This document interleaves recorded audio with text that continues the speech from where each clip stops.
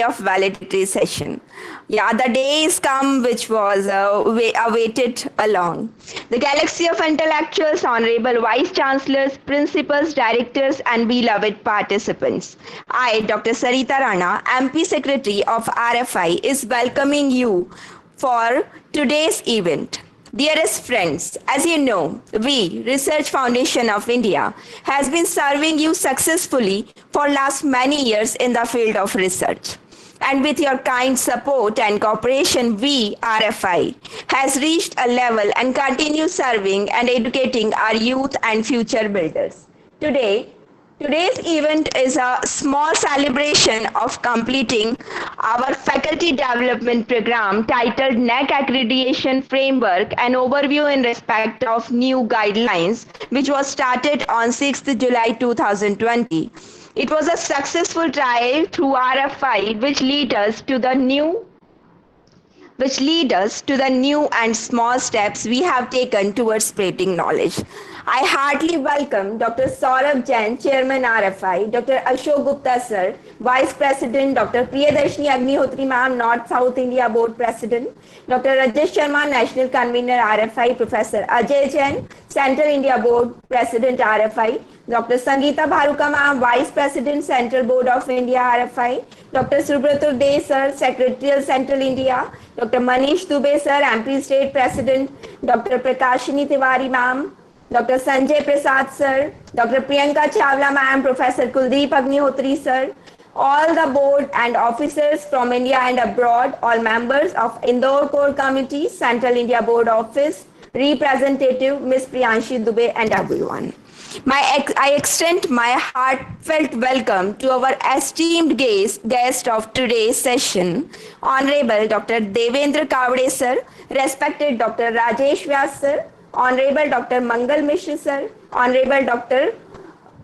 Subhashini Arya Ma'am, respected Dr. Prateek Jain Sir, Dr. Sachin Sharma Sir, Honorable Dr. RPP Singh Sir, respected Dr. Rupesh Shukla Sir, our dear participants, the all team members of RFI. RFI heartily welcome all of you in this valedictory session.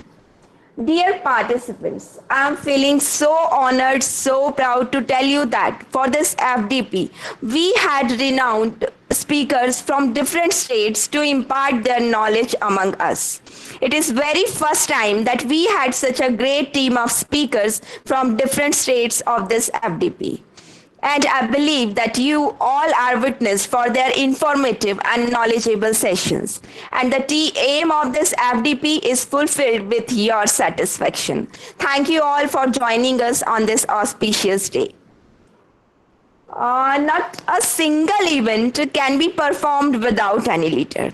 And it is a great opportunity for all the teammates to perform under the guidance of our Honorable Chairman, Dr. Saurabh Jain Sir.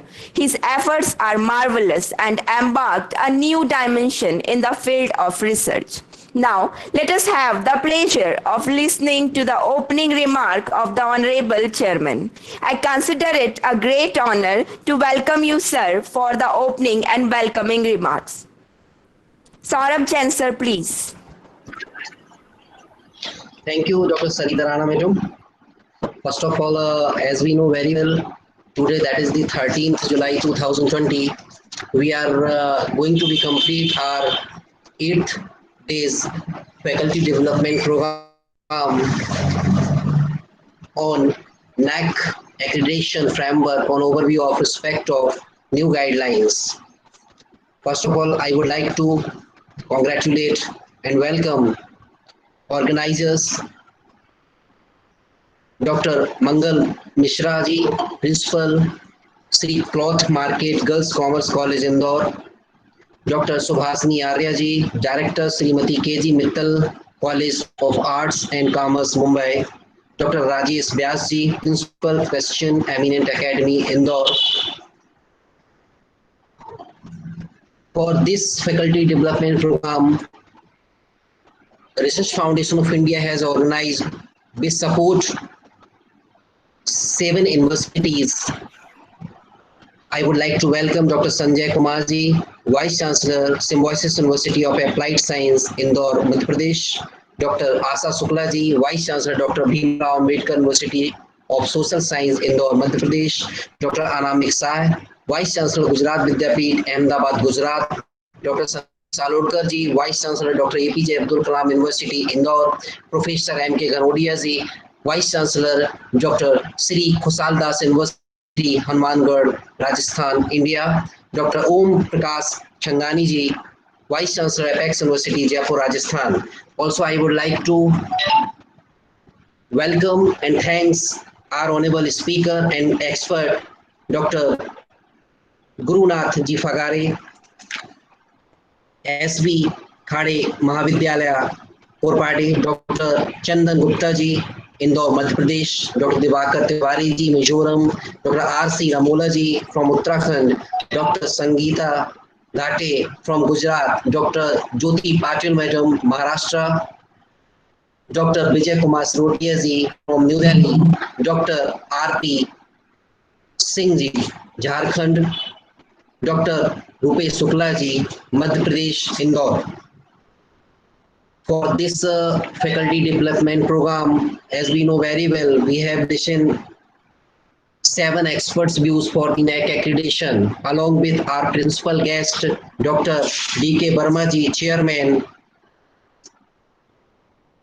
Director Research and Training, Roche, Dr. Bhimrao Ambedkar University,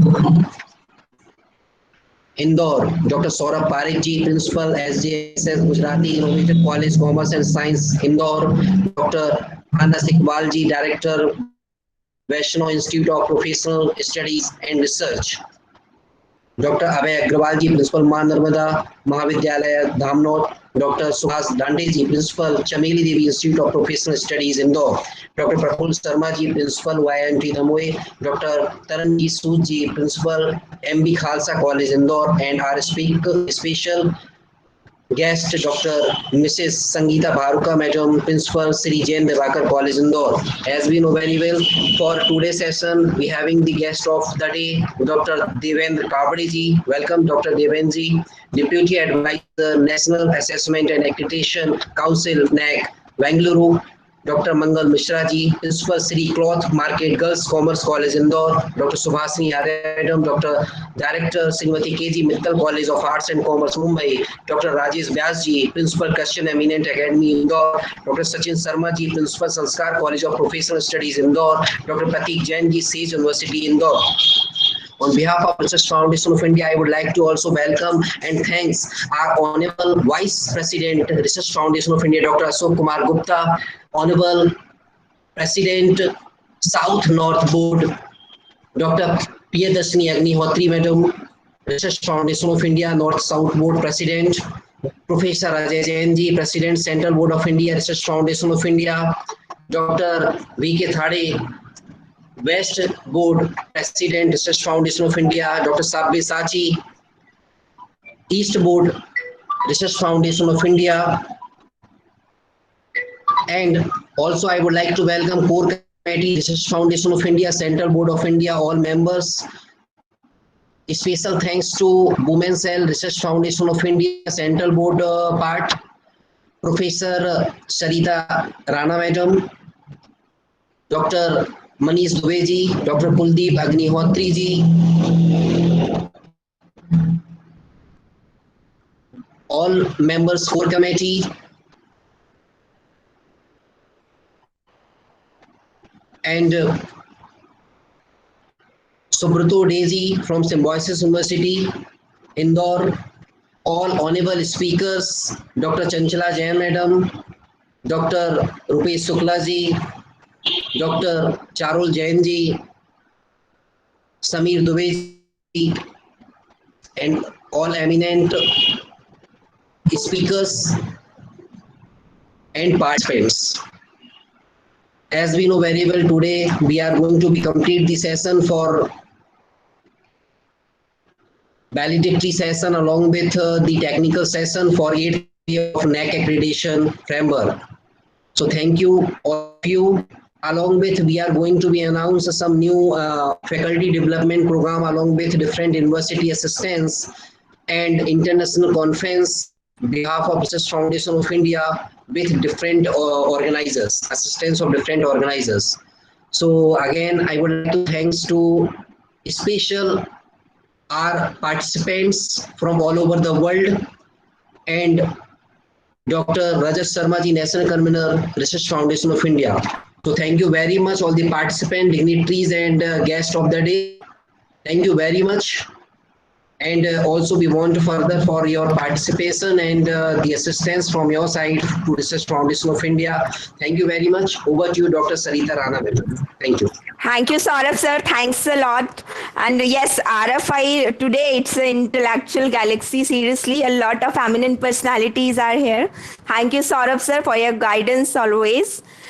We feel so honored to have with us very renowned personalities, and we are fortunate that they spared time and they came here for this event. Thank you all, dear dignitaries. We rarely get this kind of opportunity to listen to the words from great knowledgeable speakers, and RFI has given this beautiful opportunity to us.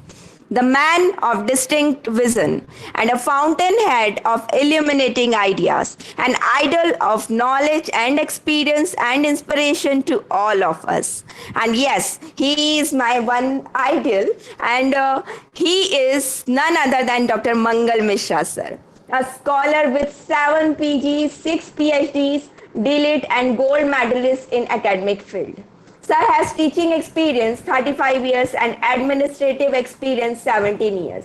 He is a member and coordinator of NAAC peer team since 2007 and visited and assessed various colleges in Himachal Pradesh, Punjab, Haryana, Delhi, UP, Bihar, West Bengal, Assam, Odisha. The list is too long. He has worked as observer at UGC NET examination. He is a member, expert member, and chairman of various committees meant for inspection and affiliation of colleges under Devi Ahilya Vishwavidyalaya. He is also a vice president of Sports Committee DAVB Indore and expert member Internal Quality Assurance Cell Indira Kala Sangeet Vishwavidyalaya Khairagad. Sir is research guide and about 17 students have been awarded PhD under his successful guidance. He is renowned researcher, write and presented various research papers in different national and international seminars and conferences. Presently, he is a principal of Shri Cloth Market Kanya Vanijya Mahavidyalaya, which is accredited A+ by NAAC under his leadership. The list is too long for his achievement. So, dear participants, I just stop here and I feel so honored to invite respected Dr. Mangal Mishra sir to address the gathering. Sir, please. Mangal sir. RFI के इस शानदार webinar में पिछले 7 दिनों से अपनी पूरी निष्ठा से, अपने पूरे समर्पण के साथ में प्रतिभागियों को मार्गदर्शन देने वाले मेरे सारे आदरणीय रिसोर्स पर्सन्स, प्रिय प्रतिभागियों और इसके शानदार समर्पित आयोजकों,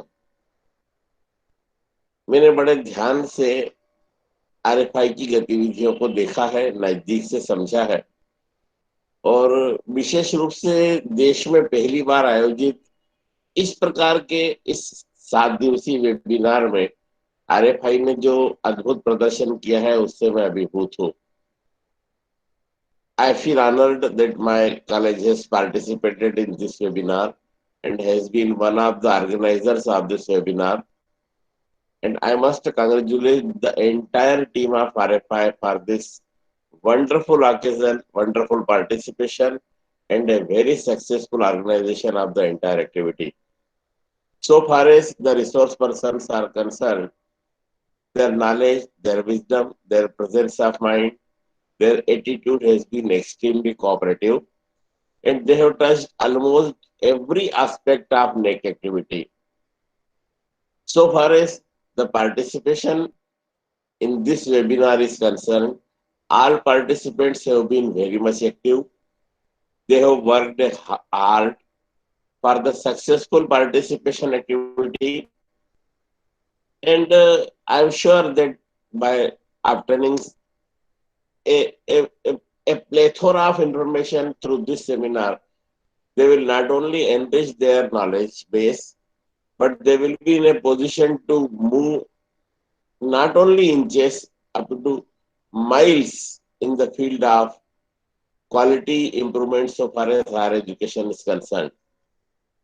The team of RFI is so dedicated that they have been successful in bringing all these national level resource persons and participants on this one platform.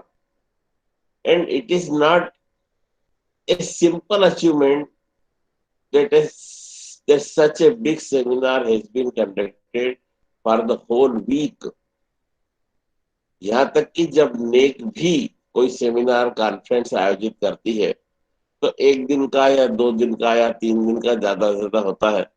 पहली बार किसी संस्था ने 7 और 8 राज्यों के रिसोर्स पर्सन को इकट्ठा करके इस प्रकार का मार्गदर्शन दिया है।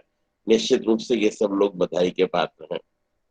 मैं सिर्फ एक बात विशेष रूप से कहना चाहता हूं कि क्वालिटी की कोई अपर लिमिट नहीं होती है। इसके लिए लगातार प्रयत्न करते रहना पड़ते हैं और ये सेमिनार अपने उद्देश्यों में तभी सफल हो सकेगा जब हम ये तय करें कि हम लगातार स्वयं के लिए, अपनी संस्था के लिए, अपने बच्चों के लिए और कुल मिलाकर समाज और राष्ट्र के लिए क्वालिटी की बेहतरी के लिए और भी अधिक प्रयास करेंगे। निश्चित रूप से नेक की ग्रेड पाना महत्वपूर्ण होता है, अच्छी ग्रेड पाना और अधिक महत्वपूर्ण होता है, लेकिन उससे ज्यादा महत्वपूर्ण होता है अपने आप में संतुष्ट हो जाना और यह कोशिश करना कि हमारे स्टूडेंट एक प्रकार से डिलाइटेड स्टूडेंट्स बनकर सामने आए, बाहर निकले। इस वेबिनार के में आप सभी को मैं हृदय से बधाई देता हूँ, धन्यवाद देता हूँ। मैं आपको निश्चित रूप से विश्वास दिला सकता हूँ कि उच्च शिक्षा में गुणवत्ता के उन्नयन के लिए, सुधार के लिए आप जो भी काम करेंगे उसमें अपनी अल्प बुद्धि से जितनी भी आपकी मदद हो सकेगी मैं करने का प्रयास करूंगा। मैं आरएफआई को विशेष रूप से धन्यवाद देता हूं जिन्होंने हमारे महाविद्यालय को इस आयोजन में सहभागी बनाया। एक बार फिर से बहुत बहुत धन्यवाद। नमस्कार प्रणाम। Thank you, sir. Thanks a lot for your kind words. And yes, it's your kind cooperation, sir, that RFI is here. आप जैसे लोगों के कारण हम लोग हैं, sir, क्योंकि आप यहाँ पर हो. Thank you, sir. Thanks a lot for your blessings. Thank you. So, dear participants, now I would like to introduce the next distinguished personality who is meticulous in his field.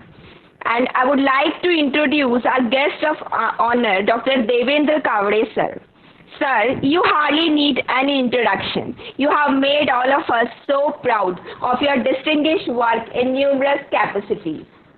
Dr. Devendra Kavade, sir, he is a Deputy Advisor at National Assessment and Accreditation Council, NAAC, Bengaluru since 2017. Sir has worked as a Joint Secretary, UGC, New Delhi. He also worked as a Director, Department of Management Sciences and Research, GS College, Nagpur, an International Reviewer with Quality Assurance Team of Institutional Review of the Southeastern University of Sri Lanka. Sir is basically a faculty of Commerce and Management and with a teaching experience of 16 years and an administrative experience of 14 years. He is supervisor for PhD with RTM Nagpur University, Nagpur. He was the member of Core Working Group CWG, which designed revised accreditation framework for assessment and accreditation process of NAAC. He is contributing in policy framing for assessment and accreditation process of NAAC on need and time with an expertise to organization. He is process owner of Student Satisfactory Survey tool adopted by NAAC for its A&A process. Sir has coordinated accreditation exercise of about 150 higher educational institutions and the process of issue management system IMS. He has introduced a concept of outcome-based accreditation OBA. He has completed 2 major projects sanctioned by UGC, New Delhi and IIPM New Delhi. He's around 6 books published in the subject of commerce and management. Around 27 research papers are published in various journals and magazines. Around 90 articles published in various newspapers. Presented papers around 45 conferences and seminars. Sir is one of the sought speaker in QA fraternity in the country and has delivered various keynote speeches in around 83 conferences, seminar, workshop and webinars. Sir is stimulating the academic environment for promotion of quality of teaching, learning and research in higher education institutions through lectures and advices. Sir, we are so honored that you are here and we are feeling so proud that you a medical specialty with us. Sir, I would like to request you, please enlighten us with your experience and knowledge. Devendra Kabre, sir, please. Yeah, thank you, Sarita madam. Am I audible? Yes, sir, you are. Yes, Yeah. sir. So nice. Thank you, Dr. Sarita, for good words. Now the dignitaries for this program, Dr. Saurabh Jain ji, Mangal Mishra ji, Suhasini Arya ji, Rajesh Vyas ji, Sachin Sharma ji, Pratik Jain ji, Ajay Jain ji, who is following it very nicely, and Dr. Ashok Gupta sir, and all the dignitaries. Of course, very known personalities are here. And let me share something very important before starting about those whom I know and who are part of this program.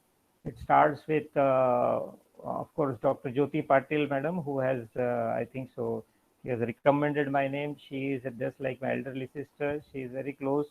And these are the old, all old association with these people. The Suhasini Arya madam is also there.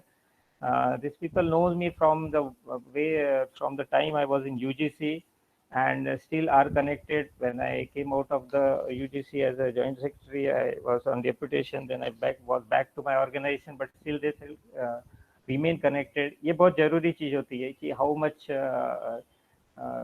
human you are and how much affection you have, and that continues for a longer term. Still it is continuing, and that's why with a very affection and with a very closeness, that belongingness is there with all these good people.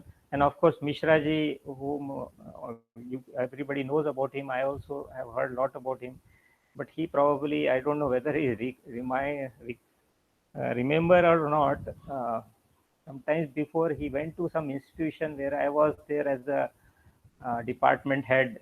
I was taking care of 2 departments. So while moving from one building to another, I shifted myself accordingly when he was there as an assessor. So I still remember he said, Maharaj, idhar bhi kya aap? So probably, I don't know whether he remembers or not, but I remember he's a very jollyful person, excellent. He has a lots of PhD, a remarkable person to be known. And the other dignitaries are also here. And yes, how can I forget very good and intelligent participants who are here in this FDP program since last 7 days. I believe you might have very nicely been enlightened by the good speakers through all these 7 days. So in next 10-15 minutes, I will be talking something different, but it's all revolves around NAAC, because you have heard much thing about the NAAC in 7 days. So my focus will be, my main intention will be to give you a broader picture and how micro level analysis or utilization of the same can be done for your own growth and for an institutional growth also. Okay, to start with, there are 3 concepts of quality basically. That is quality assurance, quality sustenance, and quality enhancement. My voice is very much audible, or shall I speak loudly? That is essential. Otherwise, hello? No, sir, you are audible, sir. It's very much clear. No? Okay, so nice. So this something very important I'm sharing it with all you good stakeholders, and it is essential that all the academicians of our country should know what I am sharing. Probably many of you people might be knowing, but it's from different angle. I again repeat. So 3 quality concepts are there: quality assurance, quality sustenance, and quality enhancement. To move ahead with quality assurance, first is quality assurance. So this quality assurance, what is this quality assurance? This is something which is being evolved from the UNESCO process, and they have derived this quality assurance in 5 major aspects. That is number one, what learners want. Number two, quality learning environment. Number three, process quality content. Number three is quality content. Number four, process that supports quality. And number five is outcome of the learning environment. These all five UNESCO concepts are related with our 7 criteria. I will tell you how. And so important. All these things, what is happening on around in related with the quality upgradation higher education is basically based on these five. So what learners want, this is, we can relate it with our criteria number one. This is curricular aspect. Okay, criteria number one. Now, quality learning environment, this can be related with our criteria two, that is teaching learning and process, and third, that is research, innovation, extension. Then one more is that quality content. This is also related with the criteria number 2 and 3. Then the fourth one is process that supports quality. That is, we can relate it with the criteria number 6. That is very important. Governance, leadership, and management. That can be process that support quality. And the criteria number 4, infrastructure and learning resources, and criteria number 6, governance, leadership, and management. And outcome of the learning environment. Here the things, here there is a crux behind the whole process. Outcome. What is the basic outcome of all the quality environment, quality process which an institution is adopting since so many years? And that is in two ways.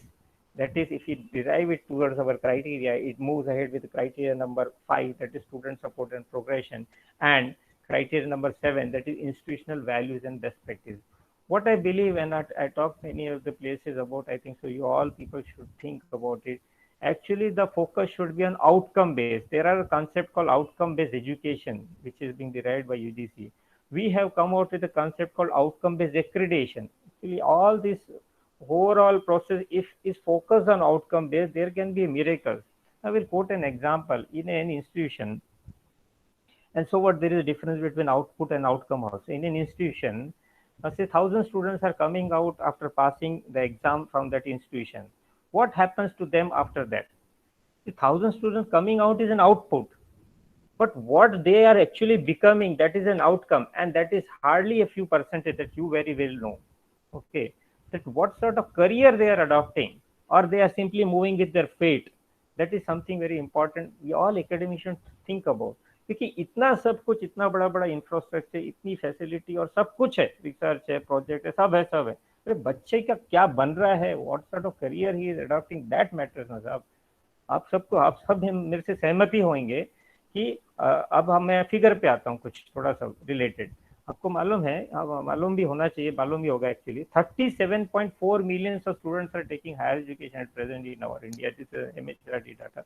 37.4 million students are, and this is as good as population of Canada. Okay, population ही 37.5 कुछ million है Canada की.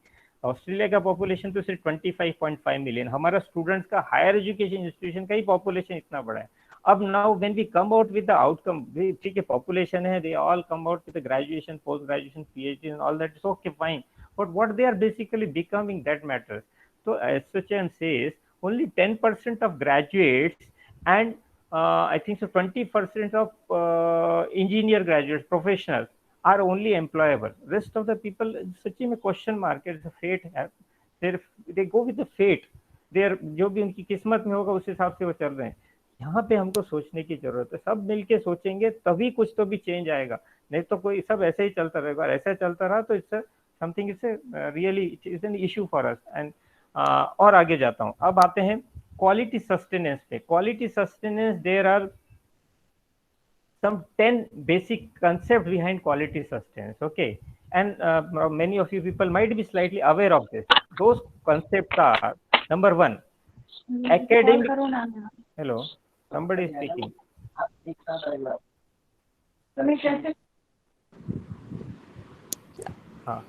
Hello, yes, I think so somebody might have unmuted his mic. Now, quality sustenance has basically 10 steps to move ahead with, and everybody, if it's not aware, just I'm sharing with you, you can note it down. Number 1 is academic and administrative audit. Yes, without if you want to have an excellence in academic, its auditing is a very essential. And for quality oriented academic, there should be a very strong administrative background. Yes, this is so. What academic and administrative audits are essential, and many of the institutions are moving ahead with because of university condition or because of their own rules and regulations. That's fine. We should go ahead with number one. Number two is innovation and creativity. This is also one of the important steps for quality assessment. Innovation and creativity. Here, IQAC comes into the picture. They have to be very much active to see that in their institution, innovation, creativity keeps on happening. So what in our criteria also we are focusing, especially in criteria 3, we have this key indicator, innovation and creativity, innovation and ecosystem, which is applicable for postgraduate colleges, which has a 10 weightage. But so important, because we in our country with the population, with such a big population, we seriously lack into this. We have, aisa nahi hota nahi, but we lack there. As compared to if we compare ourselves with the countries like अपना neighbor को ही देख लो, if we compare ourselves with the China itself, it's it's not an assumption, it's a fact. We are less than 3 trillion economy, and China is more than 14 trillion economy, almost 14 trillion economy, because they are slightly innovating, creative. Their population, considering their population, they are moving ahead with this innovation, creativity very nicely. I'm talking about figures now. There are around 5,170 patents with us as per 2011 data when it was analyzed. Again, it will be analyzed probably next year or उसके बाद में 2021 में हो सकता है. But at that time, we were having 5,170 patent, and of course you might be understanding. Japan was the number one with 2,74,326 patent. America was in a number 2 position, 2,72,000 something, while China with having a 1,74,000 something patent, and we are in the 17th position with 5,170 patents. So innovation and creativity is the need of the hour, and it all depends upon the education system, the stakeholders of education. Here win-win situation will be there, both for individual and for the institution also, if they move ahead with. और उसी का ही प्रकार है ना ये research paper, project, ये सारी चीजें उसी से related, patents and all that. But it has to be seriously done with, rather than going for copy pasting and all. Okay, marks के लिए, स्कोर्स के लिए, प्लेसमेंट के लिए सब ठीक है, इट्स ओके, चल रहा है अब, ठीक है. But see, if we really want to grow ethically, legally, technically, इसमें इंडिविजुअल का भी ग्रोथ होता है, इंस्टीट्यूशन का भी ग्रोथ होता है. So it has to be done with full passion and see the difference. Miracles will happen. Okay, ये हो गया दूसरा. Third is implementation. ठीक है, सिंपली इनोवेशन क्रिएटिविटी होने से काम नहीं. It has to be the planning and the process has to be implemented. Here again IQAC comes into the picture. They have to see the people and the stakeholders who are involved into it.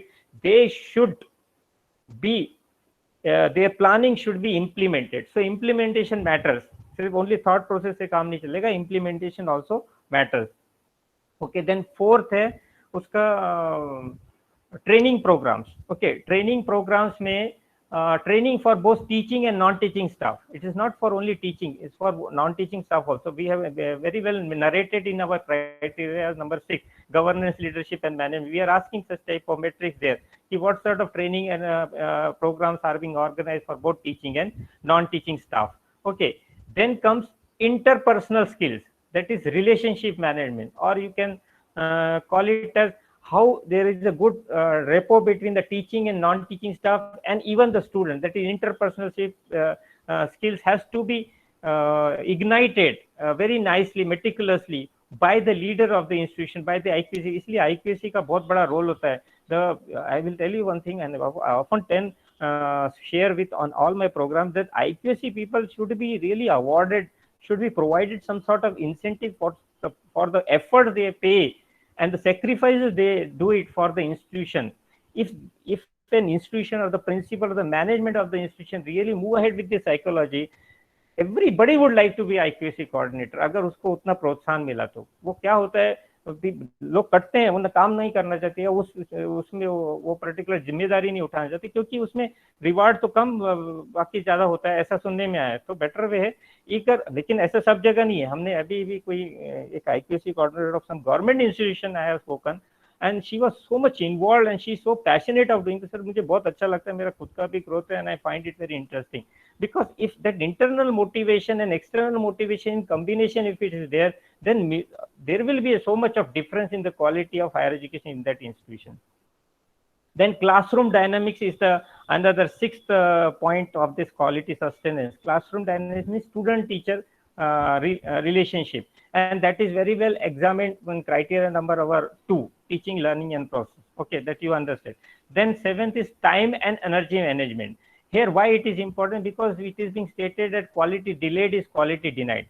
Means every minute of ours is very important. We cannot just keep on avoiding the things. Okay, आज नहीं कल कर लेंगे, ठीक है, SSR preparation करना है ना, मेरा NAAC 2021 में ना 22 में थी, बाद में करेंगे ना, 6 महीने बाद करेंगे ना. This is not the way. If you go with that way, so probably you are wasting the time, you are killing the time, you are killing the quality. And remember one thing, all our 7 criteria are related with both individuals growth is also there and institutional growth is also there. It means it's a win-win situation for everybody. So the persons who are involved into this really has a very good growth aspect, or chart is very nice there. Then globalization and liberalization. Here also the institution has to focus on. This is also one of the very important aspect of quality sustenance. Means how much competitive we are as considering the globalization or liberalization part. Because I will tell you this, I often relate it with our Times Higher Education ranking system, where unfortunately none of our institutions rank in top 300. Only that 300 to 350 main Institute of Science hai. Jabki we have enough of potential, we have a very good research, we are good enough साहब. ऐसा नहीं है कि हमारे यहाँ के लोग बाहर जाके काम करते हैं, they earn, they come out with the patent, they do research and all that. We are very good enough. Our stuff is good, our students are good, our teachers are good. But probably somewhere the direction is lacking. So that has to be, that is now the duty or the moral responsibility of the leader and the IQAC people who are working in that IQAC team, that how they can keep the moral high of their stakeholders of education or the teachers, so that they can continuously climb ahead and proceed towards this localization, liberalization concept also successfully. Next, ninth is job satisfaction to all employees. Yes, unless until the people are satisfied, they will never would like to give an extra thing. So job satisfaction is essential. दिल से होना चाहिए जो भी कर रहे हैं. अगर दिल से नहीं होता है, तो probably a question mark will be always there towards their work, and probably they will not be so passionate. जबरदस्ती is a difficult question mark. सबसे पहला कंसेप्ट तो मोटिवेशन और प्यार मोहब्बत वाला ही होना चाहिए. उसके बाद फिर आप कोई नहीं सुनता है, वो भी मैं समझता हूँ एक आधा ही % ऐसा होता होगा. बाकी सारे के सारे देखा देखी तो भी कर लेते हैं लोग. हमने yesterday itself I spoke to one of the principal of an institution, very humble, very kind. He is going to retire. He was the principal from last 7-8 years, and I asked him, sir, how do you manage? आप इतने humble है, इतने प्यार से बात करते हैं सबसे, तो आपके इश्यूज नहीं आते हैं क्या? बिल्कुल आते हैं, बट कोई फायदा नहीं होता. कोई इतना क्रुकेड होता है कि वो सुधरता ही नहीं, तो उसके पीछे ध्यान दे. 1% खराब है तो उसके पीछे ध्यान देने से चाहे बाकी 90% पे ध्यान दे, 99% पे, वहां से आउटपुट इतना आ जाता है, वो उसको शर्म के मारे वो भी करता है. तो इस तरह से मैं चल रहा हूँ. मैंने आज तक किसी को मेमो नहीं दिया गया. तो this is the way we have to handle the situation. So leadership matters a lot. And of course 10th number is IQAC again, because IQAC is considered to be a think tank which works in tandem with both management, faculty, students, and everybody. They have to take together and make the things possible. These were the 10 steps towards quality sustenance. Then the third one is quality enhancement. This is a continuous process. In our core values of NAAC also, we have very much narrated and derived there. There are 5 core values, basically: quest for excellence, contribution to national development, fostering global competitions among students, inculcating value system in students, and it's this quest for excellence, that is continuously striving for excellence. And this should be, we and our NAAC also has that motto. We all our officers, you will find, छोटे से लेके बड़ा तक सब. अभी भी हम जो मीटिंग से since 10:30 I think so I was in that meeting. I have not all the officers in NAAC were in that meeting full, and still there 4 o'clock the meeting khatam hona, still it was going, discussion was going on related with some DV process and all that. So we keep on fine tuning ourselves as per the requirement, as per the feedback and suggestion. ऐसा नहीं कि एक बार कर लिया और हो गया. It's not like that. So quest for excellence, that is continuously striving for excellence, should be there. So what that is called quality enhancement is should be always the concept of every higher education institution to make this thing possible. They really want to grow. Now next I will be coming for next 5-7 minutes. I will be more speaking. This is because it's essential. at present what is going on, everybody is aware of. So many cases are there related to COVID-19, and all over world is happening like that. Every day you find the figures, new figures in the paper, and it is being jumping by thousands of numbers. And because of that, वो तो है बाजू में, उसके वजह से जो impact है economy पे, almost IMF is international IMF body says that our economy will be decreasing by 4.5%. And yes, there are some other sectors which are very really hampered. There's a tourism industry, which is basically a 5,000 crore industry, very badly hampered. Hotel industry hampered, and then infrastructure. So unemployment is not there. 15 to 20 crores migrant workers. So many issues are there in urban area. Labor shortage is now coming. So what I believe, this things what is going on at present, probably ऐसे नहीं तो किसी और form में आता तो था, क्योंकि ऐसा ups and downs, it's not the first time this thing is happening in this earth, in this world. It's happening since so many thousands of years like this. It keeps on happening ups and downs. Okay, recession के मामले में, economy के मामले, this might be the worst since last 100 years. Okay, it's fine. But how we can come out with the solution? The solution matters, because if we continuously focus on problems and problems, there will be always a problem. So one thing we have to always note it, and we have to share with our students also, because whenever there are challenges, it is always backed by opportunities. This is so important. It is always backed by opportunities. And jab so much of unemployment happens around the world, self-employment also equally comes up. This is also true. You might have heard from many speakers. Whenever there is so much of unemployment, self-employment also equally in a proportion manner it comes. Why I am sharing with you? There is a reason. आपको figures बताता हूँ फिर से, मतलब figures in sense why these are the facts, and it is essential that all our stakeholders of higher education should understand. Friends, we have 993 universities with us, 39,931 colleges, 10,725 standalone institutions. If we total it, it is around 51,649 institutions with us. And this is we have the second largest higher education system in the world. It's so big. Okay, now this 51,649 institutions are spread across 29 states and 7 union territories. अब ये आप imagine करके देखिए, ठीक है. This 51,750 institution what I am sharing with you, 51,649 institution. This institutions has already shared with you the students number, 37.4 millions of students, and 14,16,299 teachers are there. इतना बड़ा proportion में हमारे पास asset है. This is an asset. So what do you think? And इसमें से ये जो 51,649 institutions जो मैं बता रहा हूँ, इसमें से 60.53% of our institutions are in rural area. आज हम रूरल इकोनॉमी की बात करते हैं ना, ये रूरल एरिया में है. Don't you think so? The stakeholders of this institution can do something.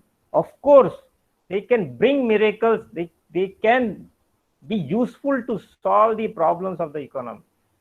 They can be very much useful. So only thing is, if they proper, actually they will have to think out of box. Unless, and why all these things? There is again I tell you the reason. Because in society, nobody has a time. Yes, nobody. For example, the businessman, I will bifurcate this into 3-4 categories: businessman, then a service class person, and then we as a teacher, and probably the farmers, daily wage workers and all that. That businessman, he goes to the shop daily in the morning. Exceptionals are always there.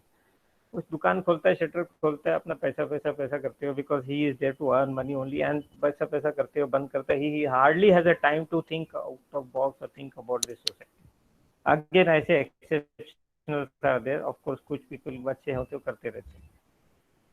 Service class वाला आदमी, वो corporate में काम कर रहा है. If he is working in corporate, he starts his journey to the office from 8 o'clock, right? In the urban area, you will find 8 o'clock it starts, and he comes back to his home up to 8 o'clock, 9 o'clock, full exhausted.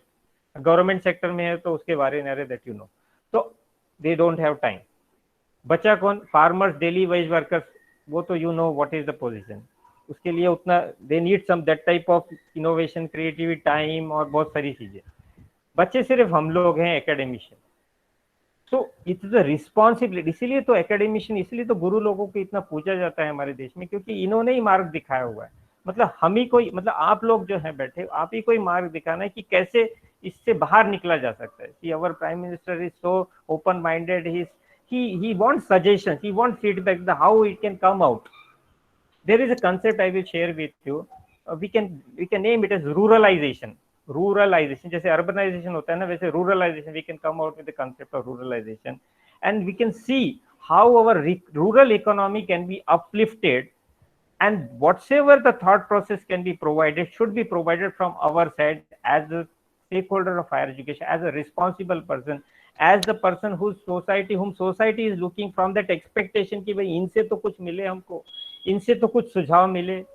तो ये इसकी जरूरत है। तो ये कई माध्यम से दिया जा सकता है। ऐसा ही नहीं कि हम अकेले हैं, सपोज मैं अकेला हूँ, मैं अकेला क्या कर सकता हूँ, ठीक है, मैं सोच रहा हूँ क्या, क्यों नहीं हो सकता। आप अपने 4 लोगों में डिस्कस करें। आप अगर लिखना अच्छा जानते हैं, you right it down, you put it on paper, articles and all that, वो thought process discussion में आएगा, then can be done।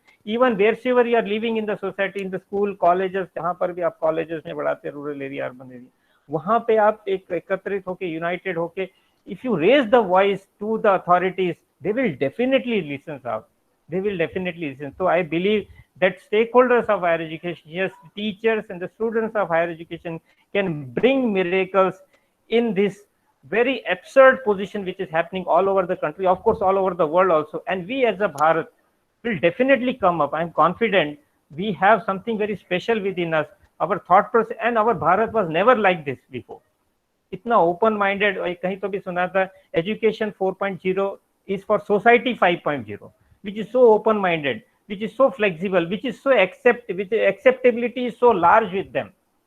ऐसा कभी नहीं था। तो ये सारी चीजों का हमने भरपूर फायदा उठाना चाहिए और हमने देखना चाहिए कि हमारी इकोनॉमी कैसे ऊपर आए। And here of course the 7 criterias of NAAC are also very much good extent, very much useful, again I repeat, for an individual and for as an institution to grow. So one line is there that instead of self-sufficient, the concept should be self-reliance. This has to be evolved. Instead of self-sufficient, the concept should be self-reliance. That is generating more than spending. That concept should be evolved into the area wherever. इसलिए हमारे मोदी जी ने कहा है local via vocal should become global. Yes, that is possible.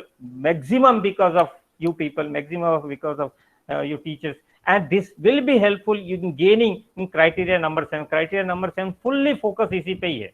इसमें individual growth भी है, उसमें आप दोनों क्राइटेरिया नंबर 3 और क्राइटेरिया नंबर 7 को क्लब करके इसका भरपूर फायदा उठा सकते हैं। क्योंकि क्राइटेरिया नंबर 3 में 2-3 ऐसी चीजें हैं जिसमें you can benefit yourself and to the institution also and to the society also, जैसे extension activity, that is extension activity in the neighborhood community in terms of impact and sensitizing students for holistic development and social issues.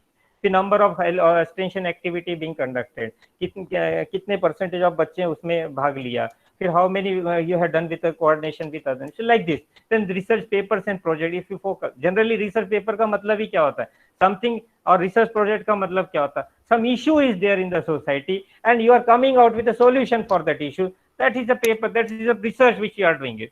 So if maximum of the people are going and moving ahead with the real issues and the problem in the society, miracles आ सकते हैं साहब. We can be one of the best nation and developed nation very soon. All because of you it can happen. So here all these 4 things should be considered, that is quality, affordability, accountability and equity, based on the sustainable development, which is actually based on these 5 contents, that is economy, and हमारे मोदी जी ने भी कहा this sustainable development is based on these 5 concepts, that is economy, infrastructure, system, demography and demand.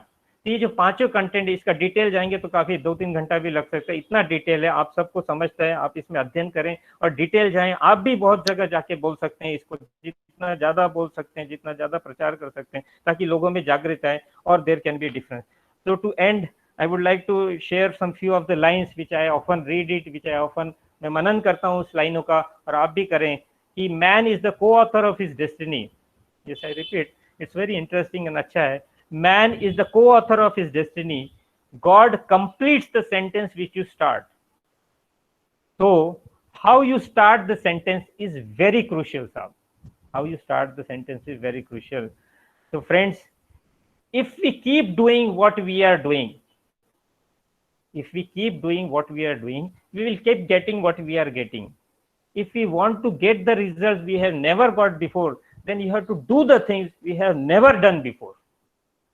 Then you have to do the things you have never done before. Remember, we don't get what we want, we get what we have to have. And friends, focus on one thing and water it, you will definitely get it. This quality नाम का ये एक जो प्रसाद है, this only can be possible if we focus on that, and I am confident you will definitely get it. And I wish you the best wishes for your future endeavor, that you are going to bring miracles in your own life and the institution overall and the society in a macro level. Namaste. Thank you for inviting me. Thank you. Namaste. Thank you, sir. Thanks a lot. And I'm totally agree with you. Yes, your words of wisdom really enlightened us. Thank you very much for insightful knowledge with us. You shared all with facts and figures. Your speech was full of passion and valuable information. I believe that all are agree with me. Yes, participants? Okay. And really, sir, your speech reflects in your personality. You are so humble. And I would like to apologize for my last session mistake. Otherwise, everyone could have heard you at last session also. And you are generous enough to accept my apologies. Thanks a lot, sir. You are very generous. Thanks a lot for accepting our invitation. Now, the next distinguished to honor us with her presence is our respected Subhashini ma'am. She is selected for UGC as a member of Swachh Ranking Committee, participated in NAAC Assessors Orientation Program, worked as a chairman on behalf of University of Mumbai for approval of courses and new intimations. Madam is life member of All India Commerce Association, obtained ISO certificate in 2015. She has worked as NAAC coordinator and chairperson IQAC. On the occasion of International Women's Day, she was awarded Man Patra by Mayor of Mumbai on behalf of Greater Mumbai. She has presented many research papers in national and international conferences, published 3 books. She is PhD guide and guiding many students under her for research. I am very glad to say that she is very much for women and organized many seminars and programs on gender diversity, nutrition program for women, for slum women, health talk for women, and many more. Ma'am, we are so honored that you are here with us. I would like to call upon our Honorable Dr. Subhashini Arya, ma'am, to enlighten us with your words. Ma'am, please. Subhashini, ma'am. Thank you, Sarita. Hello. Yes, ma'am. Am I audible? Yes, ma'am, you are audible. Yes, ma'am. Thank you, Sarita. Thank you so much for your words of appreciation. Hello, good evening, one and all, for this grand valedictory function. My greetings to all the sponsors, organizers, speakers, and guests and participants of this webinar on FDP NAAC 2020 revised guidelines. It has been a pleasure to organize this FDP in association with RFI, Christian Eminent College, Indore, Sri Cloth Market Girls Commerce College, Indore, and all associated universities, Symbiosis University of Applied Sciences, University of Social Sciences, Gujarat Vidyapeeth, Dr. APJ Kalam University, Sri Kaushal Das University, Rajasthan, Apex University, Rajasthan. I, on behalf of Srimati KG Mittal College of Arts and Commerce, RFI, and associate organizing colleges and universities, extend cordial welcome to guest of the day, Dr. Devendra Kavadeji, Deputy Advisor, NAAC. He is a very dynamic personality, great academician, and motivational speaker too. He is a man of virtue and simplicity coupled with many impressive background. I really am proud of Devendra ji, and my hearty welcome to you, sir, on this grand valedictory function. Welcome you, sir. Namaskar. Kavdeji, namaskar. I think he's muted. I also extend my welcome to Dr. Rajesh Vyasji, Dr. Mangal Mishra ji, Dr. Sachin Sharma ji, Dr. Pratik Jain. It is gratifying to have you with us, sir, all of you. Please, pleasant welcome to all of you, sir. Further, on behalf of Srimati K.G. Mittal College of Arts and Commerce, with deep appreciation, we offer grateful welcome to Chairman RFI Shri Saurabh Jain ji, Vice President Ashok Gupta ji, Rajat Sharma ji, Dr. Ajay Jain ji, and Dr. Sarita Rana and Dr. RPP Singh, Dr. Rakesh Shukla ji, Dr. Priyadarshini Agnihotri, Dr. Ankita Jain. My sincere appreciation to Dr. Saurabh Jain ji, Dr. Ashok Gupta ji, Dr. Ajay Jain. Their continuous presence for this webinar shows their commitment and dedication, which is really inspiring and praiseworthy.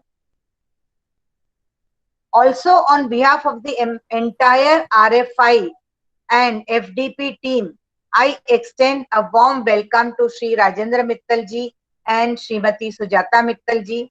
Sir, I am sure everyone would appreciate Mittal Builders' generous contribution of rupees 3 crore to install Dome Isolation Center at Podar Hospital, Mumbai for Corona patients. Hats off to your philanthropic contribution, sir. I also extend my gratitude and warm greetings to Gurunath Phagare ji, Dr. Chandan Gupta ji, Dr. K.C. Ramola ji, Dr. Sangeeta Ghate, Dr. Rupesh Shikoria ji, Dr. Vijay Kumar, Dr. Rupesh Shukla ji. Ladies and gentlemen, every new beginning has to come with an end of some other beginning. So, FDP on NAAC 2020 revised guidelines with this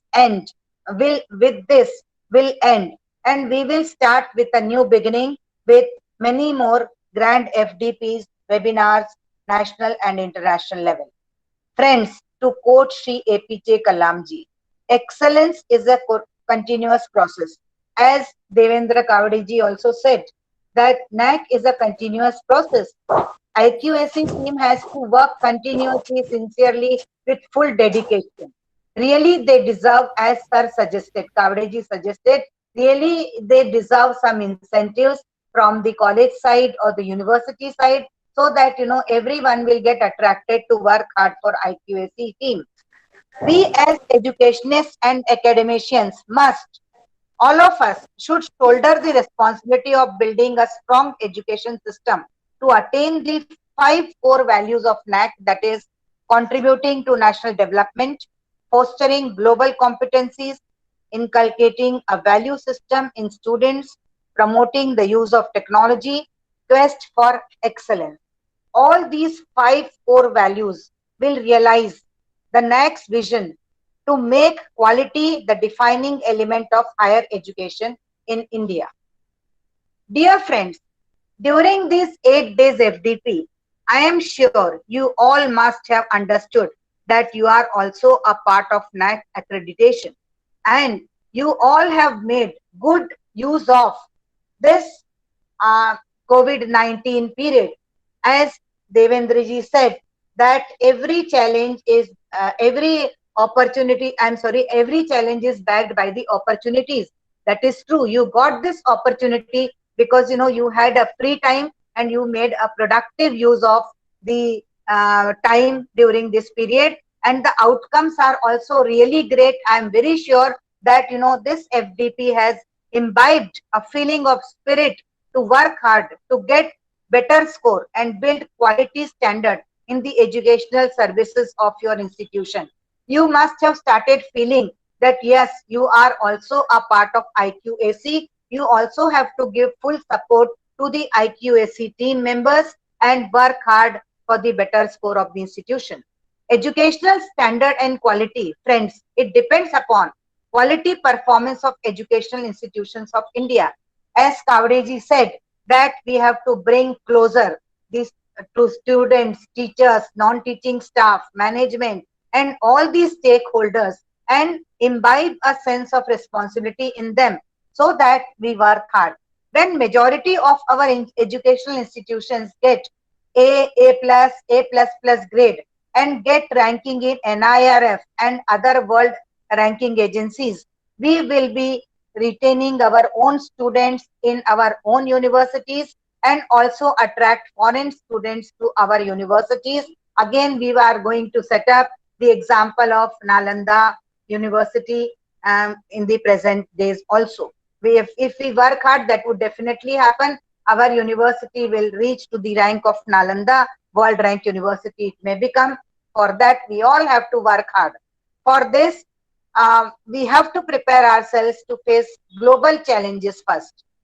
See, once upon a time, we are the first, to set up the university in the world. The Nalanda University is the second oldest university in the world. And today, we are lagging behind everybody and we are striving to achieve or attain educational standard. And see, friends, we have to work from the scratch, work from very hard to attain that particular standard. But then, we have miles to go. But if we pick up the speed, if we are working with the speed, we will reach the miles very soon. So maintain the same spirit throughout and contribute towards quality education. You all as an academician are the architect of excellence and do miss excellence in education. Do your best. I am sure all the experts, scholars in this academic field are together to help each other. All our seniors will help us. We will help you. And, with the help of each other, we will work together for the best educational standards in India. So, friends, I wish you all the best. Stay safe, stay cheerful, stay together. Thank you very much. I would like to invite our principal to say few words of gratitude, Dr. Shagun Srivastava, madam.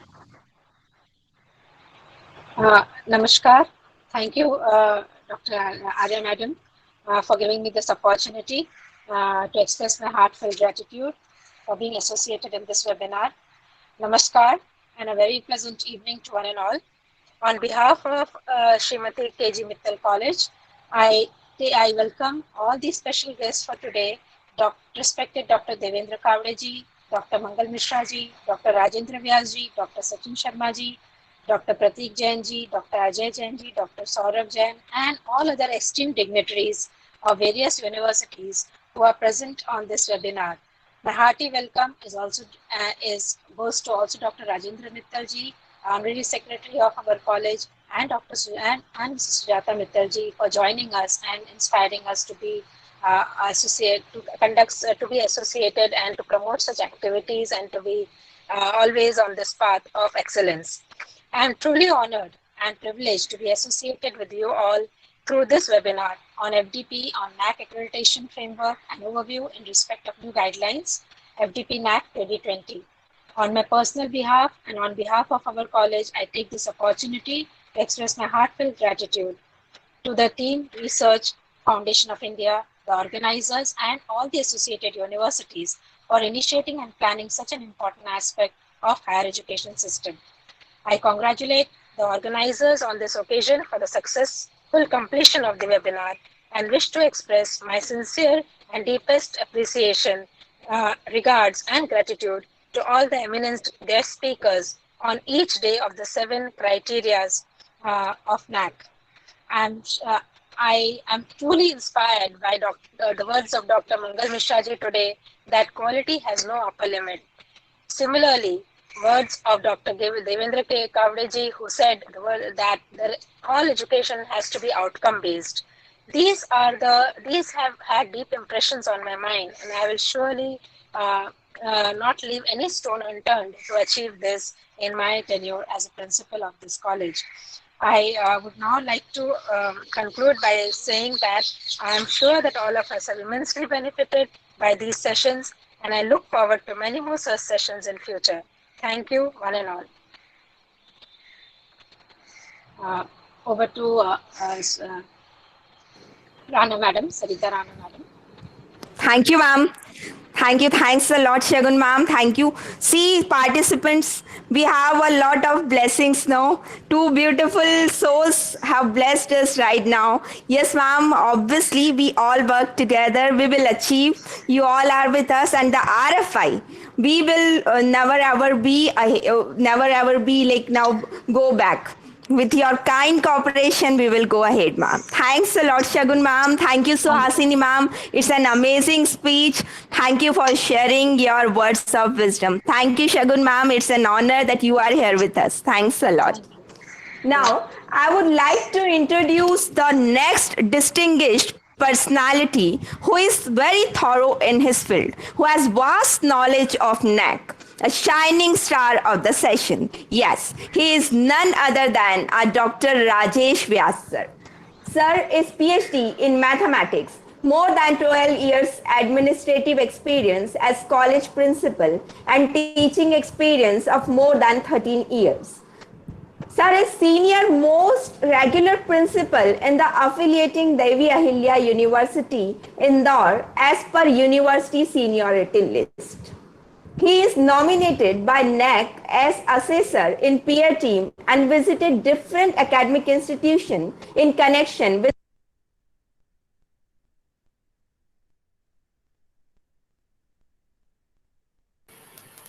Sarita ma'am, unmute your mic, Yes, please. sir. Yes, sir. Yes, sir. So, dear all, some problem that mic is getting. Okay, now you am I audible? Audible, everyone? Yes, sir. Ajay Yes, sir? Okay. Thank you. Sorry to waste your time. Now I would like to introduce the next distinguished personality who is thorough in his field, a shining star of the session. He is none other than our Dr. Rajesh Vyas sir. Sir has PhD in mathematics, more than 20 years administrative experience as a college principal and teaching experience of more than 30 years. Sir is a senior most regular principal in the affiliating DAVV University Indore as per university seniority list. He is nominated by NAAC as assessor in peer team and visited different academic institutions in connection with evaluation and accreditation purpose since last 3 years. Sir is a former member, Student Welfare Committee, Academic Council, Executive Council, Board of Study, Mathematics and Sport Committee of DAVV Indore. He received International Award for Innovative Dedicated Educationist, Best Educated Award for Outstanding Achievements and Remarkable Role in the Field of Education. He is also awarded by Rashtra Vidya Gaurav Gold Medal Award, Vedant Academic Bangkok Award by International Association of Research and Development Organization at Bangkok, Thailand. Rashtra Pratibha Award, Star of Asia Education Excellence Award, Hindi Ratan Award, International Royal Personality Award. Again, dear participant, the list is too long. So I'm stopping here. During his tenure, he is the one. Under his tenure, the college has received an autonomous status by UGC and also accredited consequently 2 times by NAAC with grade A. Presently working as a principal and professor of mathematics in Christian Eminent Academy of Management, Professional Education and Research, Indore. Sir, I would like to welcome you, Rajesh sir. Please come and to add glory in this sensation and develop the skill of excellency by your words of wisdom. Rajesh Vyas sir, welcome sir. Thank you Sarita madam, thank you. और एक छोटे से व्यक्तित्व को इतना ऊपर उठा देना, ये शायद आपकी ही काबिलियत है। Thank you. सभी को मेरा सादर अभिवादन। आज के इस वैलिडिक्टरी फंक्शन के मुख्य अतिथि आदरणीय doctor Devendra Kawade ji, deputy adviser NAAC Bangalore. Excellent session sir, excellent speech, thanks, thank you very much.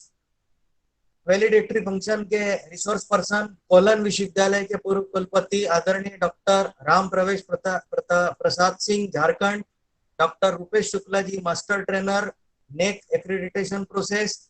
कार्यक्रम के अतिथिगण आदरणीय डॉक्टर मंगल मिश्रा जी, आदरणीय डॉक्टर सुहासिनी आर्या मैडम, आदरणीय डॉक्टर सचिन शर्मा जी, आदरणीय डॉक्टर प्रतीक जैन जी, RFI के माननीय पदाधिकारी chairman doctor Saurabh Jain ji, doctor Ashok Gupta ji, doctor रजत जी, इस सफल कार्यक्रम के सूत्रधार doctor Ajay Jain ji, doctor Priyadarshini Agnihotri madam, शैक्षणिक जगत में श्रेष्ठ स्थान रखने वाले इस FDP के सम्माननीय और महत्वपूर्ण स्पीकर्स डॉक्टर गुरुनाथ फगारे जी, डॉक्टर चंदन Gupta ji, doctor Diwakar Tiwari ji, doctor RC Ramola साहब, डॉक्टर संगीता घाटे मैडम, डॉक्टर ज्योति पाटिल मैडम, डॉक्टर विजय कुमार श्रोत्री जी, कार्यक्रम के विभिन्न दिवसों के विशेष अतिथि एवं प्राचार्यगण डॉक्टर DK वर्मा जी, डॉक्टर सौरभ पारिक जी, doctor Anas Iqbal ji, doctor Praful Sharma ji, doctor Suhas दांडे जी, डॉक्टर अभय गुप्ता जी, डॉक्टर तरनजीत सूद मैडम, डॉक्टर संगीता बरुका मैडम, इस कार्यक्रम से जुड़े विभिन्न विश्वविद्यालयों के माननीय कुलपतिगण doctor Sanjay Kumar ji, doctor Asha Shukla madam, doctor अनामिक शाह साहब, डॉक्टर संदीप सादोलकर जी, डॉक्टर MK गोडलिया जी, डॉक्टर ओम प्रकाश संगानी जी, RFI के समस्त अन्य पदाधिकारीगण, इस कार्यक्रम के पार्टिसिपेंट्स के रूप में शामिल होने वाले देश भर के विभिन्न महाविद्यालयों के प्राचार्य, निदेशक, IQAC कोऑर्डिनेटर्स एवं शिक्षक साथियों, इस फैकल्टी डेवलपमेंट प्रोग्राम को अत्यधिक सफल बनाने के लिए मैं RFI एवं Christian eminent cloth market college, KG Mittal college और सभी जुड़े हुए विश्वविद्यालयों की ओर से आप सबका हृदय से बहुत बहुत आभारी हूँ। ये 6-7 दिन कब बीत गए कुछ पता ही नहीं चला। यह जरूर पता चला कि विभिन्न क्राइटेरियाओं का क्या महत्व है, फीडबैक क्या है, टीचर क्वालिटी क्या है, स्टूडेंट्स एलुमनी कॉलेज के लिए क्या कर सकते हैं, उनका क्या रोल है, एनहांसमेंट में किस तरह मदद करते हैं आदि। गवर्नमेंट लीडरशिप किस प्रकार होना चाहिए। एक तरह से यह केवल FDP ही नहीं वरन मेरे हिसाब से PDP भी रही, प्रिंसिपल डेवलपमेंट प्रोग्राम भी रही। मैंने भी इसमें कुछ ना कुछ सीखा ही है। मेरा मानना है कि क्वालिटी इनहांसमेंट के लिए और उसको मेंटेन करने के लिए इंस्टीट्यूट के हर व्यक्ति को अपना पॉजिटिव रोल अदा करना होगा। हम सभी को एकजुट होकर पॉजिटिव एनर्जी के साथ ही काम करना होगा। IQAC कॉन्स्टिट्यूशन के बारे में कुछ मैं कहना चाह रहा हूँ कि बार बार ये बात आती है कि IQAC का कॉन्स्टिट्यूशन NAAC एक्रेडिटेशन के पहले हो या बाद में हो। जिस तरह हम कोई भी कार्यक्रम कॉलेज में करते हैं, सपोज कोई कल्चरल इवेंट करते हैं या कोई सेमिनार करते हैं, तो उसके लिए हम एक कमेटी का निर्धारण करते हैं। उसी प्रकार यदि हमको NAAC के लिए जाना है तो सारे क्राइटेरिया में काम करने के लिए हमको एक कमेटी बनाना पड़ेगी और उसी कमेटी को हम यहाँ पे IQAC नाम दे सकते हैं। तो IQAC बेसिकली यदि हम NAAC के लिए सोच रहे हैं तो IQAC की फॉर्मेशन नियम में हो या न हो, हम सभी कॉलेजों को कर लेना चाहिए। इसी तरह स्टूडेंट्स एक्टिविटी और पार्टिसिपेशन में बार बार ये बात आती है कि हमारे कॉलेज से स्टूडेंट पार्ट नहीं ले पाते हैं। यहाँ हमको स्टूडेंट्स को आइडेंटिफाई करना पड़ेगा, जैसा कि स्लो लर्नर्स और लर्नर्स को हम जब आइडेंटिफाई करने की बात करते हैं तो उसी समय हमको ऐसे स्टूडेंट्स को भी आइडेंटिफाई करना चाहिए जो खेल में रुचि रखते हैं, कल्चरल एक्टिविटीज में रुचि रखते हैं। उनको हमको ट्रेनिंग देना चाहिए, उनको पार्ट लेने के लिए मोटिवेट करना चाहिए। यदि जरूरत पड़े तो उनके साथ हमको जाना चाहिए कंपटीशन में पार्ट्स लेने के लिए, उनको फाइनेंशियली सपोर्ट देना चाहिए। यदि हम लोग इस एक्टिविटी को इस तरीके से करेंगे तो निश्चित रूप से हमारे स्टूडेंट्स इन एक्टिविटीज में पार्ट लेंगे और कुछ न कुछ अचीव करके ही लाएंगे।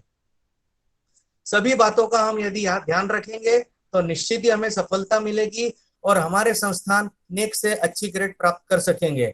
ऑटोनॉमस कॉलेज से जुड़े होने के कारण मैं यह भी बताना चाहूंगा कि यदि हम ऑटोनॉमी लेना चाहते हैं या ऑटोनॉमी को बरकरार रखना चाहते हैं तो हमें मिनिमम A ग्रेड लाना ही पड़ेगी, अदरवाइज हमको ऑटोनॉमी नहीं मिलेगी या हमारी ऑटोनॉमी खत्म हो जाएगी।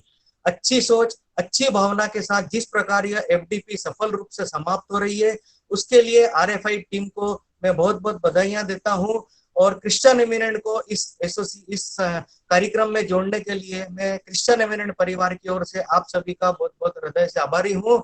आप सभी की संस्थाएं देश ही नहीं विदेश में भी अपना उच्च स्थान बनाए, इसी आशा एवं शुभकामनाओं के साथ धन्यवाद। जय Hind.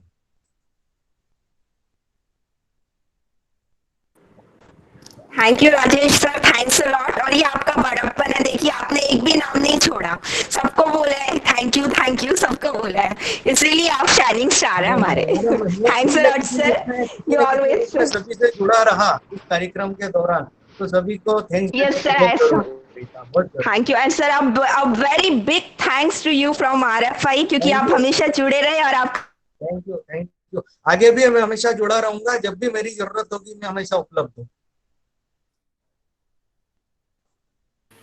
Thank you so much, sir. Thank you so much. Thank you, Dr. Rajesh Vyas ji. Thank you very much to be part of Research Foundation of India family. Thank you. Thank you.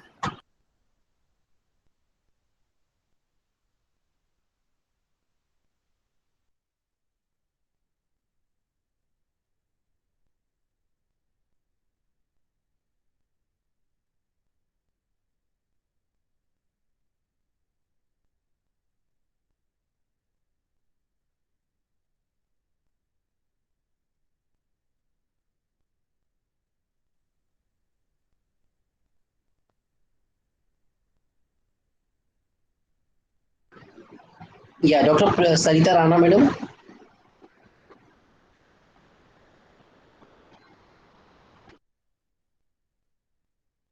Yeah, Professor Jain, please.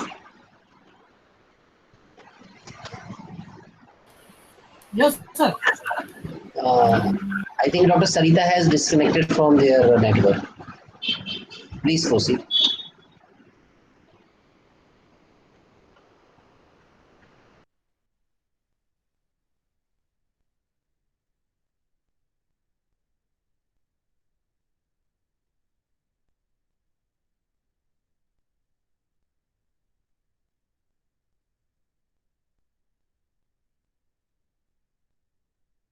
Eight PhD awarded in his guidance. He has been awarded MP Government Award for Best District Coordinator in 2013. He has organized many activities like Special Camp Awareness Program Rally in NSS. He plays very effective role for developing mankind through various social activities. Presently, Sir is working as a principal, Sanskar College of Professional Studies, Indore. Sir, it is our great honor to invite you for your intellectual words. I would like to invite you, sir. Please come up and enlighten us with your words of wisdom. Sachin, sir.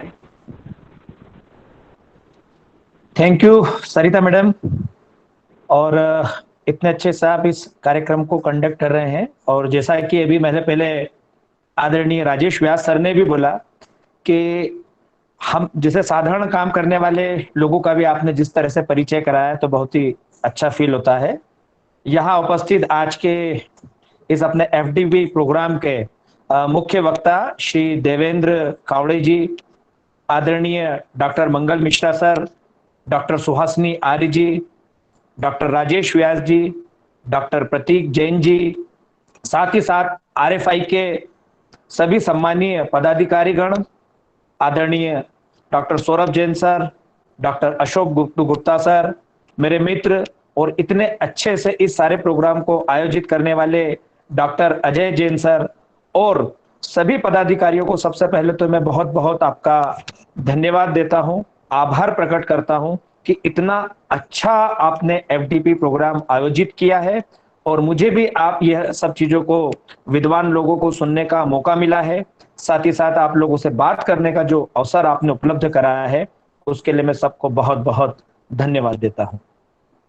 अभी चूंकि मैंने आज ये कुछ व्यस्तता और अलग अलग कामों में सामाजिक कार्य चूंकि मेरा ज्यादा रहता है तो मैंने आज ही इस चीज को ज्वाइन किया है और सभी विद्वानों के जो विचार सुने हैं वो बहुत ही अच्छे लगे. खासकर देवेंद्र कावड़े जी सर ने जो बात कही है वो वास्तव में बहुत ही मार्केबल बात कही है कि 51,000 से ज्यादा उच्च शिक्षण संस्थान हमारे भारत में कार्यरत है और यदि हम सभी में तालमेल हो जाए और हम सभी यदि मिलजुल के काम करें, एक दूसरे के रिसोर्सेस का हम लोग उपयोग करें, एक दूसरे के नॉलेज को हम शेयर करें, तो वास्तव में जो अभी हमारी लीडरशिप का सपना है, देश का सपना है कि भारत को विश्व गुरु बनाए, आगे ले जाए, और हमारा जो पावर है वो हमारा नॉलेज ही है, तो इस नॉलेज के आधार पर हम आगे बढ़ सकते हैं. तो एक बहुत बड़ा रोल हम लोगों का हो सकता है.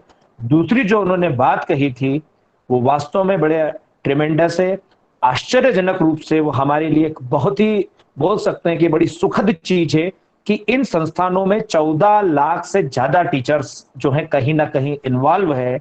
और जो बोला गया है, जो हमने पुराने समय में भी सुना है कि भाई जो बोली है चाणक्य के समय की बात है कि सृजन और प्रलय दोनों ही शिक्षकों के हाथ में रहता है। तो 14 लाख एक बहुत बड़ी संख्या होती है जो देश के युवाओं को, देश को एक दिशा निर्धारित कर सकता है। हमें किस लाइन पे काम करना है, कैसे हम लोगों को आगे बढ़ना है।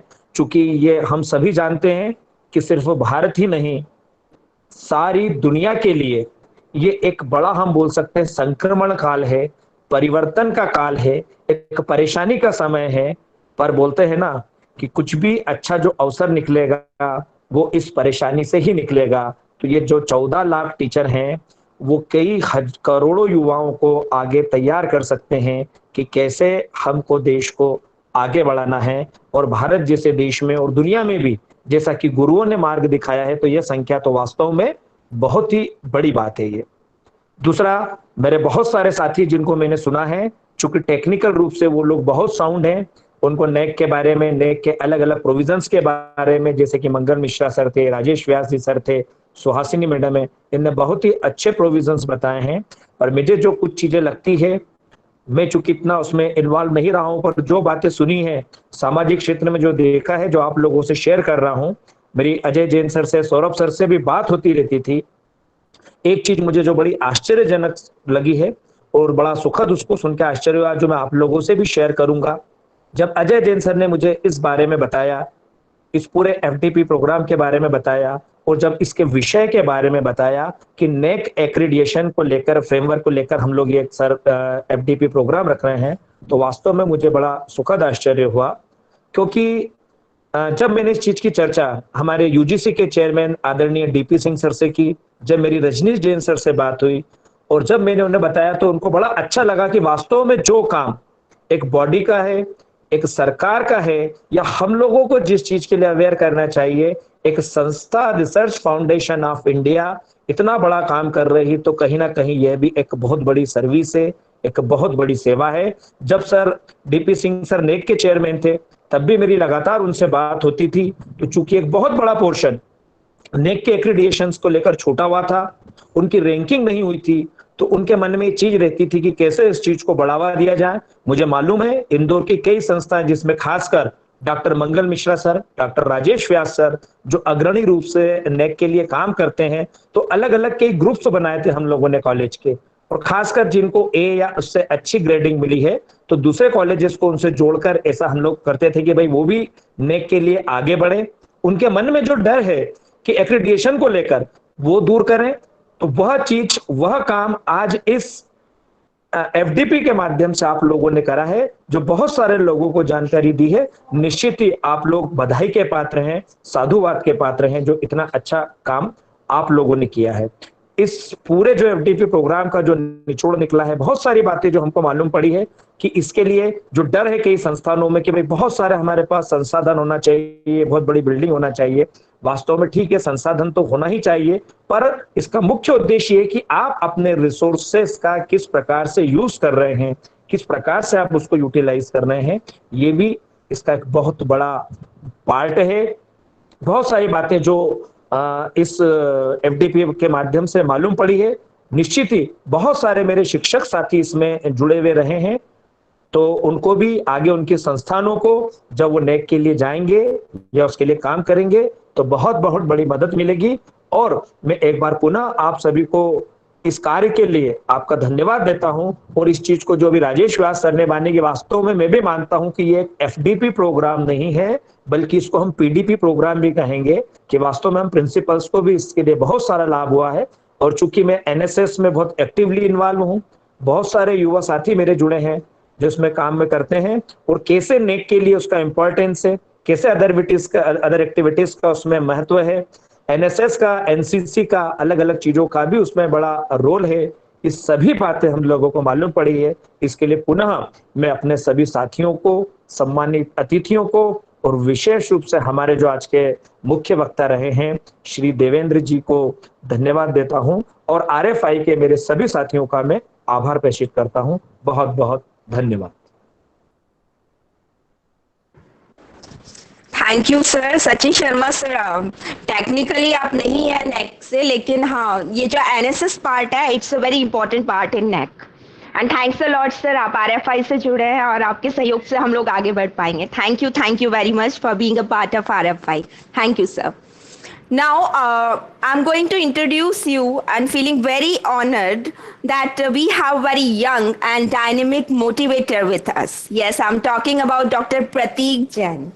He is an advisory member of Research Foundation of India, has done his PhD in management. He has transformed lives of thousands of students by providing them career guidance and placements.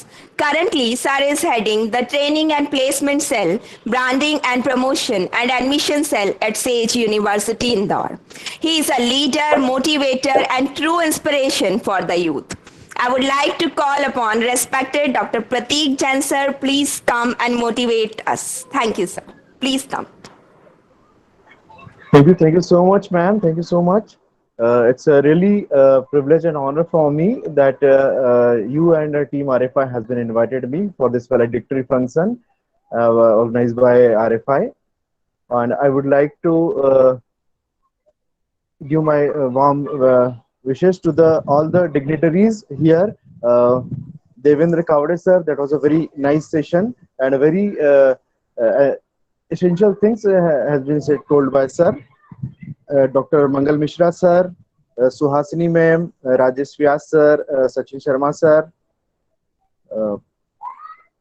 and all the dignitaries, the chairman of RFI, Saurabh Jain sir, Ajay Jain sir और पूरी की पूरी team RFI को मैं congratulate कहना चाहता हूँ अपनी ओर से और सेज यूनिवर्सिटी की ओर से कि आपने एक बहुत ही अहम कदम उठाया हुआ है शिक्षा के क्षेत्र में, रिसर्च के क्षेत्र में। जैसे कि रिसर्च को अभी तक देखा जाता था कि कहीं एक लाइब्रेरी के कोने में कोई प्रोफेसर बैठ के कई सारी बुक्स में से कुछ चीजें फाइंड आउट कर रहा है, काफी सारा रीडिंग कर रहा है, बहुत अच्छा इंटरपर्सनल स्किल उसका नहीं है, वो व्यक्ति रिसर्च में चले गया और वो रिसर्च कर रहा है। मतलब पहले एक रिसर्चर को इस तरीके से देखा जाता था, बहुत अच्छे यूथ्स उसमें नहीं इन्वॉल्व होते थे और बहुत ही बोरिंग सा ऐसा माना जाता था। लेकिन आपने आरएफआई की टीम ने और जितने भी डिग्निटरीज हैं, जितने भी respected academicians, young and dynamic academicians भी हमारे साथ जुड़े हैं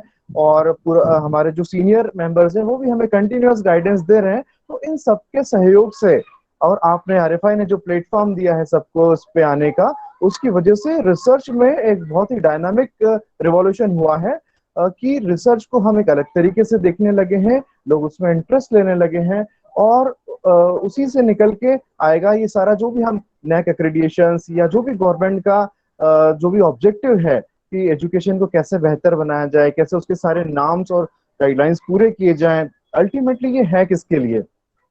स्टूडेंट्स के बेहतर, उन्हें और बेहतर बनाने के लिए, स्टूडेंट्स के डेवलपमेंट के लिए, मैनकाइंड के डेवलपमेंट के लिए। तो ऐसे में हमें सबसे पहले सोचना चाहिए कि जैसे स्टूडेंट्स हैं, जैसे कि मैं बात करूंगा चाइल्ड साइकोलॉजी की। एक छोटा बच्चा होता है जो कि खाना नहीं खाना चाहता और उसकी मम्मी उसको खाना खिलाना चाहती है। वो जब भी मम्मी उसको खाना खिलाती है वो भागता है इधर उधर। तो उसको जैसे तैसे थोड़ा सा क्रिएटिव बना के ये जो स्पून को कि ये हेलीकॉप्टर आया, ये आपके मुंह में चले गया, और ऐसे उसको एंटरटेन करके और उस बच्चे को खाना खिलाया जाता है। उसकी हर एक्टिविटी को फन में बदला जाता है, तब एक छोटा बच्चा का जो भी हम ऑब्जेक्टिव है हम पूरा कर पाते हैं। ऐसे ही जो हमारे टीनेजर्स हैं, जो कि कॉलेज गोइंग स्टूडेंट्स हैं, वो कॉलेज आना चाहते हैं फन के लिए, मस्ती के लिए। Definitely they would like to make their career भी बनाना चाहते हैं, लेकिन उसके लिए बहुत ज्यादा मेहनत नहीं करना चाहते, शॉर्टकट्स ढूंढना चाहते हैं। मैं भी देखता हूँ प्लेसमेंट्स में भी बच्चे को अच्छा पैकेज तो चाहिए होता है, लेकिन उस पैकेज को पाने के लिए जो स्किल्स रिक्वायर्ड होती है कहीं ना कहीं वो उसमें पता भी होता है उन्हें कि क्या करना है, कैसे करना है। थोड़ी आलसी करते हैं, थोड़ी लैकिंग्स करते हैं। तो ऐसा भी नहीं कि सारे स्टूडेंट्स करते हैं, कुछ स्टूडेंट बहुत अच्छा परफॉर्म करते हैं, 10, 12, 15, 20 लाख का पैकेज भी वो अचीव करते हैं, ऐसे भी स्टूडेंट्स होते हैं। तो overall I would like to say कि हमें चीजों को इंटरेस्टिंग बनाना है। जैसे कि कोई भी चीज यदि यूजर फ्रेंडली होती है तो हम उसको प्रेफर करते हैं। तो हमें रिसर्च और इनोवेशन के माध्यम से इतना एजुकेशन को ऐसा बनाना है, ऑडियो विजुअल चीजों के माध्यम से, एग्जाम्पल्स लेके, लाइव वर्कशॉप्स लगा के, स्टूडेंट्स को रोल प्लेस और एक्टिविटीज देके, चैलेंजेस देके, ताकि जो भी हमारा ऑब्जेक्टिव है, आज हम जो भी एक्रेडिटेशंस पाना चाहते हैं, जो नॉर्म्स लेना चाहते हैं, स्टूडेंट्स को बेस्ट प्लेसमेंट दिलाना चाहते हैं, उनको स्किलफुल बनाना चाहते हैं, तो भी हमारा सब ऑब्जेक्ट पूरा हो पाएगा। और इस दिशा में बेहतर एकेडमिक्स पे काम करने के लिए, रिसर्च, इनोवेशन और डेवलपमेंट पे काम करने के लिए आरएफआई ने बहुत ही अच्छा प्लेटफॉर्म दिया है। रिसर्च के लिए बहुत सारे एकेडमिक्स को परेशान होना पड़ता था पहले कि कैसे करें, कैसे कनेक्टिविटी बढ़ाएं, लर्नेड पीपल से कैसे हम अपना कनेक्शन बढ़ाएं। तो यहाँ पे आरएफआई के माध्यम से बहुत ही अच्छा प्लेटफॉर्म सौरभ जी, अजय जी और उनकी पूरी टीम ने यहाँ पे क्रिएट किया है, जिससे कि एक बहुत सा अच्छे लर्नेड पीपल, जो यंग फैकल्टीज आ रहे हैं, टीचर्स आ रहे हैं, they want to learn but they not getting proper guidance कि रिसर्च पेपर्स कैसे लिखें और कैसे पीएचडी के लिए एनरोल हों, पीएचडी कैसे करें और रिसर्च कैसे करें और नया बेहतर क्या करें। या बहुत सारे faculty member they would like to know कि वो भी चाहते हैं कि उनके कॉलेज को NAAC एक्रेडिटेशन मिल जाए, उसके लिए कैसे काम करना है, किस दिशा में काम करना है, ये पूरा का पूरा गाइडेंस जो मिला। क्योंकि ऐसा नॉलेज जिनको है, ऐसे लोगों की कमी है ऑर्गेनाइजेशन में, लेकिन जो लोग इसमें इंटरेस्ट ले रहे हैं और उसको कर रहे हैं बहुत अच्छे से, डेफिनेटली वो मैनेजमेंट के लिए, गवर्नमेंट के लिए और हमारी ऑर्गेनाइजेशन के लिए और हमारे लिए भी बहुत अच्छा है। और it's was really a wonderful initiative by RFI कि उन्होंने चीजों को सर्व कर दिया है, सीधे सीधे लाके आपकी थाली में रख दिया है कि लो, आपको कहीं ज्यादा भटकने की जरूरत नहीं, घूमने की जरूरत नहीं है, हम आपके पास आपकी थाली में लाके रख रहे हैं, आपको सिर्फ थोड़ा सा इफर्ट लगा के उसको खाना है और हमारे जो भी ऑब्जेक्टिव्स हैं वो फुलफिल होंगे। और आरएफआई के ऐसे इनिशिएटिव्स के साथ लिए मैं बहुत I really appreciate to all the young and dynamic team, जो कि अभी मैं जैसे राणा मैडम को भी देख रहा था कि कितने बढ़िया तरीके से वो एंकरिंग करके और एक बहुत अच्छा मोटिवेशन का एक एटमॉस्फेयर बनाया हुआ है उन्होंने। ऐसा लग ही नहीं रहा कि हम मतलब ऑनलाइन प्रोग्राम में अटेंड कर रहे हैं, बिल्कुल ऐसा लग रहा है कि रियलिस्टिक हम हैं। तो ऐसे एक एक मेंबर आरएफआई के, चाहे अजय सर हो, चाहे सौरभ सर हो और भी बाकी सारे मेंबर, बिल्कुल दे आर डेफिनेटली, उनका जो डेडिकेशन है, उनका जो थॉट प्रोसेस है, चीजों को आगे बढ़ाने का जो सोच है, वो आरएफआई को भी बहुत आगे ले जा रहा है। और रिसर्च के क्षेत्र में सभी को कनेक्ट करके, सारे जो एकेडमिशियंस हैं देश विदेश से, आप इस प्लेटफॉर्म पे जुड़ रहे हैं, तो बहुत ही अच्छा इनिशिएटिव है। मैं पर्सनली भी और सेज यूनिवर्सिटी की ओर से भी आपसे ये भी रिक्वेस्ट करूंगा कि कभी भी कोई भी आपको ऐसा लगता है कि आपको कोई हमसे कोई रिक्वायरमेंट हो रहा है या कोई इंफ्रास्ट्रक्चर संबंधित या जो भी हम कर सकते हैं, हमारी टीम कर सकती है, we will be definitely desperate to support you, we would like to be with you for this beautiful cause, it's a wonderful cause. हम आपके साथ हैं हमेशा, और बिल्कुल आप खुद भी हो हमारे लायक तो आप बताइएगा। और thanks you so much from bottom of my heart to all the team members of RFI and all the participants, because participants के बिना कोई भी कार्यक्रम कंप्लीट नहीं होता, और प्लेटफॉर्म देने के लिए एक टीम जरूरी होती है, जो कि RFI ने अपना काम किया और सारे जो पार्टिसिपेंट्स हैं। और ऐसा ही मेरी बहुत बहुत शुभकामनाएं, और I would like to thanks again, thank you. Thank you sir, thanks a lot.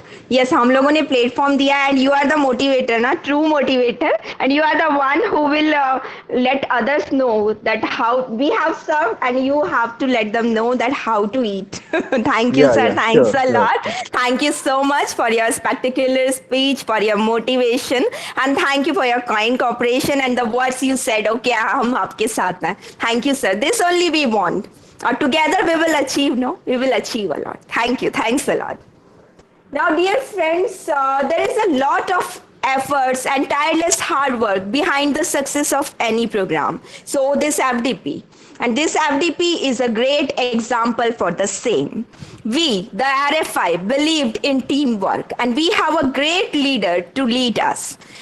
So I'm talking about our leader, Professor Ajay Jain sir. His continuous effort to make this event unforgettable and for adding glory in the history of RFI to add one more feather in the field of research. I would like to invite our dearest young and dynamic leader, Professor Ajay Jain sir, to brief us of whole FDP program. Ajay Jain sir, please.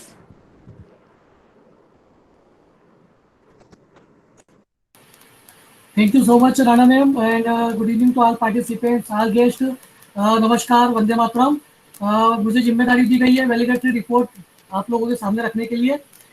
So, dear all members, I, Professor Ajay Jain, President Central Board of India RFI, feeling so proud to share with you briefing of NAAC FDP, which was started from 6th July 2020. As you all know, this is very first try by RFI to conduct such FDP in which many scholars have shared their valuable knowledge. And by the grace of God and your kind cooperation, today we are on the end event of this successful FDP. So I day by day I present we have reviewed day one report. Day one FDP titled NAAC Accreditation Framework and Overview in respect of new guidelines started on 6th July 2020. Very first day 3 was inaugural session which was taken care by RFI team members under the able guidance of Dr. Saurabh Jain and Dr. Ashok Kumar Gupta. Valuable guest speaker gave their words of wisdom on this auspicious occasion. Dr. Rajesh Vyas sir, Dr. Mangal Mishra sir,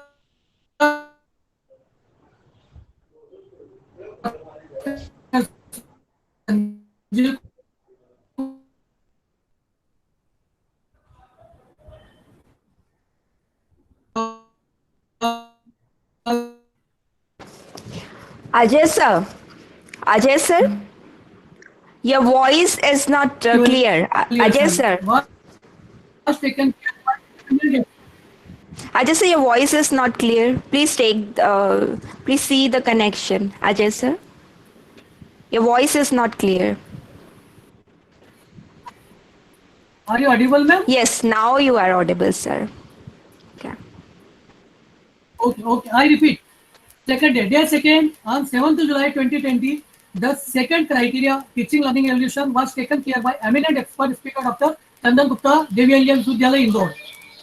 Day 3, on 8th July 2020, the third criteria, research consultancy and extension was very well explained by honorable expert speaker Dr. Diwakar Tiwari sir from Mizoram University.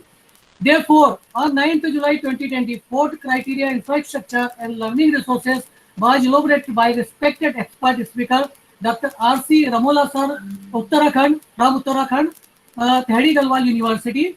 Day 5, on 10th July 2020, fifth criteria, student support and progression was beautifully discussed by honorable expert Dr. Sangeeta Ghate ma'am from Gujarat. Day 6, on 11th July 2020, due to some unavoidable reasons, 2 sessions were taken on same day, different times. Criteria 6, governance, leadership and management was explained by respected expert speaker Dr. Jyoti Patil ma'am from Maharashtra, Nagpur in evening session. And day 7, criteria 7, innovation and best practices was taught by honorable expert speaker Dr. Vijay Kumar Shotriya sir. The session was very edifying, insightful, enlightening and informative with regard to learning. The FDP was in association in support with Symbiosis University, Ambedkar University, Gujarat Vidyapeeth, Dr. APJ Abdul Kalam University, Sri Kushal Das University and FX University. There is one saying, all well if ends well, so dear all, with your support and understanding, RFI has achieved one more feather in its crown. Thank you everyone from the bottom of my heart. Thank you so much. Thank you so much, all participants, all guests, and all organizers, all our organizer colleges and university. Thank you so much. Thank you so much. Over to Sanita. Thank you. Thank you, Ajay Jain sir. Thanks a lot for briefing us about the FDP program. Dear participants, it's all about you because you have patience to listen us. You wanted to gain knowledge so that this FDP is so successful one. So we, RFI, has decided to show your hard work in the form of book chapters, and for this, our management has taken initiative to launch a book for the same. For this, I would like to invite chapters on NAAC criterion from all of you, my dear friends. Now it's our turn to share what we have learned and also what we want to suggest for the better ways to make things more clear. So, we all are thankful to a great motivator, an innovator, and a person who added brilliance of our RFI group. He is none other than our respected Honorable Vice President, Dr. Ashok Jain sir. Now, the moment has come to add a golden feather in the hat of success. I would like to call our Honorable Vice President Dr. Ashok sir to bless us and launch the cover page of the book. Ashok sir, please. Thank you, ma'am.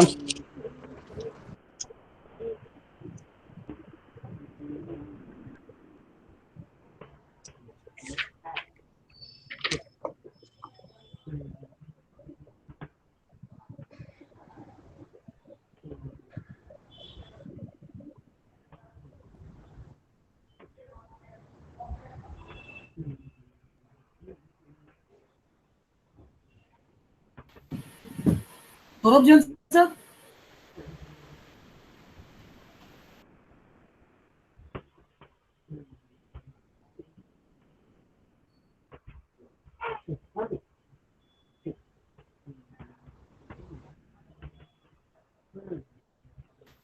Yes, sir, Dr. Ashok Gupta, sir. Sir. Yes, sir. Yeah. Yes. Honorable Vice President Dr. Ashok Kumar Gupta sir. Actually, that is the surprise moment for all the participants and speakers. Research Foundation of India is going to be announced over their book chapter approved by Ministry of Higher Education, MHRD, ISBN. So I want to by a welcome by Dr. Ashok Kumar Gupta to be host and announce that faculty development program book chapter book through Dr. Ashok Kumar Gupta sir. Please proceed sir. That is the book chapter to be announced by you. Hello, everyone. This is Professor Dr. Ashok Kumar Gupta. Presently, I am in Boston, USA. I feel honored to be invited in this valedictory ceremony and technical session. I have been attending this FDP from beginning and learned a lot. As we know, learning is a never-ending process. First of all, I would like to thank Dr. Devendra Kavade sir, Dr. Mangal Mishra sir, Dr. Suhasini Arya ma'am, Dr. Rajesh Vyas sir, Dr. Sachin Sharma sir, Dr. Pratik Jain sir. The beautiful thing about learning is that nobody can take it away from you. I have analysis the FDP. Before launching this, I would like to say something that it is in a sequence order. So it goes from 1 to 9. The all numbers. I will share with you my experiences.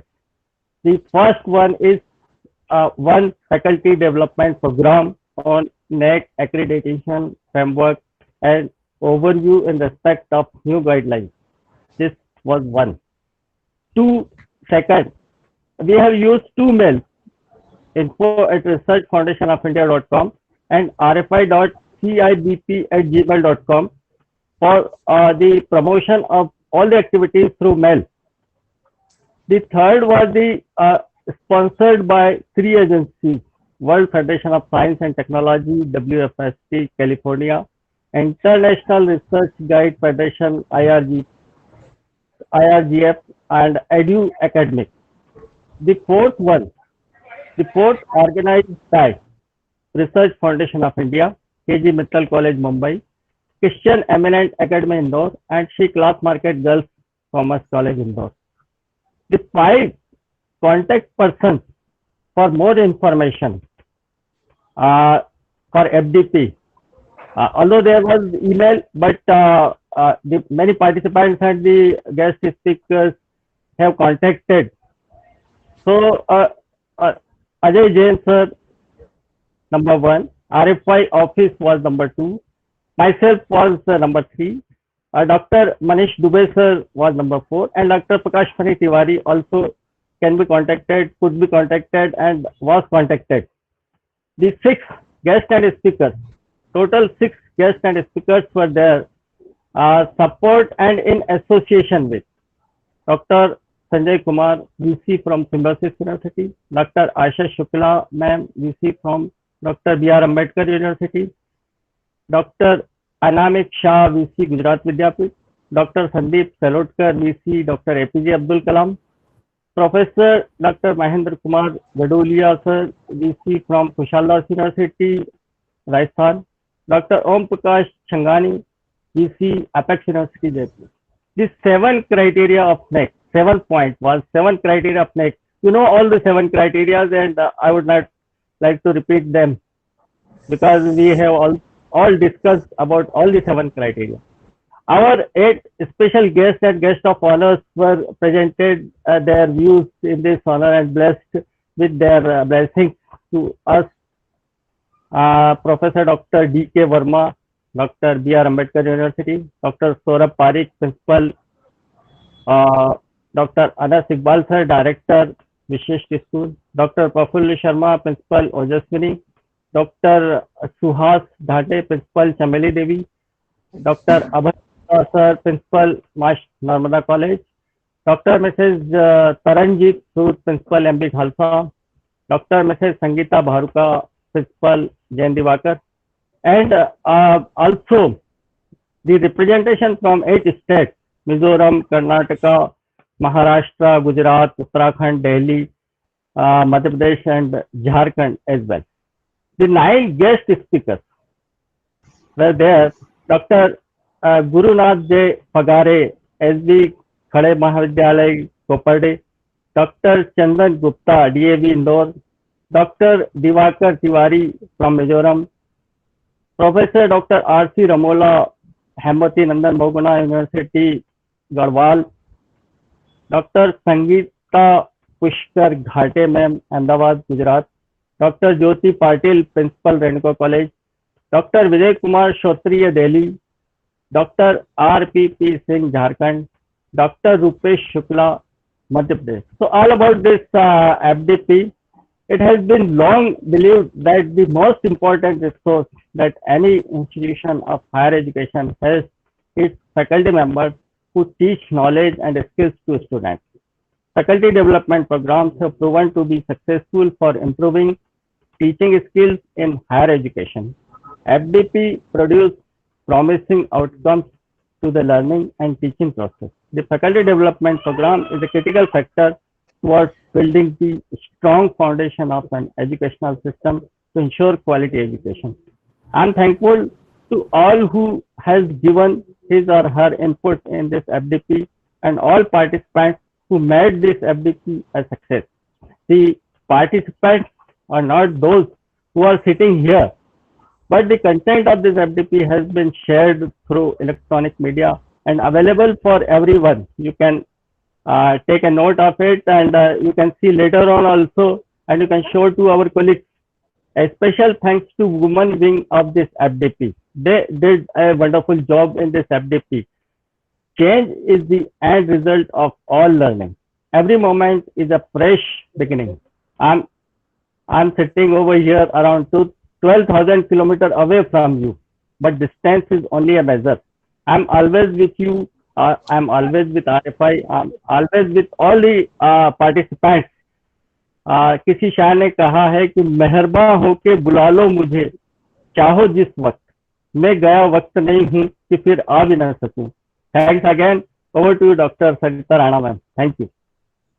Beautiful saying, Ashok sir. Thanks a lot. And you are the one whose blessing is with RFI. So we are going ahead and ahead. Thank you, sir. Thanks a lot for your blessing, for your kind words. Now, for introduction and information of the book, I would like to call our Honorable Chairman, Dr. Saurabh Jain sir, for showing this through PPT. There is a little PPT, dear audience, and you just see that PPT so that you will be able to know that what criteria accordingly you have to prepare your chapters. Saurabh Jain sir, please.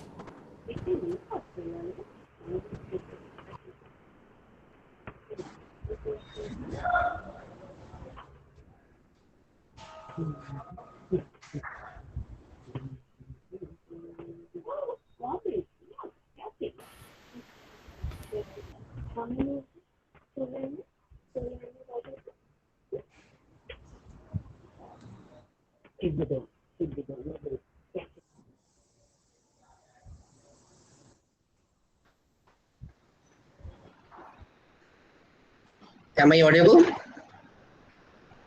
Yes, sir. Yes, sir. Thank you, Dr. Sarita Rana, madam. First of all, I would like to thank all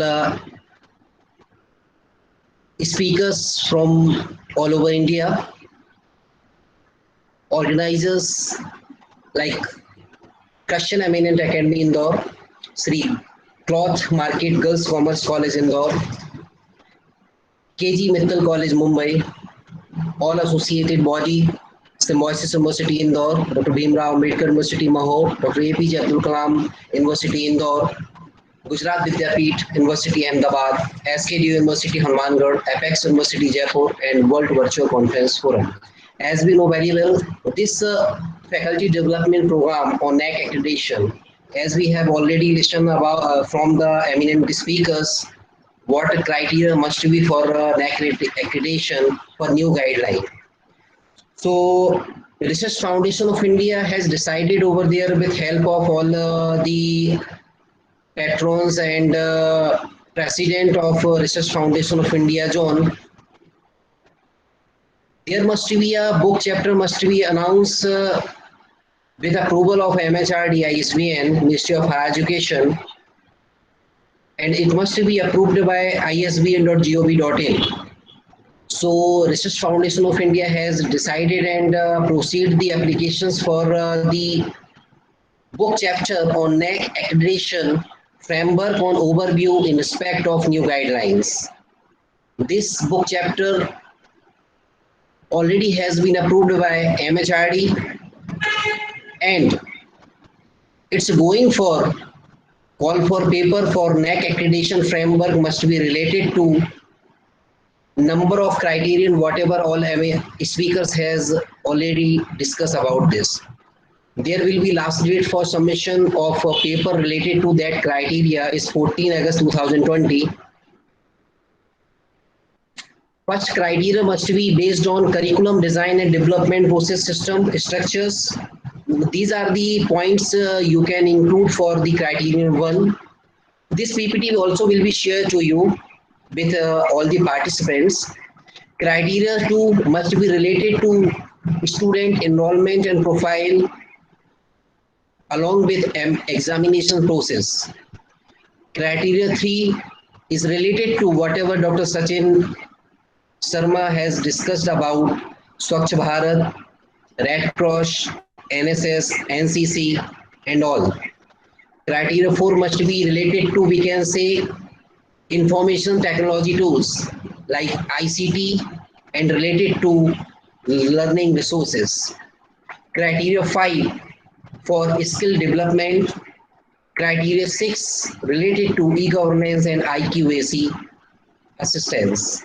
Criteria 7 must be related to diversity, value, rights and duties for NAAC accreditation.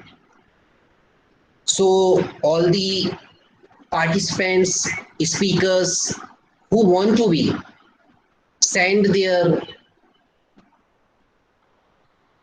papers with related to criteria 1, 2, 3, 4, 5 and 6 and 7, they can send their articles at info@researchfoundationofindia.com. Also, there will be shared a link related to this. So directly you can send your article by helping this link. All related and selected papers with related to that criteria 1 to 7 will be published in approved ISBN from Ministry of Higher Education, MHRD, Government of India. So thank you very much. And also I have required to be discuss about that. Again, Research Foundation of India is going to be launched and announce a new date for faculty development program along with international conference related to that particular theme. Also, special thanks today guest of the day, Dr. Devendra Kavade ji, Deputy Advisor, NAAC Bangalore, Dr. Mangal Mishra ji, Principal Sri Cloth Market Girls Commerce College, Indore, Dr. Subhasini Arya Madam, Director, Dr. K.G. Mittal, College Arts and Commerce, Mumbai, Dr. Rajesh Vyas ji, Principal, Christian Eminent Academy, Indore, Dr. Sachin Sharma ji, Principal, Sanskar College of Professional Studies, also Brand Ambassador of Swachh Bharat Mission, Dr. Prateek Jain ji, Motivator and we can say the Chief Patron of the Research Foundation of India and Mentor of Research Foundation of India, SAGE University, Indore, and speaker, experts, special guests, and all guests from the university. Thank you very much. And also a special thanks to Dr. Jyoti Patil Madam, Dr. Ashok Kumar Gupta ji, who continuously helping from their side for assessment of the day and what thing we can manage, what thing we can include in the session from Boston, USA. So thank you very much, Vice President Dr. Gupta and all organizers, speakers, guest of the day, Core Committee, Research Foundation of India, Women's Cell Research Foundation of India, all President, National Convener. Thank you very much. Thank you very much. And special thanks to our dear participants. Thank you very much to make that faculty development program success. Over to you, Dr. Sarita Rana, Madam. Thank you very much. Thank you, Saurabh sir. Thanks a lot. Under your able guidance, we will reach ahead, sir. Thanks a lot. Thank you, RFI, for this fruitful initiative taken by you. Thanks a lot. Dear participants, as Ashok sir has said that no one can take your work away from you. And it's really true. So if you want to show your work, if you want to show your knowledge, this is a great opportunity with you. You can publish your chapter in the book recognized by MHRD through RFI. Thank you. Thanks a lot, participants. It's all about you. Now, as I'm looking at groups that many of you have a lot of queries and you all want the crux of this FDP. Yes? Yes.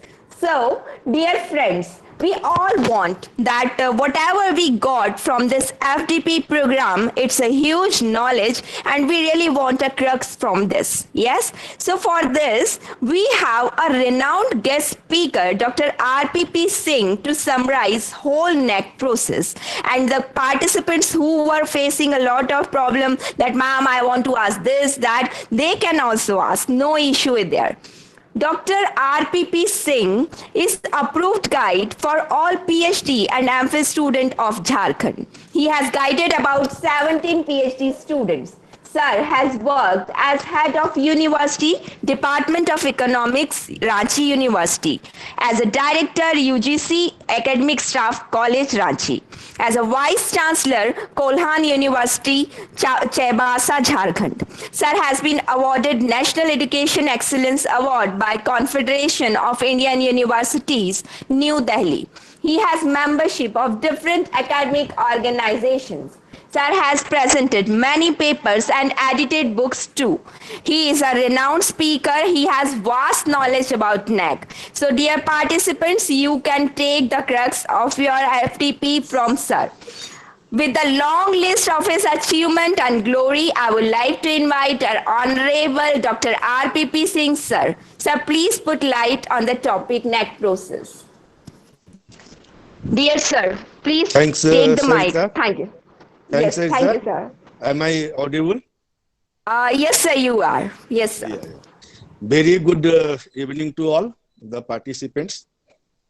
First of all, I congratulate the entire RFI team, all the organizers, sponsors, co-sponsors, and all the persons who are directly or indirectly involved in this very fruitful and very useful FDP program, such a long program of 8 days. So many scholars had been invited and each were so expert in the field that they have explained very well almost all the topics, all the criterion has been discussed in detail. So before going further, I would like to express my special thanks to Professor Vyas, who introduced me to the RFI team. And also, I would like to express my gratitude to Dr. Ajay Jain, who invited me for this session. Actually, I feel highly honored to be a guest of this FDP program. Actually, now we are at the end of this FD program. I am here to bid farewell to all of the participants, all of the experts, all of the stakeholders at the end of the successful FDP program. Actually, let us start why this NAAC accreditation was started. This is the very question which arises in the mind of all the stakeholders. All of us are aware that in the last few decades, there is a large number of growth in higher educational institutions. A large number of state universities, central universities, private universities, and so many educational institutions have started in the field of higher education. Certainly, they have led to the access to our students in the field of higher education. Our GAR ratio has increased tremendously. But at the same time, it is a matter of concern that the quality of education which we are providing today to our students is deteriorating day by day. So it has raised the concern of the entire country. The government is also aware of that. And that's why they thought how to check this deterioration process in the higher education. What should be done? And keeping in mind the UGC has established NAAC in the year 1994. And NAAC, after so many deliberations with the experts, with different stakeholders, with different persons, they framed a set of criteria on which the academic performance of an institution can be judged. All the criteria are actually, these are the benchmarks on which the outcome of a particular educational institution can be judged. They covers almost all the aspects which an educational institution must possess. But if we go into the detail, we will see that actually to raise the quality of higher education, it is not a concern of any one sector or any one stakeholder. There are so many stakeholders in the higher education. Complete. From government to the students. And each stakeholder has to perform their own role in the upliftment of the quality of the higher education. I would like to share some of my experiences during the visit to different colleges for the accreditation process. What I felt, what are their constraints, where they lag behind. So first, let us start with the government level. Actually, the education comes under the concurrent list. Central government as well as the state government. Central governments are regulating the central universities. State governments are regulating the state universities as well as the private universities open in their state. During the visit, when we interacted with the principals and others, and what I found there, the main constraint is the lack of qualified teachers, both in number as well as in quality. The number of teachers depends upon the sanction post. Government is the sanctioning authority, and everywhere it was told the government is not sanctioning the post. Now, what an institution can do? If government is not sanctioning the post, the only the institution or its management can do that it can persuade the government to sanction the required number of posts as per the UGC guidelines. The issue was also raised when we were attending the RUSA meeting, and we advocated that it should be made mandatory for all the government that if you are recognizing any institution, you must sanction the post as per the UGC guideline. In that case, the reply was that since the education is a state subject, we can't force them to sanction the number of posts. So what can be done? Then we asked how you will control the quality. And then replied that we have attached a RUSA grant norm with the NAAC accreditation. That if an institution is not performing well, is not getting the appropriate grade, they will not be entitled for the RUSA grant. Again, during our visit, we saw that different states are not sending the claim of different educational institutions for RUSA grant only because there is a provision that 50% grants has to be met by the state governments. So a state government, keeping in view that they have a limited number of funds for this education purpose, they are limiting the number of educational institutions for RUSA grant. So these are some of the constraints which has to be looked at the state government level. And this is the duty of our political leaders, governments, that if honestly they want to uplift the quality of education in our country, they have to allot a large portion of their budget for the education. They should sanction the number of teachers. And for private institutions, the gap can be met by the management if they have sufficient fund. They can sanction the post from their management quota, but again, that depends upon the revenue they generate from their institutions. So this is one of the constraints, and this cannot be dealt with by the institution itself. It has to be taken care of at the top, and they can only think of that. Second was the lack of quality teachers. What we observed that the recruitment process is so delayed in almost every state of our country that between the two recruitment, there is a gap of 10 to 15 years.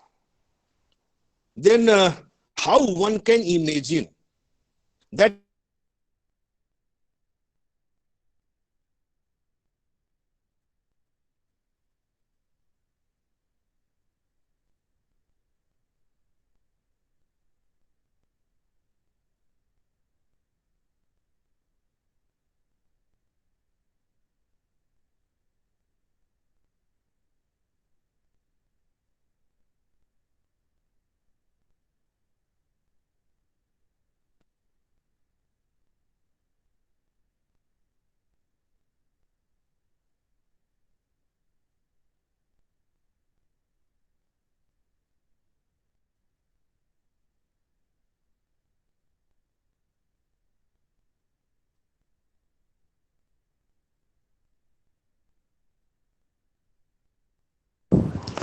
Hello? Hello? Sir, are you here? Ajay sir, please see. Singh sir, are you here? Dear participants, please wait for a sec. We see some technical issues might be here. Yes, ma'am. Madam sir, शायद वो बाहर हो गए, madam शायद बाहर हो गए, उनको फोन करके आप व्यास बात सर, करवाएं। Yes sir, Vyas sir, yes sir. Ajay sir please RP sir को कॉल कीजिए ना, सिंह सर को। Yes, ma'am. Yes, ma'am. Yes sir, okay.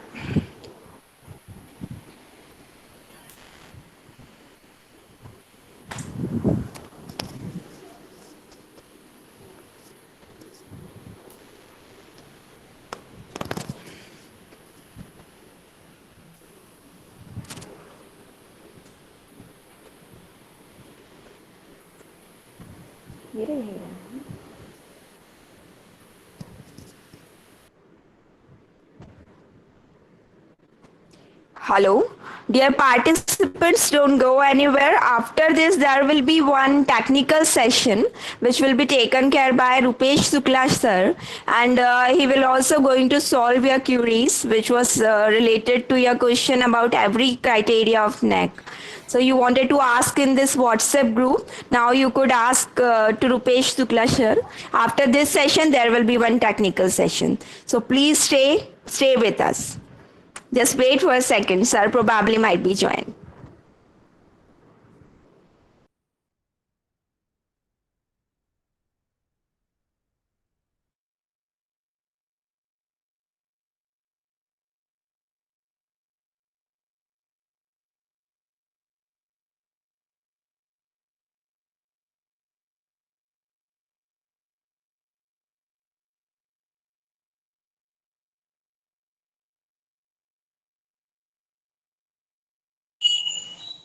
Yes, good evening all. This is Dr. Saurabh Jain here.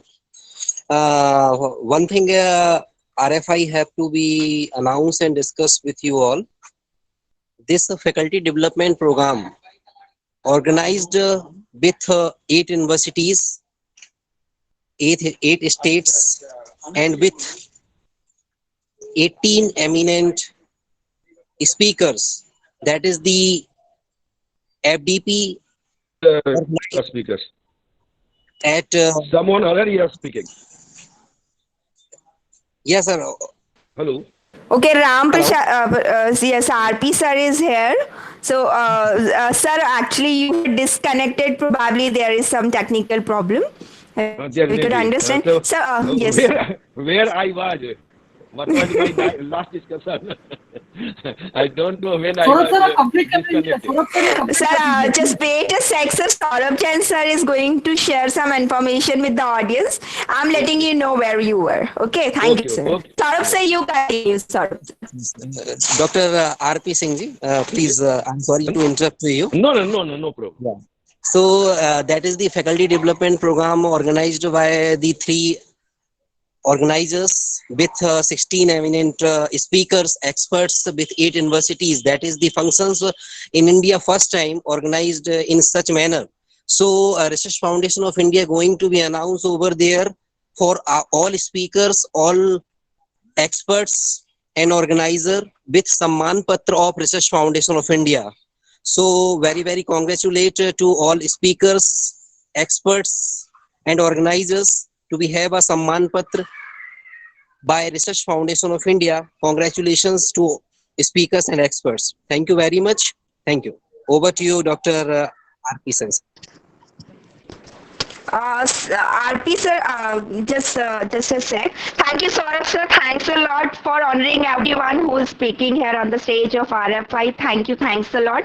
RP sir, you are that Indian faces should be given the chance to come up rather than foreign faces. You were there, I think. Participants, all are agree with me. Ram Pravesh sir, you are not audible. Please Am I audible? Mic. Yes sir, now you are audible. Actually, just I am briefing very short my ideas, what I have shared during my visits to different institutions in the process of accreditation. Actually, just during these 7 days deliberations, everything is amped clear to all the participants how the NAAC accreditation is made. So there are two issues. One, that is the process of accreditation. How an institution get accredited and how to score higher in this accreditation process. कैसे हम ज़्यादा से ज़्यादा grade ले आवे, ये सबसे बड़ी समस्या है.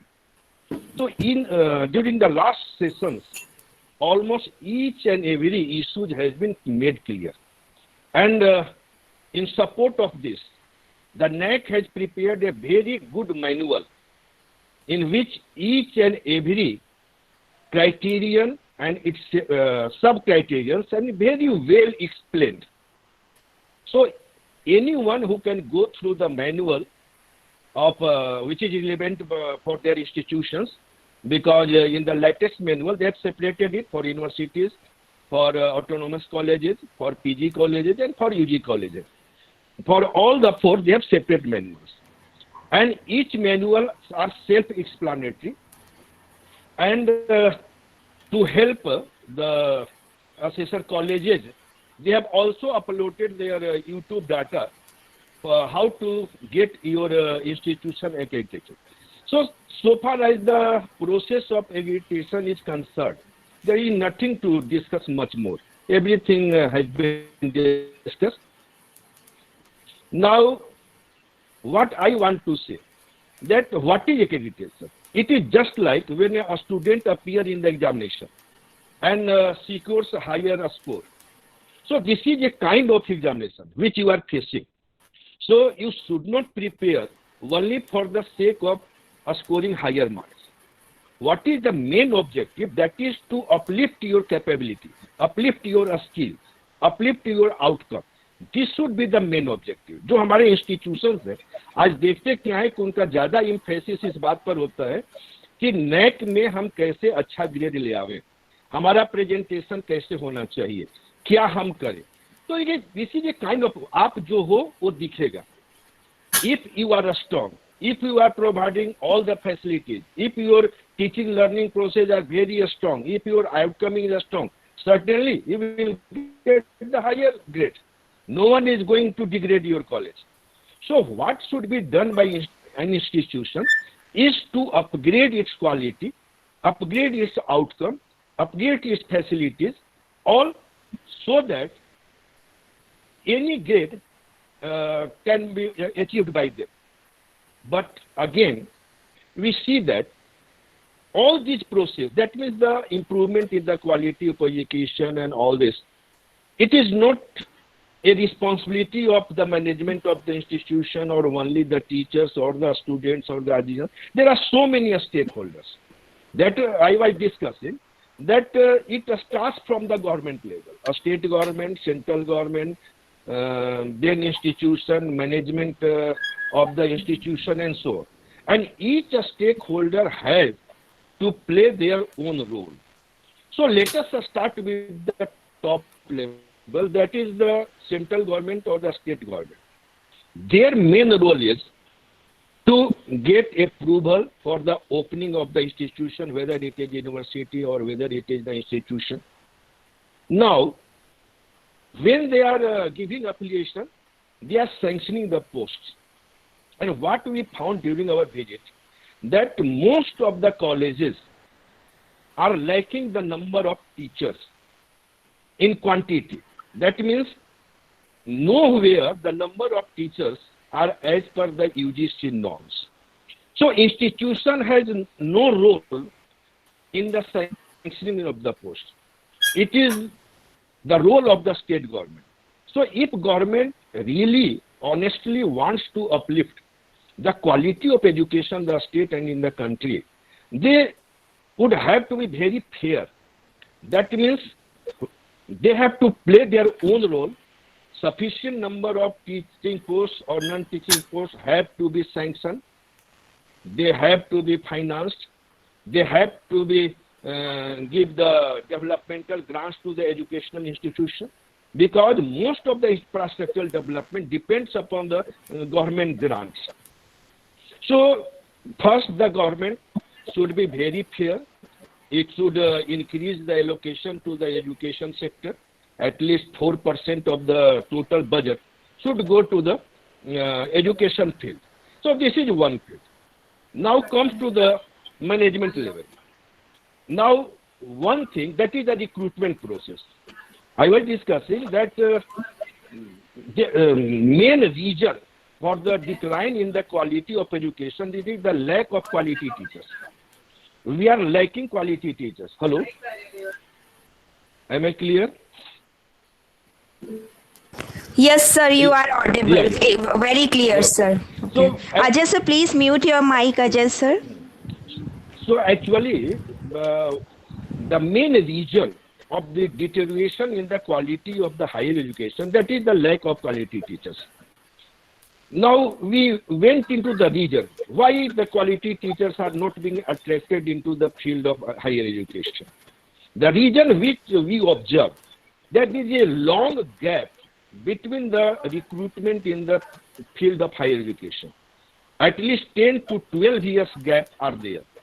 So if anyone is post-graduating in 2010, if he is waiting for his or her employment in the education sector, he or she will have to wait for the 2020. अब हम अपेक्षा कर सकते हैं कि कोई भी अच्छा टीचर, कोई भी अच्छा student, even if he is inclined, he has passion for teaching, but he can't wait for 10 years because he has to earn for his living. उसे अपने जीवन यापन के लिए पैसा कमाना है तो 10 वर्षों तक वेट नहीं कर सकता है, भले उसको कहीं दूसरा नौकरी मिल जाए, बैंक में चला जाए और कहीं चला जाए. तो इस तरह से क्या होता है कि there is a flight of talents from the education sector to other sectors. So this is the main reason. And unless we have the quality teachers we can't think of. ये बेईमानी होगा हम ये सोचना कि हम बिना क्वालिटी टीचर्स के अपने एजुकेशन की क्वालिटी को बढ़ा देंगे. तो ये एक मैटर है जहां पर सबों को सोचना होगा, and specially the stakeholders who are responsible for the recruitment of teachers in the higher educational institution. They have to attract the best quality in the educational field because they are the backbone of the higher education. So this can be done only at the government level. If managements have sufficient review, they can also appoint good teachers and so on. So this is the one issue. But now let us come that whatever constraints we have, what can I do? हमारे पास जो भी है हम उसका better utilisation कैसे कर सकते हैं. So I would like to concentrate on those issues which can be done within all these constraints. We don't have sufficient number of teachers. We are not having the quality teachers. Then what should be done? We are not getting sufficient fund from the center. We are not getting grants from the other agencies. In all these constraints, what an institution can do, how they can improve the quality of their teachers. So I will touch some of the issues, some of the criterions which are not costly. It can only be done at the institution level. If it is done to a larger extent, we can upgrade, we can enhance the quality of education in our institutions. First, let us start with the curricular planning and implementation. So far as the planning is concerned, it is the concern of the university. The affiliating institution, whether it is constituent or affiliated, they can develop a well plan to implement it. जो भी आपका curriculum है वो university decide करती है. Generally university level पर प्रत्येक course के कुरिकुलम डिसाइड होते हैं, लेकिन उस कुरिकुलम को हम अपने इंस्टीट्यूशन में कैसे लागू करें ये इंस्टीट्यूशन के मैनेजमेंट के ऊपर, प्रिंसिपल्स के ऊपर, आईक्यू के ऊपर डिपेंड करता है. तो जो मैंने देखा कि अगर आपका जो कुरिकुलम है, जो भी टीचर्स आपके पास है, they should be motivated, they should be guided, they should be trained how to deliver their lecture. सबसे आसान है कि अगर आपको किसी भी टीचर को एक कोर्स वर्क मिल जाता है, you have to complete this course work in this particular period. So each and every teacher of that institution must develop his or her own teaching plan, and it should be communicated to their students, and they should keep a proper record of the progress of their curriculum so that it can be completed within the stipulated time. तो ये करना चाहिए कि सभी जो शिक्षक हैं उस इंस्टीट्यूट के अपना टीचिंग प्लान बनावे, अपनी डायरी रखें, अपने कोर्स के प्रोग्रेस को मॉनिटर करें, ताकि एक लिमिटेड पीरियड में हम उसको कंप्लीट कर सकते हैं. सेकेंड जो है फर्स्ट क्राइटेरिया में, that is academic flexibility. Again it is main concern of the university to introduce new courses, but what can be done at the institution level? UGC has approved so many add-on courses and certificate courses. Most of them are self-financing.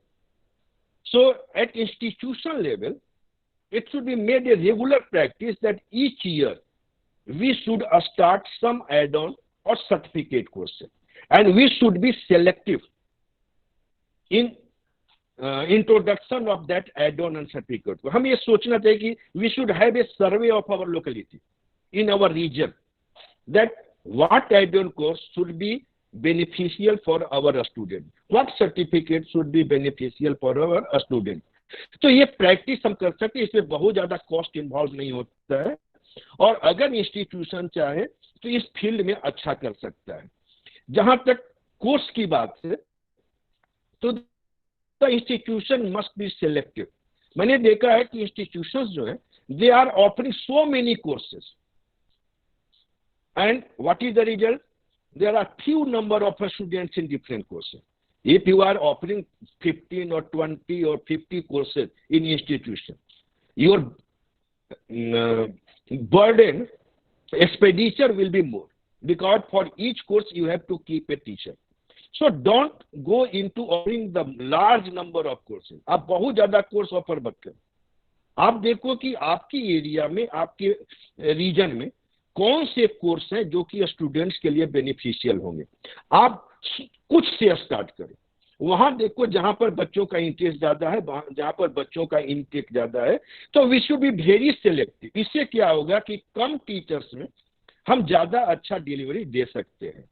तो so far as the choice of the course is concerned, choice of the program is concerned, we should be very selective, and we should start with a few number of courses which requires a few number of teachers. Then if you start a course, you should be very particular that students participate in those add-on courses or certificate courses, because the percentage of students participating in those add-on or certificate courses also add to your grade points. So this can be done, that if you start any add-on course or certificate course, you should motivate your students to join those courses. So far as the curriculum enrichment is concerned, actually again it is the university's issue, but what an institution can do, that in each and every course they should add some additional topics which address to the cross-cutting issues like professional ethics, gender equality, human values, environment and sustainability in the curriculum. So if university has not added these portions in the curriculum, institution can do it of their own. So this can help. Now, so far as the feedback system is concerned, it can very easily be done. Feedback, you should develop a very good feedback system in the institution. Feedback from your students, feedback from teachers, feedback from all the stakeholders. But in this field also, what we observe, that institutions just take the feedback from field. They don't do their proper evaluation and after action. So if you have developed a feedback system, you must develop also the method of evaluation, and after evaluation, you should take a proper action on the basis of those feedbacks. And if better, it should be uploaded on your website. It should be visible. Each and everyone should be aware what action you are taking on their feedbacks. The most important, the criterion, that is the second criterion. It has got the highest weightage in all the 7 criterions. Now, the main issue, that is the teaching, learning, and evaluation. How you deliver. Now, the old method of chalk and blackboard tuition is outdated. Now, each institution should adopt the latest ICT-based technology for the lecture delivery system. This requires 2 things. One, the institution shall provide the necessary infrastructure to their teachers. That means ICT-enabled classrooms in which teacher can present their lectures, and the teacher should be trained to use the ICT-based technology. Most of the teachers who are generally old teachers, what we observe, that they are not interested in ICT technology. So it is the role of the management that each and every teacher should be motivated. For this, orientation classes should be organized, faculty development class should be organized, training programs should be organized, but it should be ensured that each and every teacher of the institute should become efficient in using the ICT-based technology for their class delivery system. So it can be done at the institution. I am just touching only those points which can be done at institutional level. So again, it is a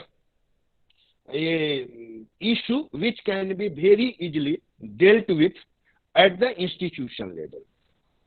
And it can be done very easily if the teachers are motivated. They should have been given different facilities for that. They should be given training for that. So this is the main issue which has to be addressed at the institution level. And if I am delivering lecture, the teacher must assess the learning level of the students. This is main issue which we confronted everywhere. Each institution tells that in our institution there is a practice that we identify slow learners and fast learners, and we take care of their needs separately. But actually they don't. There must be a clear-cut process by which we can identify the slow learners and the advanced learners. They ask how we can identify. There may be several ways. Even if by interaction, the result of the past examination is one criteria, but I think in class, when the teacher is delivering lecture and they are observing the response of their students, they can very easily identify the students. जब वो class ले रहे हैं, जब class लेने में जो भी लेक्चर वो डिलीवर कर रहे हैं, जो भी विषय वो पढ़ा रहे हैं, तो वो अगर अपने बच्चों को वॉच करेंगे तो क्लियर पता चल जाता है उनके चेहरे से, उनकी बातों से, उनके रिएक्शन से कि इसमें कौन मेरी बात को अच्छी तरह समझ रहा है, कौन नहीं समझ रहा है. तो वो एक स्टेडियम, एक teachers are the best instrument to identify in their class who are the weak learners and who are the advanced learners. Now, what we observe, that in some institution, most of the students are slow learners and very few students are advanced learners. So if the percentage of slow learners are large, in that case, the entire class should be treated as a slow learners. And the method of teaching should be convenient to those learners. अगर आपके यहाँ अधिकांश बच्चे जो हैं वो slow learners हैं, तो आपके क्लास में टीचिंग की जो टेक्निक होगी, टीचिंग का जो लेवल होगा, उनको ध्यान में रखकर होगा। क्योंकि जब भी टीचर पढ़ाते हैं तो स्टूडेंट्स के लेवल को देख के पढ़ाना पड़ता है। अगर आप अपने लेवल से पढ़ाएंगे तो स्टूडेंट के ऊपर से, दिमाग के ऊपर से बात निकल जाती है। तो it is the teacher who can assess that at what level I should approach our students, even if actually teaching is a continuous process. So in any particular class, the topics are correlated with the topics which were taught in the previous class. पिछले class में जो पढ़ाए गए थे उससे correlated होते हैं। तो कभी कभी बच्चे क्या होते हैं कि पिछले टॉपिक को नहीं समझते, इसलिए करेंट टॉपिक को नहीं समझते हैं। तो ऐसी स्थिति में we should organise bridge courses so that some important topics of the previous class should be first taught and then we should start the curriculum of the current class. तो इससे हम लोग करेंट क्लास में लेकर के आगे बढ़ सकते हैं। तो एक ऐसी चीज है जो कि टीचर कर सकता है, टीचर आइडेंटिफाई कर सकता है। और अगर ज्यादा टीचर आपके ज्यादा स्टूडेंट्स आपके एडवांस लर्नर हैं, तो you teach them entire class as they are advance learners, और जो फ्यू स्टूडेंट स्लो लर्नर्स है उनके लिए अलग से व्यवस्था होनी चाहिए। तो ये इंस्टीट्यूशन के ऊपर डिपेंड करता है, क्योंकि institution has also limitation of the teachers. They can not allocate different teachers for each and every student. So we can make a small groups of a small slow learners and advanced learners, and particular mentors should be allotted to each group so that they can take care of their needs. So this is one thing which can be very easily done at the institution level. Next thing is that only those teachers can deliver the quality teaching which are himself or herself well qualified, well versed with the subject. So next thing is that teachers should continuously update themselves. अपने आप को उनको update करना होगा, क्योंकि teaching is a continuous process. अगर teacher update नहीं है तो वो स्टूडेंट्स को अपडेट नहीं रख सकते हैं। इसलिए जरूरी है कि टीचर को हमेशा अपने आप को अपने सब्जेक्ट के साथ अपडेट करना पड़ेगा। और इसके लिए इंस्टीट्यूशन क्या कर सकता है, वो continuously faculty development programme organise कर सकता है, उनको बाहर ट्रेनिंग के लिए भेज सकता है, रिफ्रेशर कोर्स भेज सकता है, ओरिएंटेशन कोर्स के लिए भेज सकता है। अगर वो नहीं ट्रेन है तो लेटेस्ट टेक्नोलॉजी में उनको ट्रेनिंग दिया जा सकता है, उसके लिए अलग से ट्रेनर रखा जा सकता है। लेकिन it is the role of the और it is the duty of the institution and its management to keep their teachers update in the subject as well as in the latest technology. Teachers should be motivated to regularly upgrade their profile. हमेशा उनको motivate करना होगा कि आप अपने profile को हमेशा upgrade करते रहो। उसके लिए कंटिन्यूअस रिसर्च पेपर पब्लिकेशन है, आपका सेमिनार ऑर्गेनाइज करना है, आप बुक्स लिख सकते हैं, कोर्स अपडेट कर सकते हैं। खुद से आप अपने जो भी टॉपिक्स आप डील कर रहे हैं उसके लिए आप आईसीटी बेस्ड अपना कोर्स मटेरियल तैयार कर सकते हैं। तो ये कंटिन्यूअस अगर आप उसमें इन्वॉल्व हैं तो स्वाभाविक है कि आप अच्छी डिलीवरी दे सकते हैं। तो यहाँ पर क्या होगा कि टीचर्स को हमको लगातार मोटिवेट करते रहना होगा और उनको हमें सपोर्ट करना होगा। अगर वो कहीं बाहर जा रहे हैं सेमिनार के लिए, फाइनेंशियली सपोर्ट उनको हम कर सकते हैं। कोई पेपर पब्लिश कर रहे हैं क्वालिटी जर्नल में, उनको फाइनेंशियल सपोर्ट हम लोग कर सकते हैं।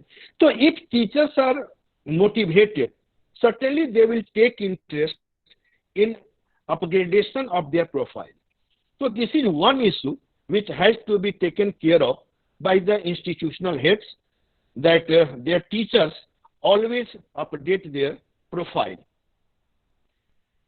We must also develop some system of teachers evaluation and feedback from the students about different teachers. We can share the feedbacks of our students with the teachers, and we can advise them in what front, in what line you have to upgrade yourself. तो उनसे हम बातें कर सकते हैं, उनको evaluation कर सकते हैं। और एक चीज जो सबसे अति आता है, ये है student performance and learning outcome. Everyone is talking of program outcomes, program specific outcomes, and course outcomes. One thing which we have found, that in most of the institutions, they don't know about what is program outcome, what is course outcome, what is program specific outcome. I don't want to go into detail because all these issues have been very well discussed by the concerned experts. What I want to say that these should be properly communicated to the teachers and the students. NAAC has made it mandatory for PG colleges to upload all of them on their website. And so far as the UG is concerned, it is not mandatory to update all these outcomes on their website, but it is mandatory that they should be properly communicated to the students and the teachers. What it will happen? ये कैसे मदद करता है, क्यों इसकी जरूरत पड़ती है? Let us start with the admission. जब भी कोई बच्चा किसी कॉलेज में एडमिशन लेने आता है तो उसके सामने एक प्रश्न आता है कि कौन सा कोर्स चुनूं और कौन सा कोर्स में नहीं सेलेक्ट करूं. If he or she goes through the course outcomes or program outcomes, it will help them to choose the proper course or program for him or her. ये उनको मदद करेगा कि वो प्रोग्राम आउटकम को देख करके, कोर्स आउटकम को देख करके वो डिसीजन ले सकते हैं कि किस कोर्स में, किस प्रोग्राम में हमको एडमिशन लेना है. और लास्ट में इस प्रोग्राम का टीचर्स के लिए क्या अर्थ होता है? We should evaluate at the end of the programme that how much of these outcomes have been achieved. If not, where we lack. अगर ये आउटकम अचीव नहीं हुए हैं तो कहां पर हमारी कमी रह गई है और उसको हमको एड्रेस करना होगा. तो the performance of the students and there learning all depends upon the evaluation of these outcomes. तो ये इंस्टीट्यूशन लेवल के लिए पर करना होगा. इसके लिए हम किसी दूसरे को ब्लेम नहीं कर सकते हैं. ये कोई इसमें बहुत कॉस्ट इन्वॉल्व नहीं है. It is just a practice जो इंस्टीट्यूशनल लेवल पर इसको किया जा सकता है. तो इसको हम लोग लेकर के चल सकते हैं. स्टूडेंट सेटिस्फैक्शन का एक मैकेनिज्म डेवलप करें, क्योंकि ये आपके आउटकम को ये करेगा. और इसके लिए ऑनलाइन करें तो और ज्यादा अच्छा रहेगा. प्रत्येक स्टूडेंट को मोटिवेट करें, वो अपने जो भी उसका रिएक्शन हो वो ऑनलाइन आपका दे, उसको इवेल्युएट करें और कहीं कोई कमी रह जाए तो उसको दूर करने का प्रयास करना चाहिए. तो student satisfaction survey, it is very much important. So far as the research, innovation and extension services are concerned, it mainly relates to the PG colleges, but even in UG colleges, you can persuade your teachers continuously to pursue research. Extension service is very much necessary for the societal development because it is your obligation, it is your duty to develop the society in your periphery. And for this, extension services can be carried out, and it should be visual, it should be outcome based.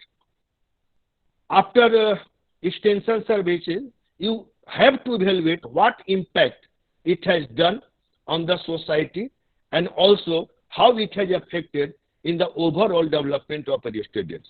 This issue has also been discussed in detail, so I won't go into the detail of this, but this is one of the issues जिसको कि हम institution level पर कर सकते हैं. इसमें भी कोई कॉस्ट नहीं है, कोई कंस्ट्रेंट नहीं है, केवल विल पावर की जरूरत है. और मैनेजमेंट और खास करके आईक्यूएक जो है उसका रोल यहाँ बहुत इंपॉर्टेंट हो जाता है to see that extension services are conducted regularly and its evaluation is done also. Seminars can be organized, research publication, NSS, NCC, Red Cross. We can also take help of these organizations for the extension service. They have their own mandatory outings. NSS का camp लगना है, annual camp लगेगा, weekly camp लगेगा. लेकिन होता क्या है कि ये कैंप केवल लोग मान लेते हैं रूटीन वर्क के जैसा कि हम गए कहीं पर एक हफ्ता रह करके आ गए, कहीं एक दिन के लिए एक कैंप लगाए. We should be very evaluative, यानी जो भी कैंप लगे, जो भी आउटिंग हो, जो भी एक्सटेंशन सर्विस हो, उसका इवेल्युएशन होना जरूरी है.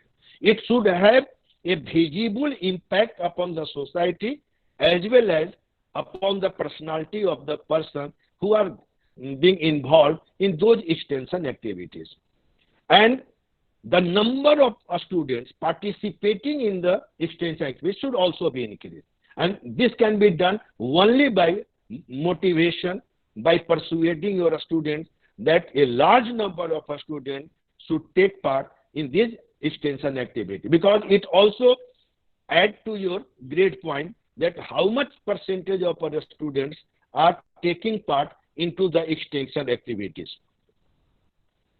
Collaboration.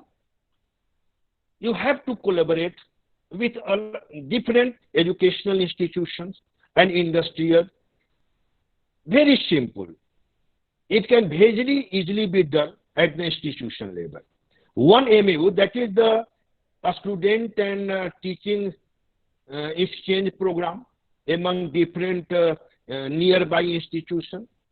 It will benefit. Your teachers will go in different institutions. They will learn from there. Other teachers from other institutions will come to your institution.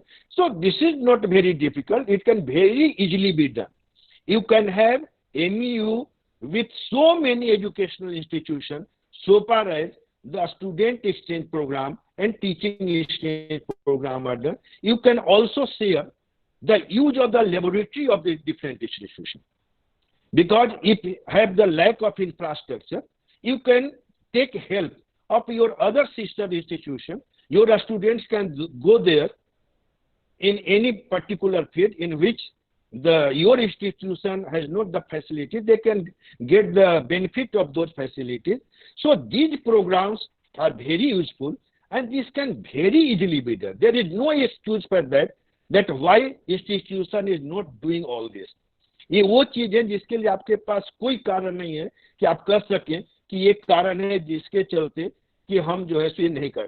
ठीक है, आप कह सकते हैं कि हमें फंड नहीं मिला इसलिए मेरी लेबोरेटरी अपडेट नहीं हुई. लेकिन आप दूसरे इंस्टीट्यूशन से अगर आप टाई अप करते हैं, एमयू करते हैं, तो ये आपका काम है और इससे विन विन सिचुएशन है. आपको भी फायदा होगा और जो दूसरे सिस्टर इंस्टीट्यूशन है उनको भी फायदा होगा. स्टूडेंट एक्सचेंज प्रोग्राम कर सकते हैं, टीचिंग स्टूडेंट प्रोग्राम कर सकते हैं, और अगर आप और ज्यादा ऊपर जाते हैं तो we can have MoU with the foreign institution. You can also send, but that require amount of fund. So if your fund allows, then you can also have MU with the foreign institution. Next, that is MU with the industries. आपके reason में जरूर कोई industries होगा, आप उनके साथ, या अगर मान लीजिए आपके स्टेट में भी है, एट डिस्टेंस है, फिर भी आप उनके साथ MU कर सकते हैं, सो दैट कि आपके स्टूडेंट्स वहां जा करके ऑन जॉब ट्रेनिंग ले सकें, वहां जाके इंटर्नशिप कर सके, वहां के जो एक्सपर्ट हैं आपके यहाँ आकर के लेक्चर डिलीवर कर सकते हैं. It will help in developing the skill of the students, और skill development is one of the key issue of the overall personality development of your student. तो ये एक ऐसा चीज एमयू का क्षेत्र है जो कि आप कर सकते हैं। ये पेपर में नहीं होना। जनरली हम लोग देखते हैं जब विजिट करने जाते हैं तो they have some paper, they only show that we have MU with this institution, we have MU with this institution and so on. But in practice, they are not visible. Very few students are being benefited, very few teachers are being benefited. So if you are doing MU, it must be very active, performing. तो ये एक क्षेत्र है जो आप बहुत आसानी से आप उसको कर सकते हैं।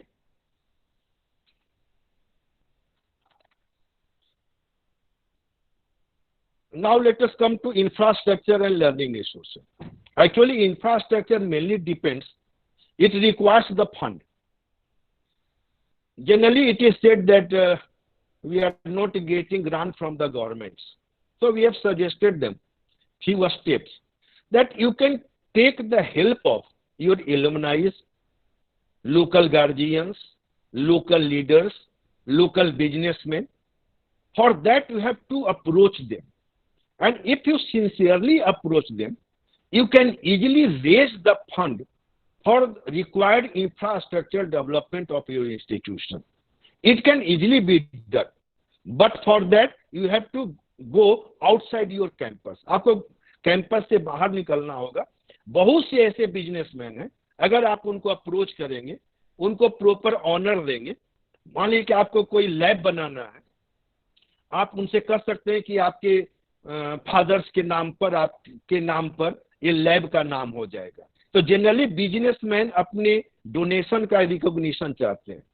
तो अगर आप चाहें तो बहुत से ऐसे बिजनेसमैन आपको मिल जाएंगे जो आपके यहाँ आ करके और आपके इंफ्रास्ट्रक्चर डेवलपमेंट में आपको मदद कर सकते हैं। तो even if you are not getting sufficient fund from the government, you can easily raise the fund which can be used for basic infrastructure development of your students. Infrastructure development can also be divided into several heads. First, that is the teaching learning process. इसके लिए आपको classroom चाहिए। Classroom में दो चीजें हैं, sufficient number of seats so far as the students are concerned. All the classrooms should be ICT enabled. Even if you are not able to develop a smart classroom, at least each classroom should be equipped with one LCD projector, whiteboard, and a computer or laptop, so that each teacher can use their ICT technique for delivering their lectures. So it can be easily done. It is not so costly. A smart room, one or two smart rooms in an institution will be sufficient, but each classroom should be furnished with the ICT based technology. Next is that is the cultural facilities. You should, if you have sufficient space, you should develop auditorium, etc. For game, you should have the grounds, etc. Or you can have a gym, yoga center. So all the infrastructure can be easily developed. Main, that is the library. This is one thing which institution can do of their own. It don't require so much fund. What is to be done, that libraries should be automated. You should have collection of rare books, manuscripts, etc. You should subscribe e-resources. There are so many e-journals which are free available. Even if they have the subscription, they are not costing much. So a number of your e-journals you must subscribe for your students. E-books can be made available. Database can be easily available. So your library is also the source of information to your students. So it is the basic duty of the institution and its management to provide automated, well-equipped, well-reached library for their students, and it can be done very easily. Now, there is a established system and procedure for maintenance and utilizing physical, academic, and support facilities. This is one issue which does not require any cost. Just you have to develop a system of maintenance of your infrastructure in the institution. Very few costs are involved. You can hire agency for maintenance of your e-resources, computers, etc. You can, but the need is only that you should develop a system for the maintenance. Otherwise, what we see that once the infrastructure was developed, but since it was not maintained regularly, it becomes useless after some years. So it is the basic thing that if you have raised the infrastructure, you should maintain it properly, whether it is the field, whether it is the auditorium, whether it is the gym, or any infrastructure. What we observe somewhere that gym is there. When we open the gym, we found that very seldomly the gym is being used by the student. So if you have the gym, it should give the result. You should motivate your students to join the gym. If you are conducting the yoga classes, it should be effort of the institution to see that a large number of students are going to the yoga classes. If you have the ground, you should motivate your students. You should keep trainers. Because if you have all the facilities, if all the games, but you won't have any trainer, generally a student don't go there. So these are the basic infrastructure which can easily be developed, and this only requires the willpower of the management. So these things can be developed very easily. A student support and progression system, it is also very much important, which is dealt with in criteria 5. One thing which is basic need. What we see nowadays that all of our students are lacking in communication skill and soft skill. So at very low cost, these two can be organized at the institution level. If you can, if your fund allows, you should develop at least one language lab for your students, which will help in developing their communication skill. One computer lab, which will help them in developing their soft skill. Even if you are not capable of that, your fund do not allow for the establishment of these two centers, you should give franchises. There are so many agencies which are eager to come to your campus and provide these two facilities at very mere cost. So these two facilities are very much essential for any institution. I am requesting all the institutions that you should develop these two either of your own, or you can take help of the franchisee. You can invite the agency who will give these skills to your students.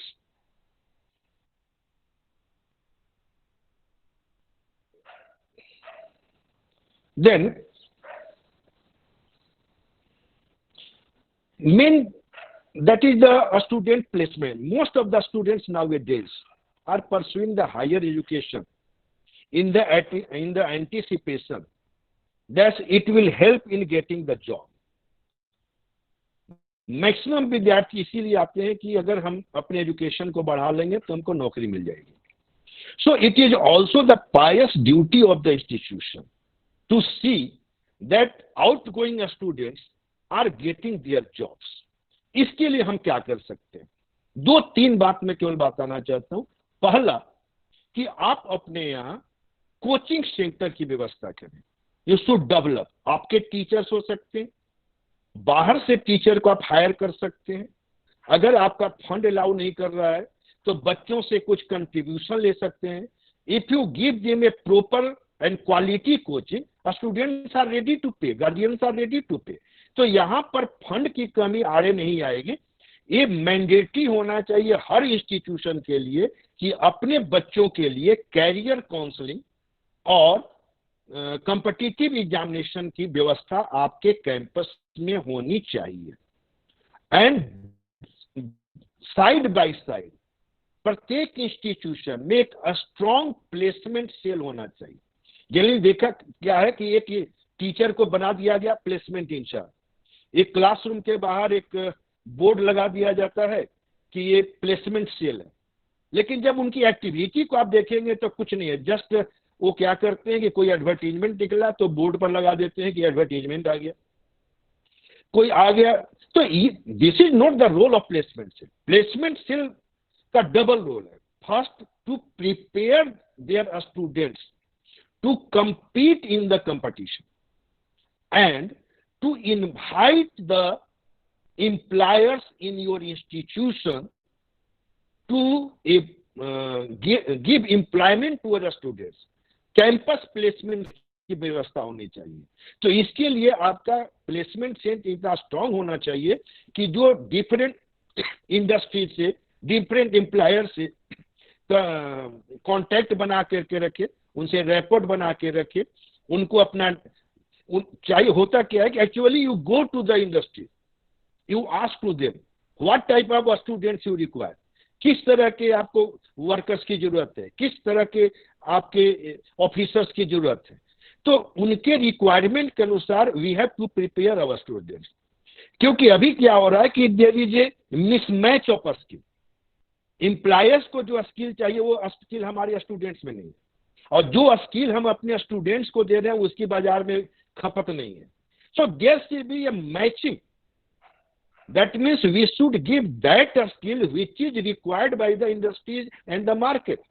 हमें वो skill अपने बच्चों को देना है जिसकी बाजार में मांग है, यानी डिमांड बेस्ड स्किल जिसको हम लोग कहते हैं। तो इसके लिए एक पूरी टीम हमें इंस्टीट्यूशन में बना के रखनी चाहिए, जो अपने पेरी में, एरिया में, अपने रीजन में, स्टेट में डिफरेंट जा करके डिफरेंट जो स्टेक होल्डर्स हैं, इंडस्ट्रीज हैं, प्राइवेट सेक्टर्स हैं, बिजनेसमैन हैं, उनसे हम बात करें कि किस तरह के स्किल की आपको जरूरत है, और वहां से आकर के आप अपने आईक्यूएक सेल के माध्यम से अपने बच्चों को डिफरेंट ट्रेनिंग दे करके वो स्किल डेवलप करें, so that to increase the employability of our student, ताकि हम उनके एम्प्लॉयबिलिटी को अधिक से अधिक बढ़ा सकें।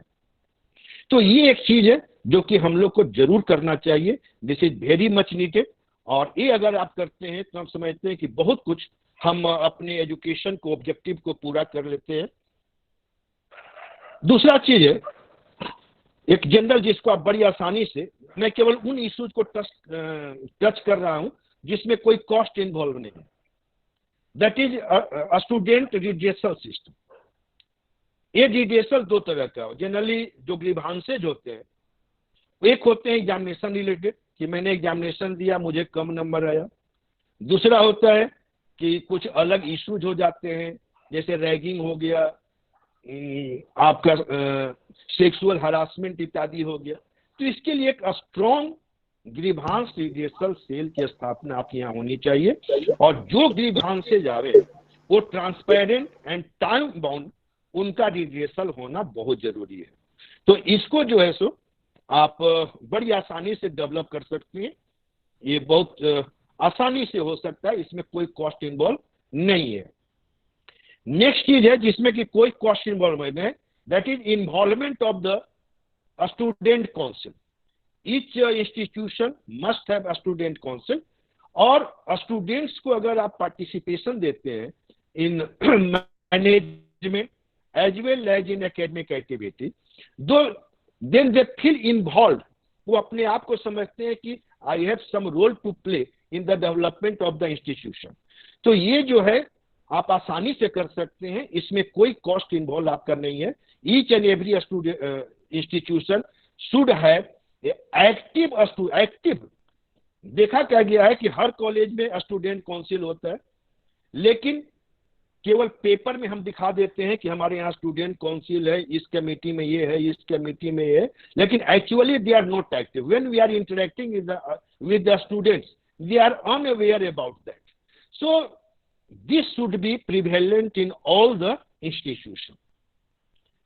Similarly, the alumni are also highly helpful to the institution.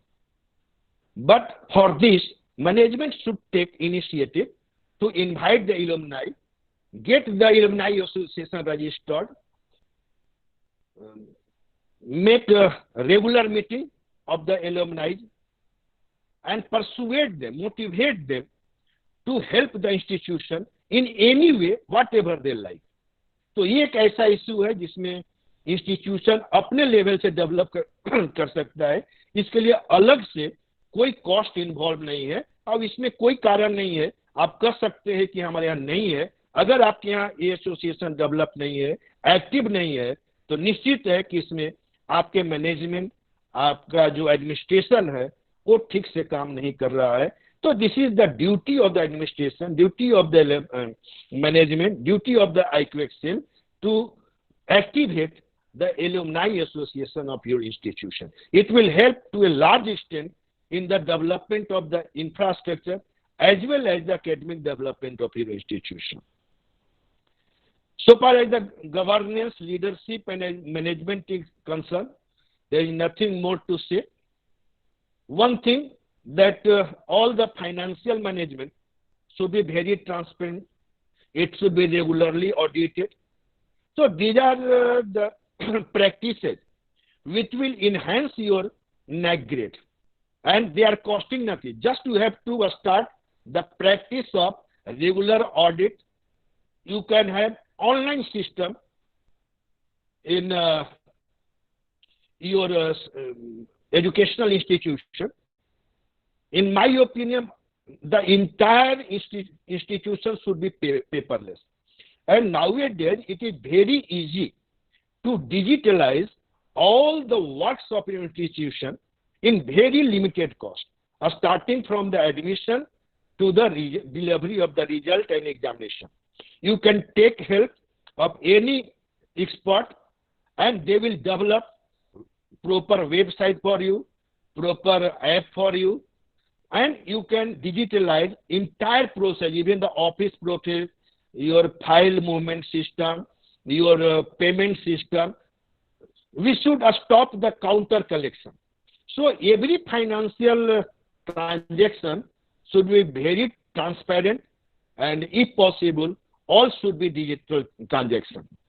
IQAC has a special law. So many experts have discussed upon it, so I don't want to touch it again. Then main issue, that is the institutional values, best practices, gender equity, sensitization. These are the basic ethics or basic needs of the higher education or any education, you can say.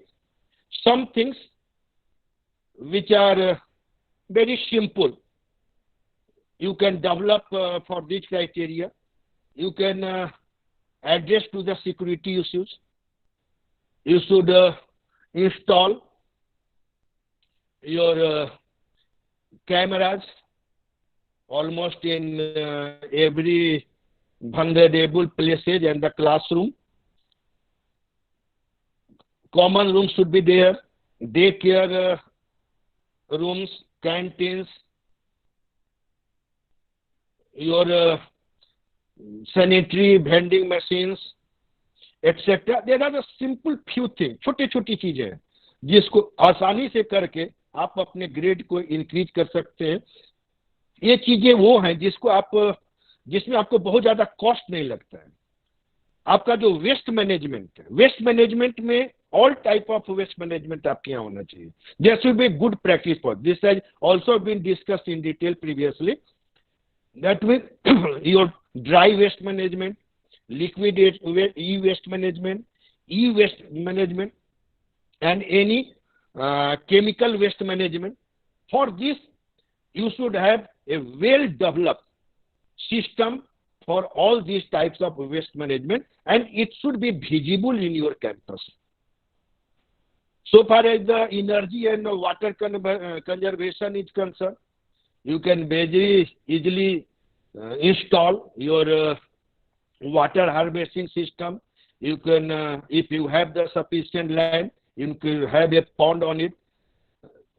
So there are so many, you can recharge your tube wells, etc. So these are the system which these are the practices which an institution can practice at very low cost. Waste management, water conservation, your alternative energy, if possible. You can use your solar energy. If possible, you can establish the biogas plant. If not, you can use very simple. You should change all your lights by LED bulbs, etc. So these are the very small practices which can very easily be done. And each and every criterion and its sub-criteria are so clearly mentioned in the NAAC manual that if you go through each and every criterion and sub-criterion, you can easily identify those. There are two types. One, which are beyond your capability, which are beyond your power. You can't do anything on that count. But there are so many criterions and sub-criterion which can easily be practiced, which can easily be achieved at the institution level. So if you have the willpower, if you have the interest, you can easily develop the educational quality of your students, educational outcome of your students. And at last, again, I would like to say that all this is a collective effort. It is not only the problem of the management, it is not only the problem of the IQ excel. Each and every, whether they are the teaching faculties, whether they are the non-teaching faculties, where they are the managements, where they are the guardians or the alumni, all stakeholders, all persons taken, it is their joint responsibility to upgrade the level of your educational institution. So now I think it is too late because session was running late. So I won't take your much time. Many thanks to all of you. So now again thanks and over to Sarita. Thank you, sir. Thanks a lot. It's very important to know about whatever you have told us, and your session was full of passion, priceless knowledge. Thank you very much, sir, for sharing your insightful knowledge with us. I would like to thank you a lot for giving your valuable time to sparkle our event. Thanks a lot, sir. Thank you. Dear participants, as you know that RFI believes in continue serving through its conferences and other valuable programs. In this regard, I want to call upon Dr. Parul Sharda ma'am to tell more about upcoming international conference of RFI. Parul ma'am, are you here? Parul Sharda ma'am. Parul Yes, ma'am? Yes, ma'am. Yes, ma'am, please. Yes, it's over to you, ma'am. Yes, thank you so much, ma'am.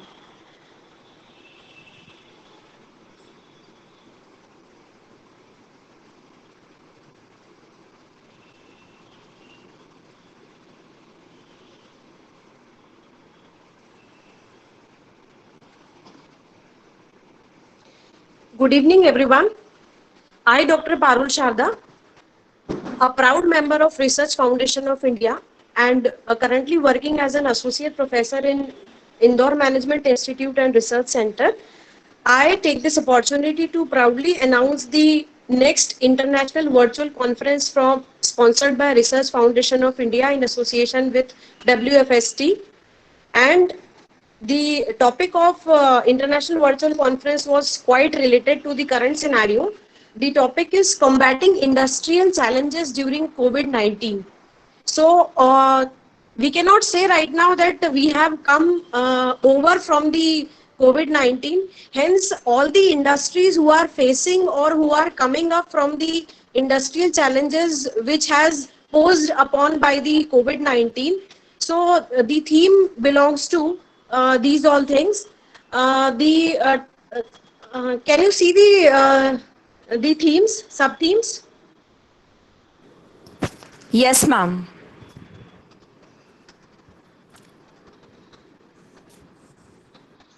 So the conference sub-themes are opportunities and threats post-COVID, all industrial sectors including education, information technology, tourism and aviation, banking and financial services, supply chain and logistics, production and manufacturing, health and pharmacy.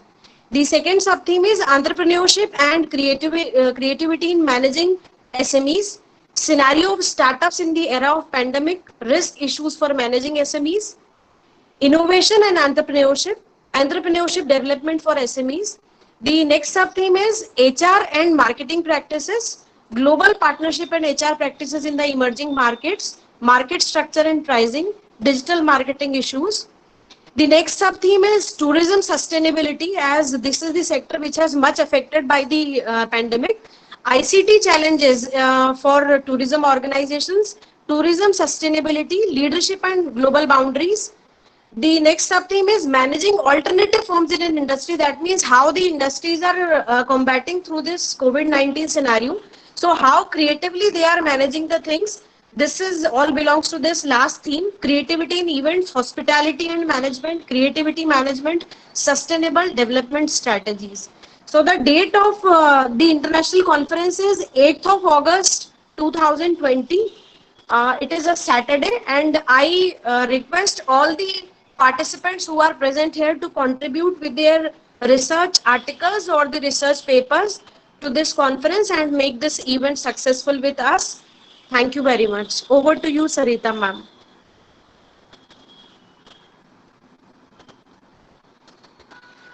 Dr. Sarita Rana, over to you.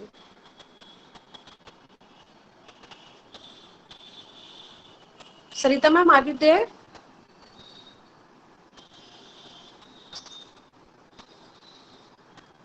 I'll be posting this information, the links and all on the FDP group as well, and on the information on the website as well, and you will be getting all the information there. Over to you, Sarita ma'am. Okay, thank you. Thanks a lot, Parul ma'am. So, dear participants, it's you who make our program successful. It's you who is the life of RFI. So, dear participants, the theme is so vast. Anyone can take part in the upcoming conference. In this regard, I also want to share with you that the FDP on SPSS, which was earlier planned from 15th of July, it will start from 22nd July. SPSS FDP, which was earlier planned to start from 15th of July, is now going to start from 22nd July. Okay? So, I know we are running a little late, but it's okay because here is one more beautiful session. When this is a time to solve our queries. I think that we all will be having some question in our mind. So, we have the solution with us with our expert panel. Next, dazzling session will be the session from our expert, Dr. Rupesh Shukla sir in this. Sir has 20 years of work experience in academics, currently working with Shri Cloth Market Kanya Vanijya Mahavidyalaya Indore. He has completed his PhD in e-governance, member of Syllabus Review Committee, Exam Control Board of Autonomous Institutional and IQAC member. He has published more than 10 research papers in referred and UGC journal which are related to NAAC 2. Attended different workshops conducted by IIT, CDAC, IEEE, MHRD and UNICEF. He has attended many training programs and workshops for NAAC accreditation. Published book for UG student with ISBN number. Published 15 research papers in peer-reviewed journal. Sir, I would like to welcome you to add glory in the sensation and to develop the skill of excellency by your session. Rupesh Shukla, sir. So over to you now. Thank you, Sarita ma'am. Hello. Hello. Yes, sir. Yes, Beena ma'am. Yeah, ma'am. Good evening, sir. Good evening, ma'am. Good evening Yes, to Ajay ma'am. sir also. Sir, I have one query. Hello, Okay. Yes, Yes, yes. ma'am. Yes, ma'am. am I audible, ma'am? Yes, ma'am. You are audible. Due to unforced, I am from Manasam College, which is located at Vilepalli West. Due to some unforeseen contingency, namely lockdown, we can say, our college SSR submission got affected. So, waiting for the guidelines from the NAAC authority for completion and what is the procedure and last day for submission, sir? Hello. Yes, sir. Yeah, ma'am. I'm audible. Yes, sir. Yes, sir. So, as per submission of your SSR, NAAC has Yes. posted some comments on their websites. They will issue new guideline regarding this, and they have postponed all the activities related to this one. So, So, don't worry about this. okay, sir, can you give me website for this? NAAC.gov.in, ma'am. Which one? NAAC.gov.in. I will post in chat box. Okay, fine, sir. Okay, okay. After Yes, sir. this session, And I will second post. question Okay. was there. Yes. What is the like procedures for registration? Yes, Like yes, register, everything yes, is yes. there. Yes, actually, sir ये excuse me Rupesh sir yes, sir. Sir actually क्या session अभी काफी अपना late हुआ है तो I request all participants ये question answer ये सेशन होने के बाद में हम कर ले तो ज्यादा बेहतर रहेगा थोड़ा सा क्योंकि मैं अभी फास्ट सेशन बाकी में है सर बस बहुत फास्ट एक session yes sir 20 so I to 50 request all participants please all your question after this session thank you so much thank you so Okay, much. okay, sir. Yeah, yeah.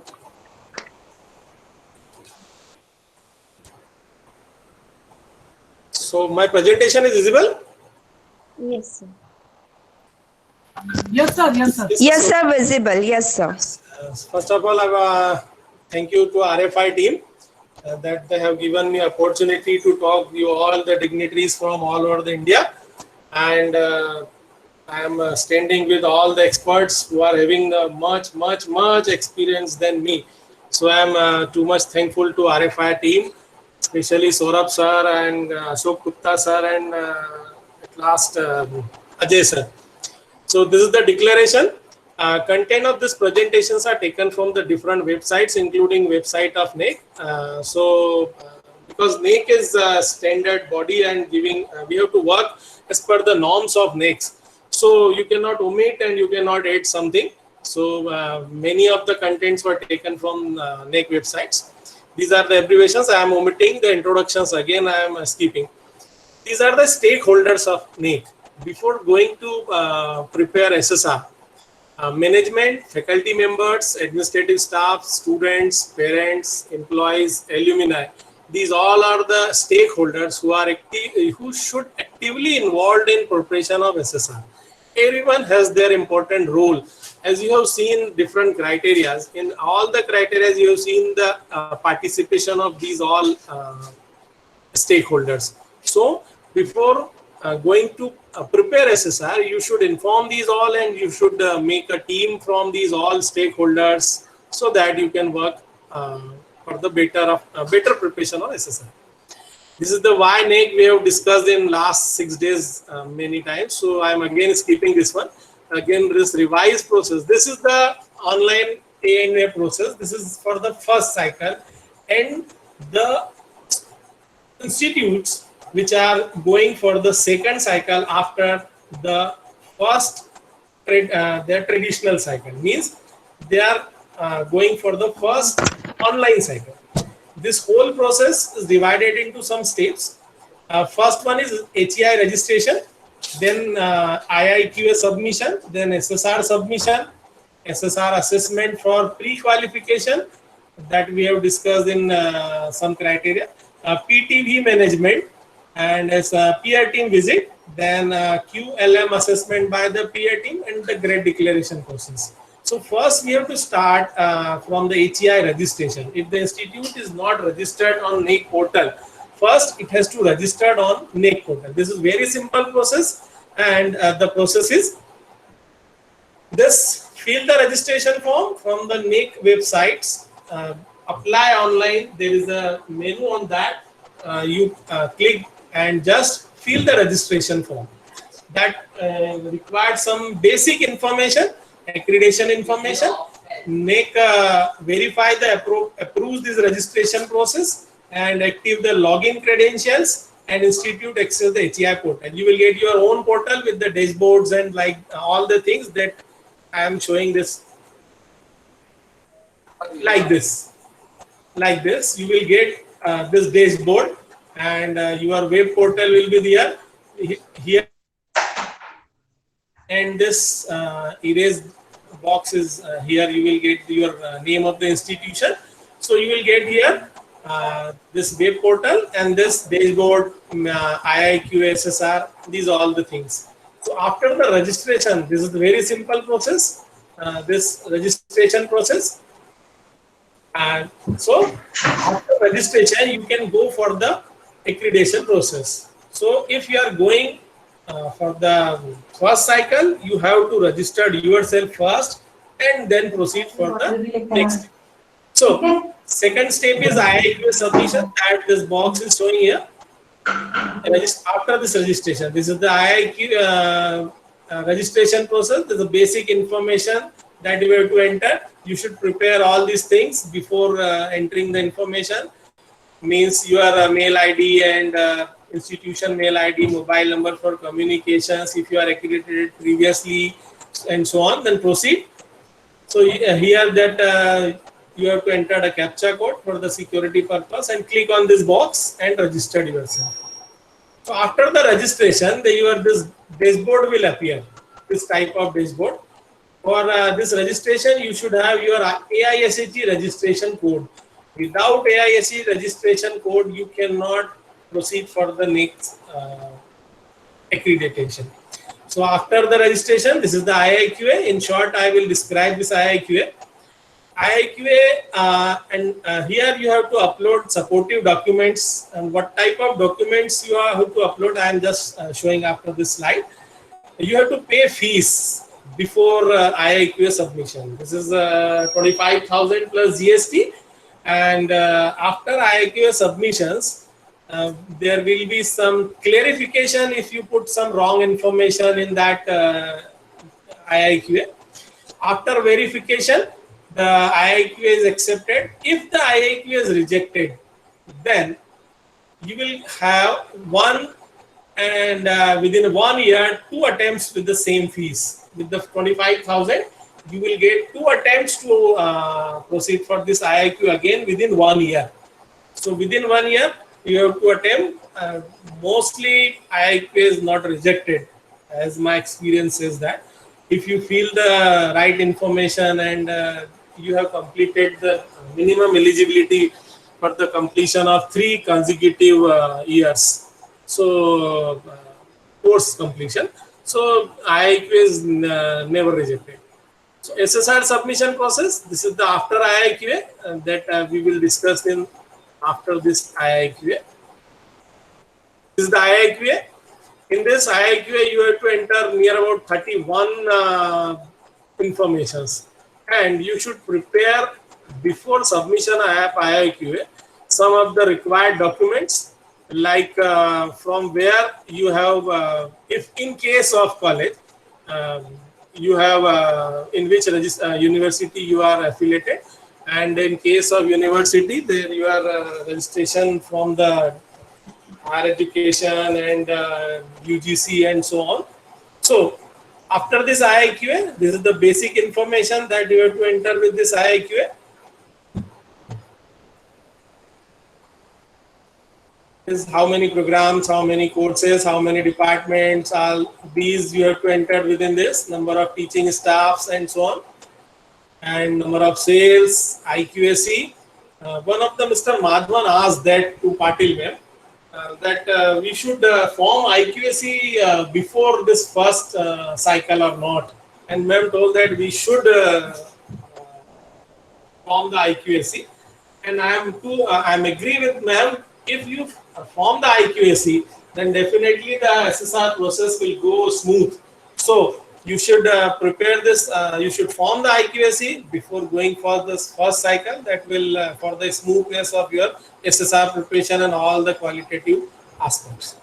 So these are some here you have to upload your AISHE certificate. This IIQA procedure is similar for all the higher educations like university or other autonomous institution or UGB. And one more thing, only some of the criteria are different.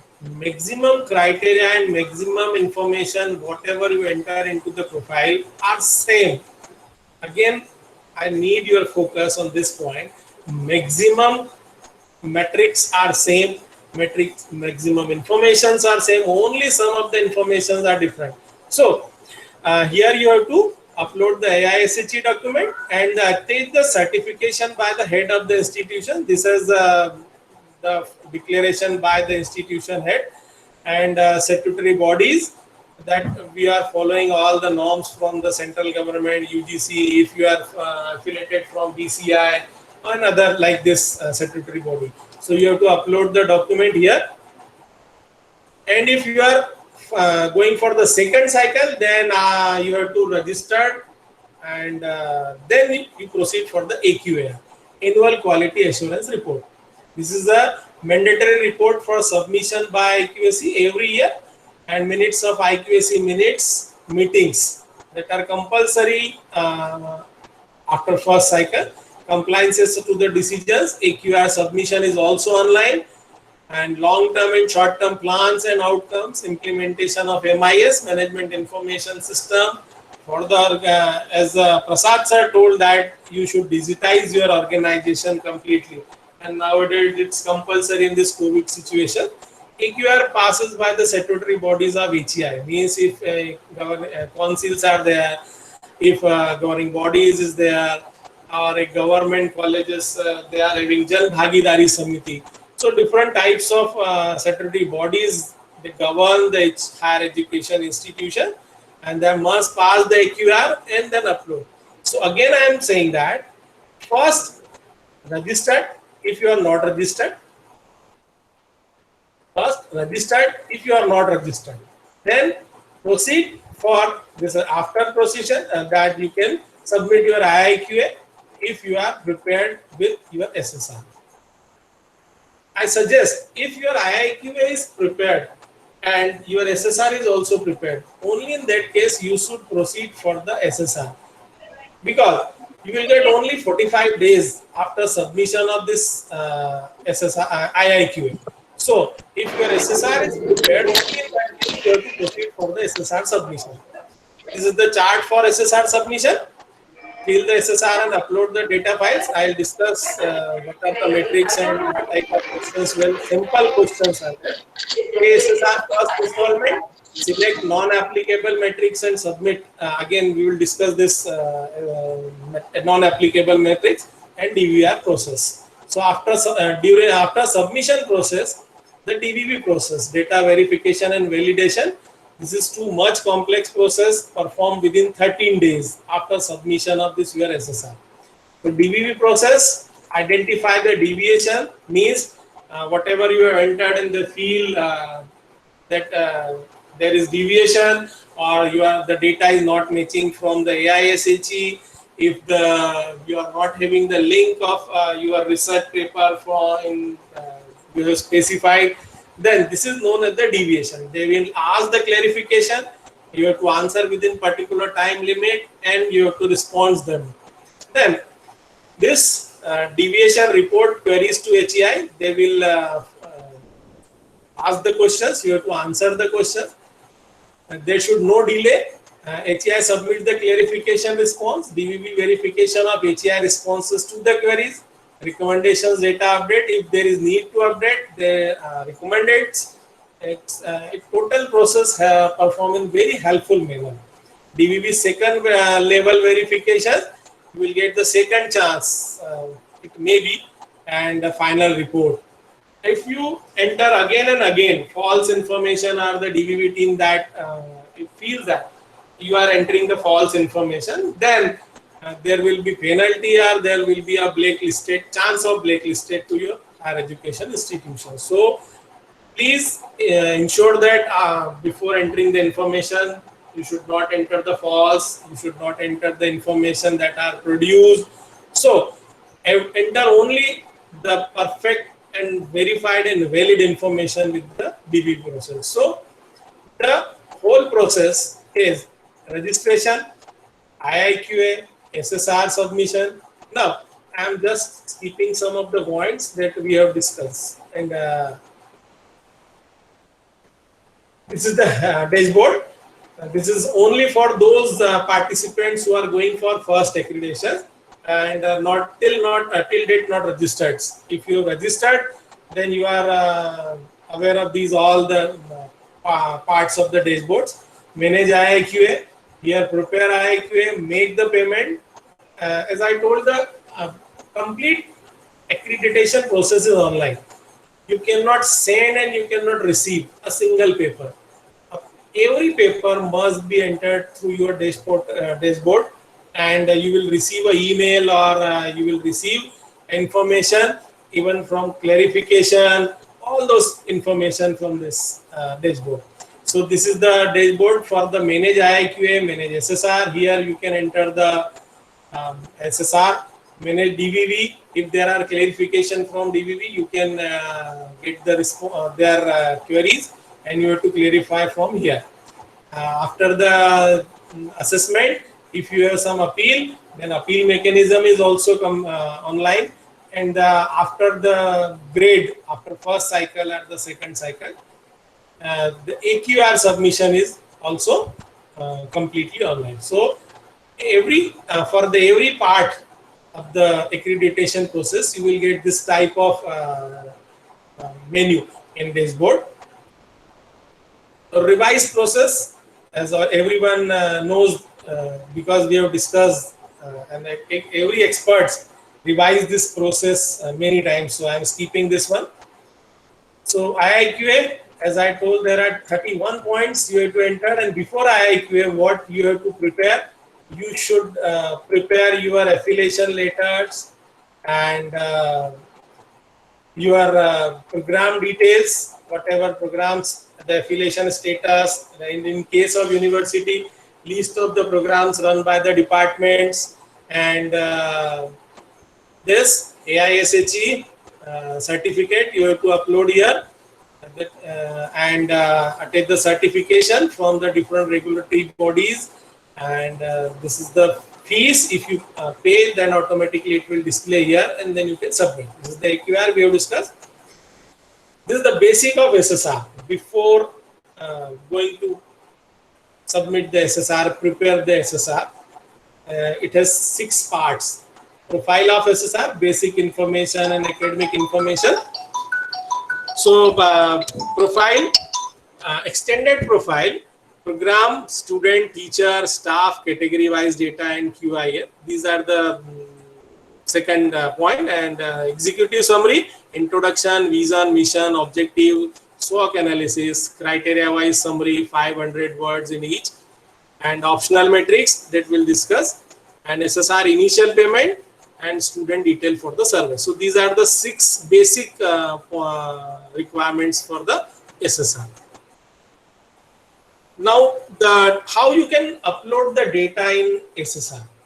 These are the 1, 2, 3, 4, 5 ways to enter the data. First one is template.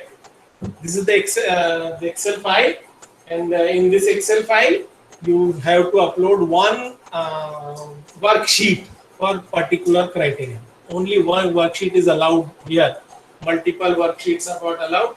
If you download this template from NAAC website, so some deviation may be there. So you have to prepare yourself before submission or before uploading the templates, that there may be variation in the templates available on NAAC website and the template you will get from your dashboard. Again, I need your focus on this point.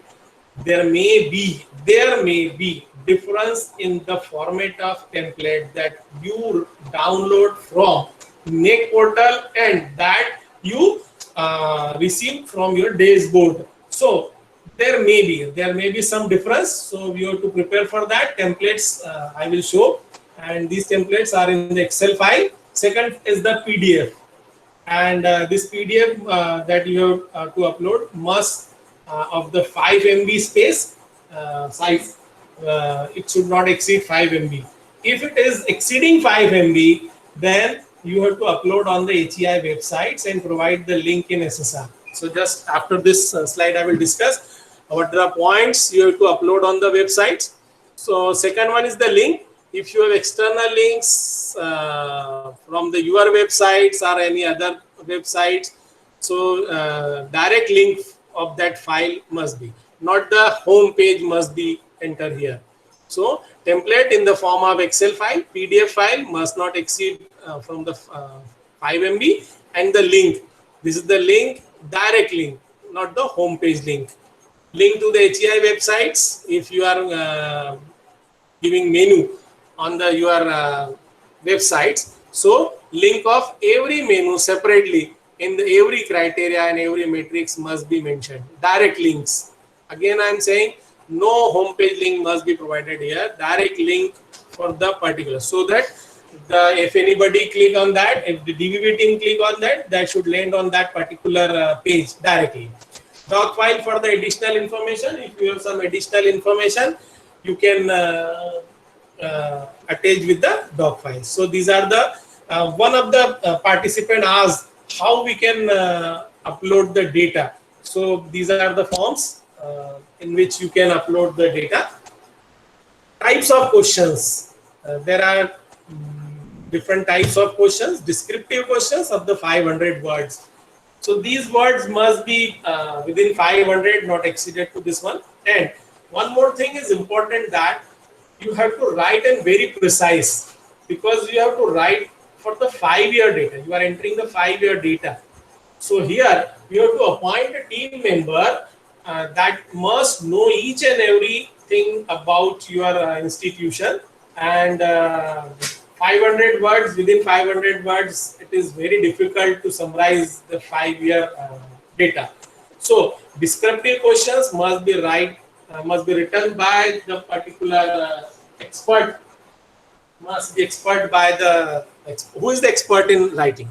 Multiple choice questions, formula based question, and yes no questions. Simple questions. This is the first question, QLM, that most of the experts discuss qualitative metric and quantitative metrics. The qualitative metrics must be written in the 500 words.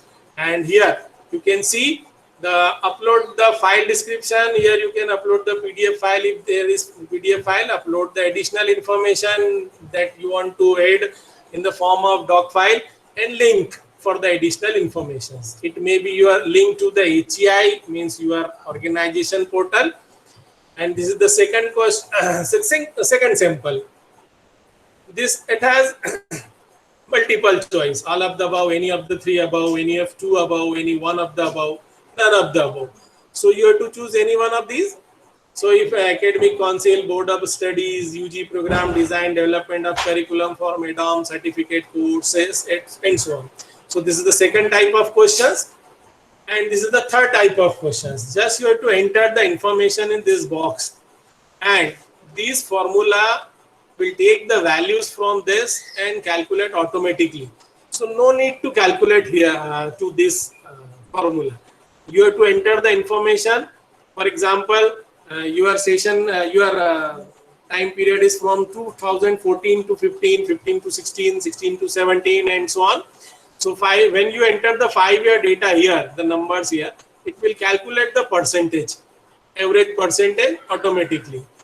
And one more question is this: number of add-on programs. So here, how many programs are there? Data requirements are there. Name of the add-on programs, number of times. This is the template questions. So you have to upload the templates. That is in the form of Excel file. And next one is 2:1:1 demand ratio. Again, this is the number of seats available here during the last 5 years. So here the ratio will be calculated. This is average ratio. You can see here, just enter the year and the number of seats available per year, so that you can calculate as per the data template, automatically will be calculated ratio per year, and the average ratio will be also calculated. This is the next average enrollment percentage. Number of students admitted year-wise during the last 5 years, and number of sanctioned seats year-wise during the last 5 years. So you can see here there is no table, but in dashboard you will get a table. So there is some variation in templates and manuals and whatever you get in the dashboard in your portal. So you should prepare for that. Here you have to enter the data in tabular form and templates. So this percentage per year and the average percentage per year will be calculated automatically. So most of the participants are from the university, and most of them are from the UG, PG college and autonomous college. So this you can see what are the difference in criteria 1. So you can proceed for the every criteria, because time will not allow me to explain each and every criteria in this way. So just I am explaining only one criteria and one sample. With one sample, effective curriculum delivery, development curricula and program outcome, course outcome, PSO. That one of the experts describe all these things. And effective curriculum, this is CBCS, new course introduced, subject related, and this. So here you can see that this subject related certificate add-on programs. This is for the UG PG college, and the subject elective course. This is if you have introduced new course, then this is for the university. But if CBCS are elective course here, then this is for the UG PG college. Then subject related certificate or add-on programs, then this is the key point of the UG, and for the university this is CBCS. So there are difference only in this metric number. So you have to enter some information same in UG PG college and autonomous college or university. Only slight changes are there. So here you can see this is the same question for both the type of HEI. A cross-cutting issue. This is same for UGPG and for the university and autonomous colleges.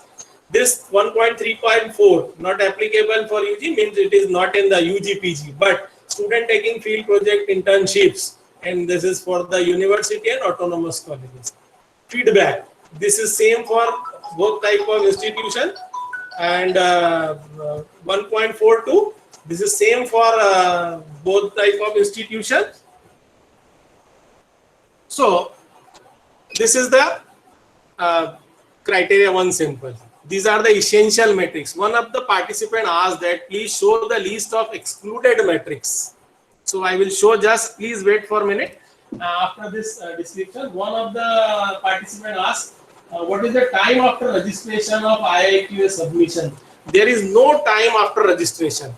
You can register yourself today and you can proceed for IIQA 1 year, after 2 years. So, as Devendra sir told that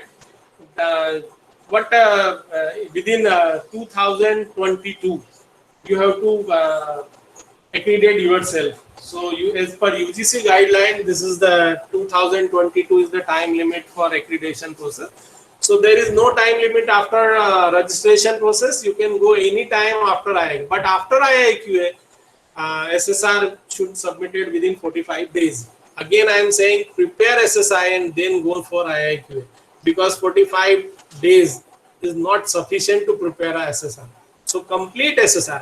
I will suggest 100% SSR is prepare and then go for the IIQA, because within 45 days you will see many changes. Many changes will you want to change in your SSR. So when you submitted SSR, you cannot change. So be prepared for the submission of SSR. These are the essential metrics for the UG and PG and university and autonomous colleges. So you can see U for university, Auto C means autonomous colleges are there, affiliated constitute colleges. These are the essential metrics. These first three metrics are essential for, I will share this PPT with you. So don't worry about this. So we have discussed many points. So I am not repeating the metrics, the percentage of program and this and so on. So criteria 2, these are the some essential metrics, means you have to enter the data in these metrics compulsory. If you belong to university, then these three are compulsory. If you belong to affiliated college, then this one is compulsory. You cannot skip. This is the compulsory.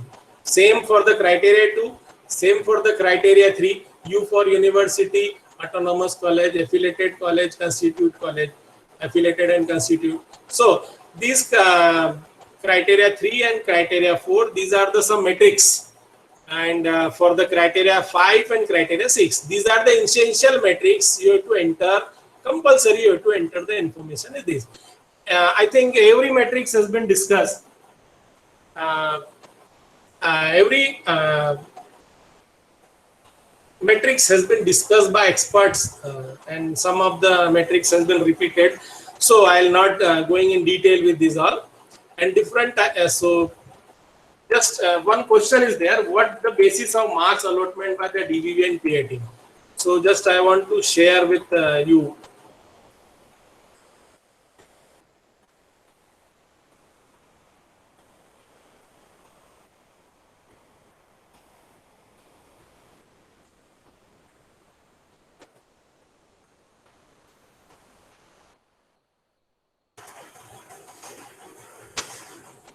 Please wait, Bane. One of the question is there, so I want to give the answer of that. This is very difficult process.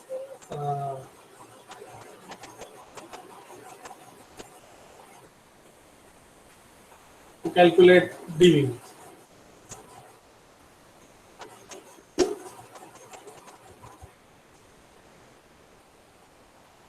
Just so I am proceeding for that next criteria. Just I am parallelly I am finding the query also.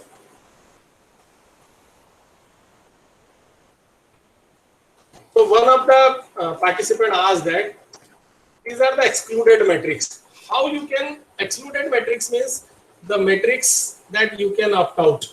Opt out means if you don't want to include the metrics which are not relevant to your education institution, your higher education institutions, you can exclude. These are the sample. These are the sample that you are seeing here. But if these are not relevant to your institution, that you can take another.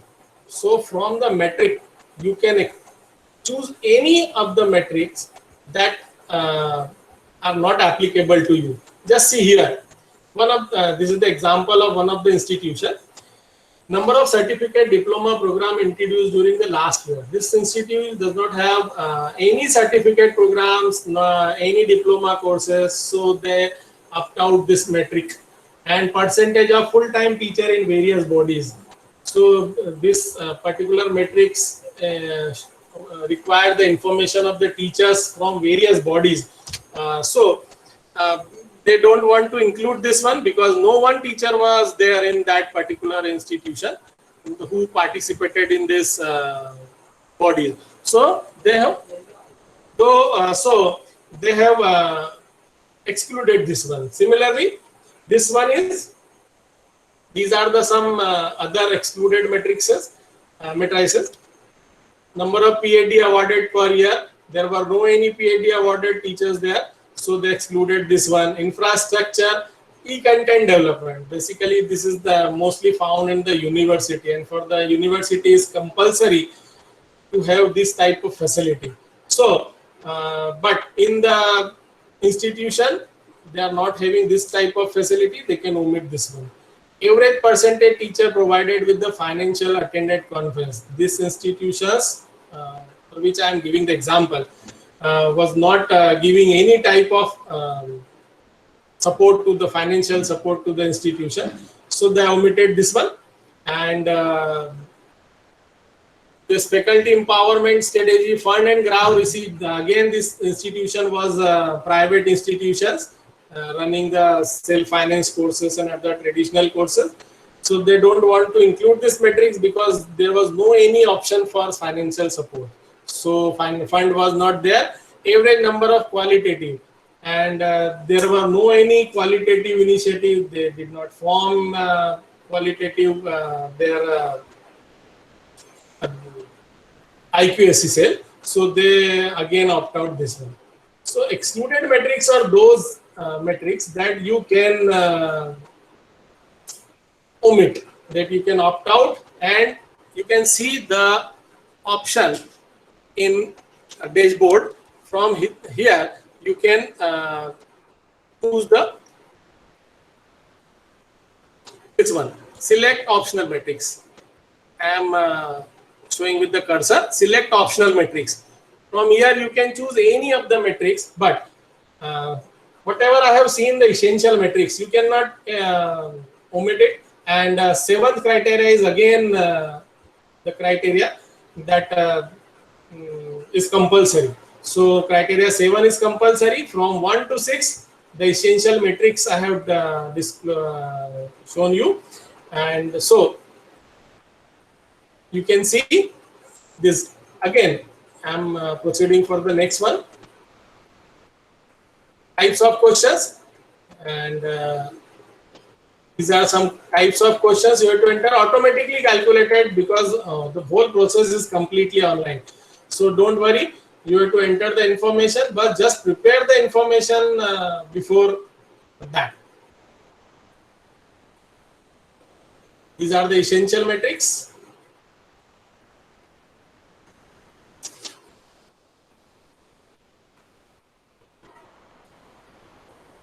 Yes, I am shifting to the question, how DVB team and peer team calculate the points. So I need your focus on this particular point. If your percentage, what I am saying, if your percentage is 0, that's why they have given option of this opt-out metric. You can choose some metrics that you don't want to include in your SSR. If you still you have some metrics in which you get 0, then marks will be 0.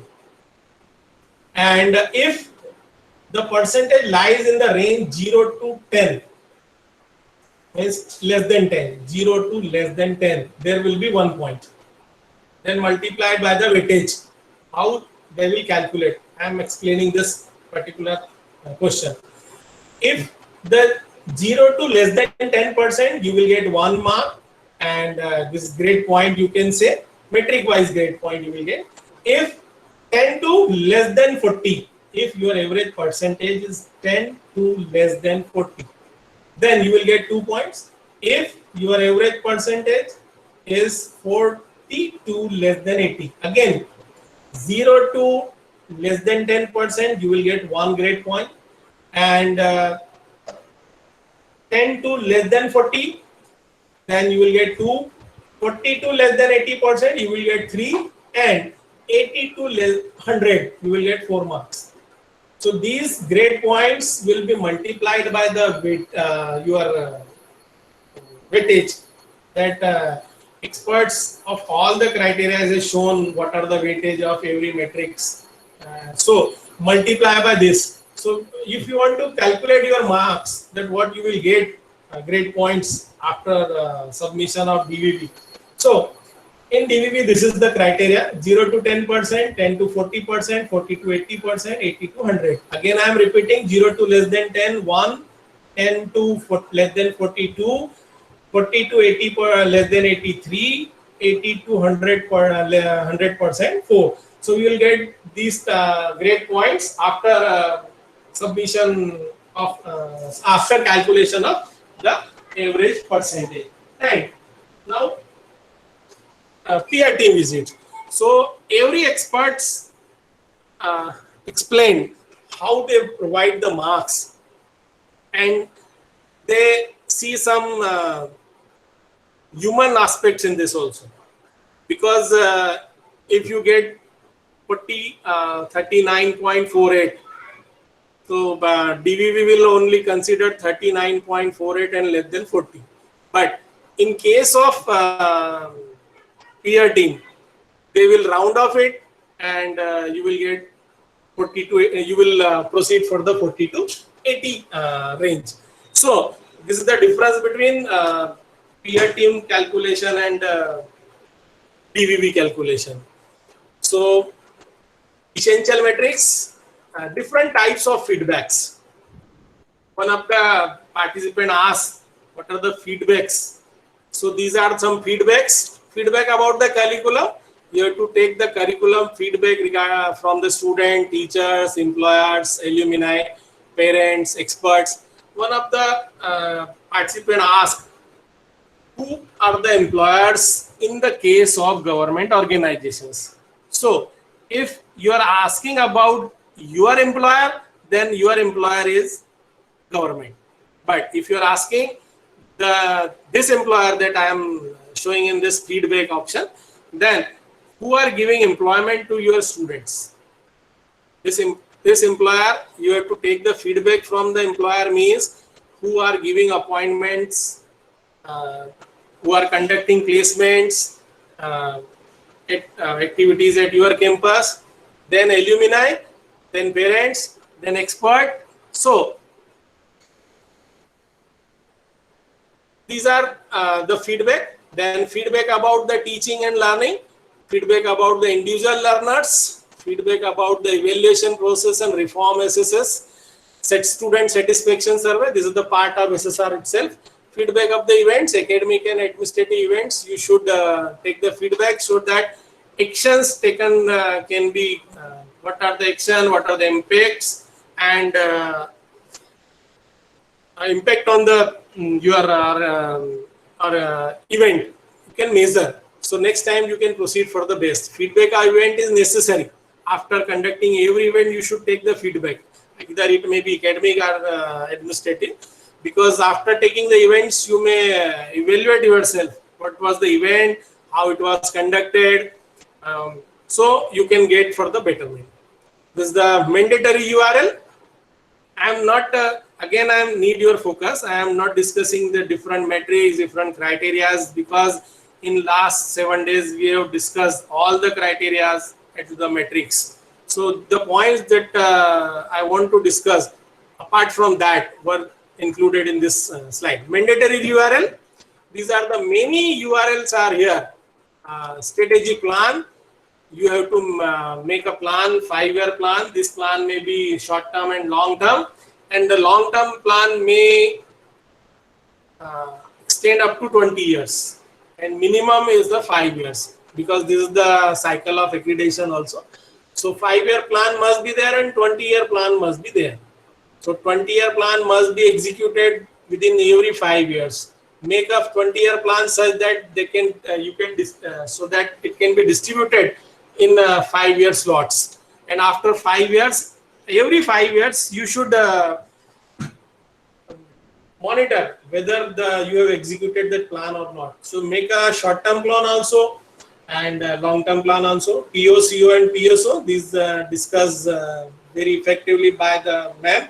Different committees, management, faculty, staff, student, you have to show with the various metrics. These committees may be required, and that may be easy to show that there are student involvement in your day-to-day activity. Even academic and administrative activity, you are involving your students, so it is necessary to show the different committees. Then feedback reports. One of the participants asked, it is necessary to display the action report on HEI portal. Yes, it is compulsory, because one of the metric, you have to display the metric, the link of URL you have to enter where the action report, taken report has been displayed on the URL. And research promotion policies.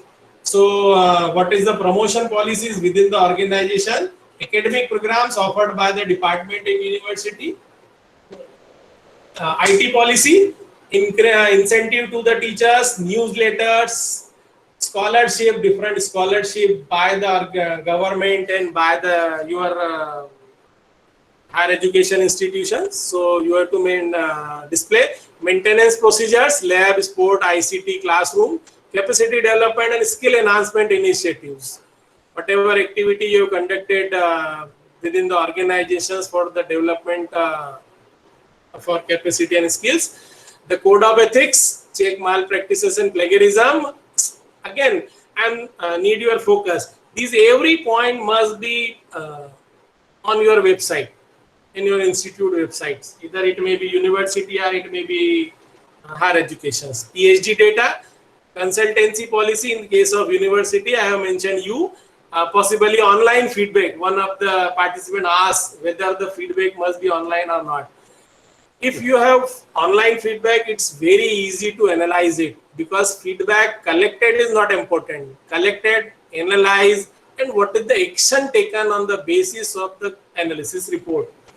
So, feedback must be analyzed and displayed the action report on the websites. Code of conduct, handbook for the different stakeholders, means for the staff members, faculty, teaching staff, non-teaching staff, and so on.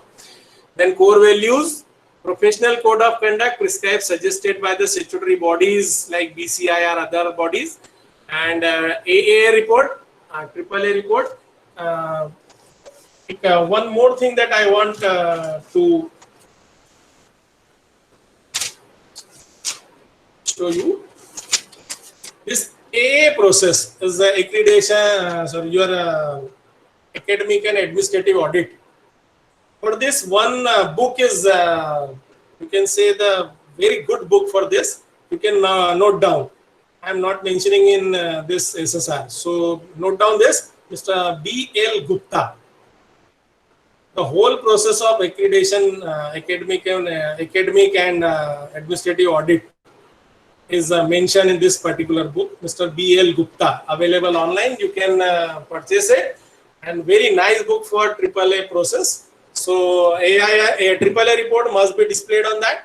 Different certificate from the NAAC, NIRF, ISO, NBA, declaration of HEI.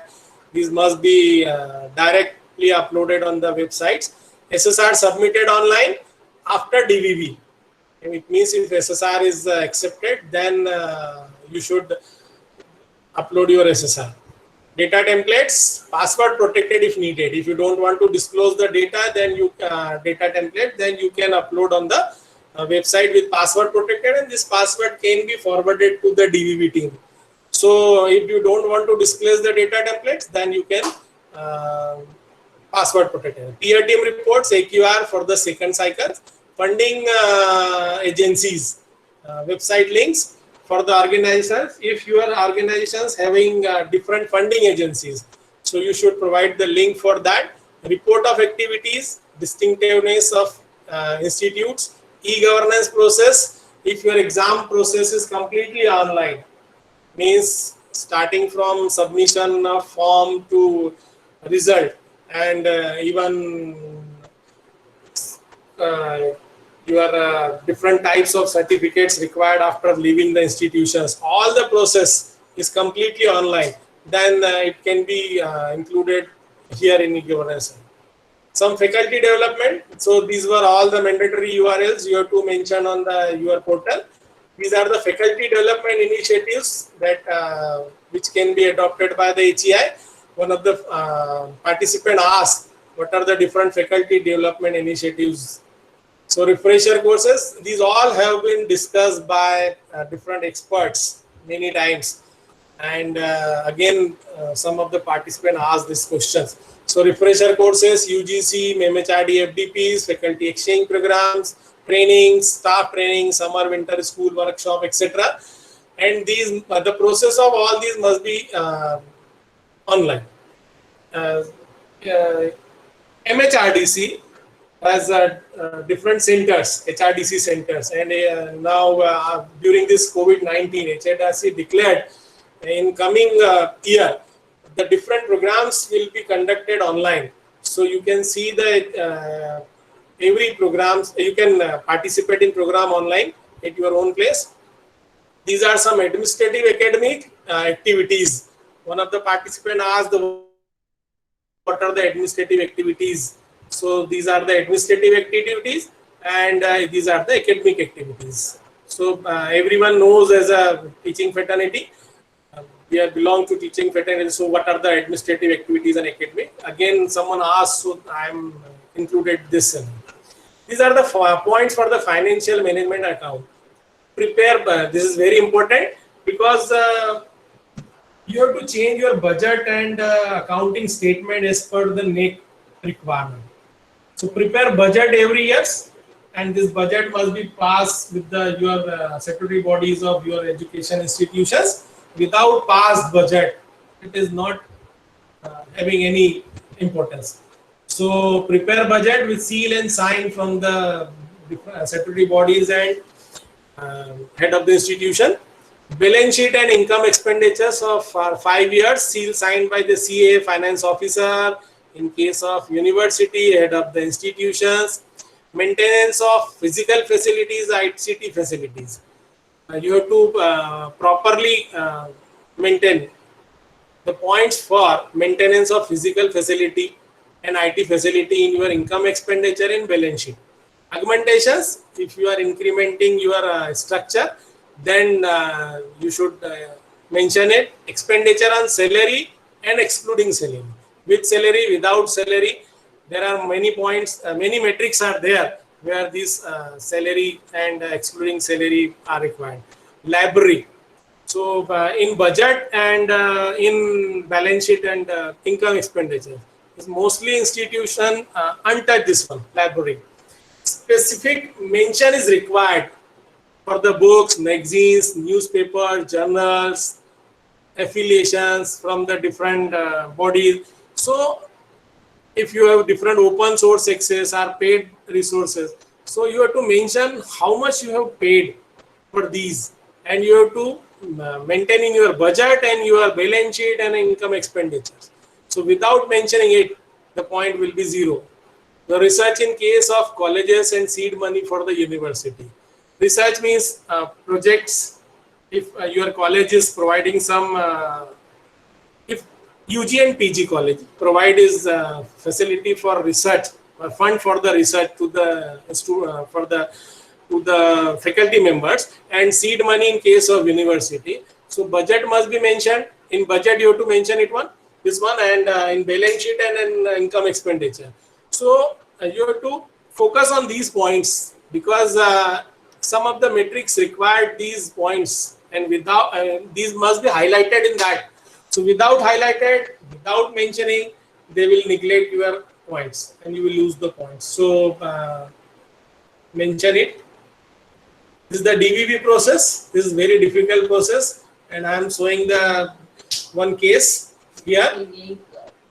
This DVB. So I have told you that enter the information with very careful manner, because you can see if you enter the wrong information, what will be the effect of that. If you enter the wrong information in extended profile, that you see here 113241, these are the metrics. This is the shown by DVB team. This is displayed by the DVB team. I am not displaying from my side. So this you can see here. This is the HEI input, and during the SSR, what they suggested, and after clarification, HEI accepted this one and recommended input by the DVB team. So you can see what are the effect of this particular information. These are the metric that affected with this one. So you can see here, however, the number can only be the many as the sanction strength. The HEI data does not make the names and the numbers 241. So if the number are not matched, they will raise the query. Do you suggest input regarding the number of full-time teachers in the year? Full-time teachers, experts has already discussed on this point. So you can see here DVB suggestion recommended. After clarification, the DVB team was suggested. Your recommendation was forwarded. This is again one of the clarification. 6296. Average percent of student enrolled in the subject related certificate programs. You can see 18, 19, 62, 16, 17, 96. the documentation process of this particular certificate and diploma program is very maintaining is very important, because if you will not maintain, then what will be the impact? You can see here the recommendation was 000. As per this particular institution, the 62 students were registered in 1819, 96 were registered in 1617, but there was they're not offered any certificate programs or value added, importing, transferable and life skill and add-on courses last 5 years as per guideline of the certificate. 30 days is the minimum for the certificate course. So if you are not following the guideline, what will be the impact? You can see here. So there is a chance of penalty. HEI whose metrics are found to be deviated will liable for the penalty or legal actions. Their first installment of accreditations will also be fortified, and the name of such HEI will be sent to statutory authorities for further actions. In previous seminar conducted by the Research Foundation of India in last month, one of the university was blacklisted. Some of the participants from that university asked the questions, what will happen if we have blacklisted from NAAC? But they are not blacklisted from UGC list. They are blacklisted from NAAC list. So blacklisted is the option for as a penalty, and the appeal mechanism is there. This is the similar process in appeal mechanism. Just you have to pay 1 lakh rupees for this and 18% GST, and similar to SSR window. You want to change in some, you cannot change. First, you can suggest or you can request, not suggest. You can request. The DVV team or the peer team is not considered this point. So you can consider it. You can. Hello. This can be explained by one of the example. What type of appeal you can raise here? Suppose you entered the number of research papers in UGC listed journals. As per DVB team, if UGC CARE listed journals are there and you will provide the link to the particular research paper, only they will accept it.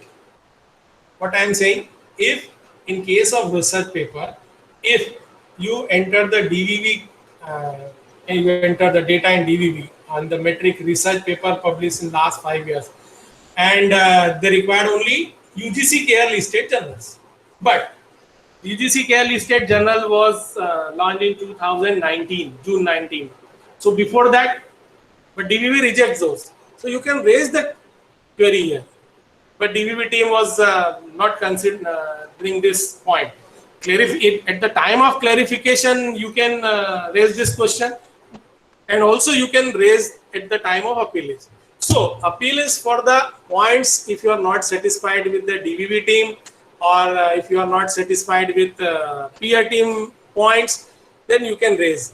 But in most of the cases, appeal may be unchanged, means you will not get change any grade.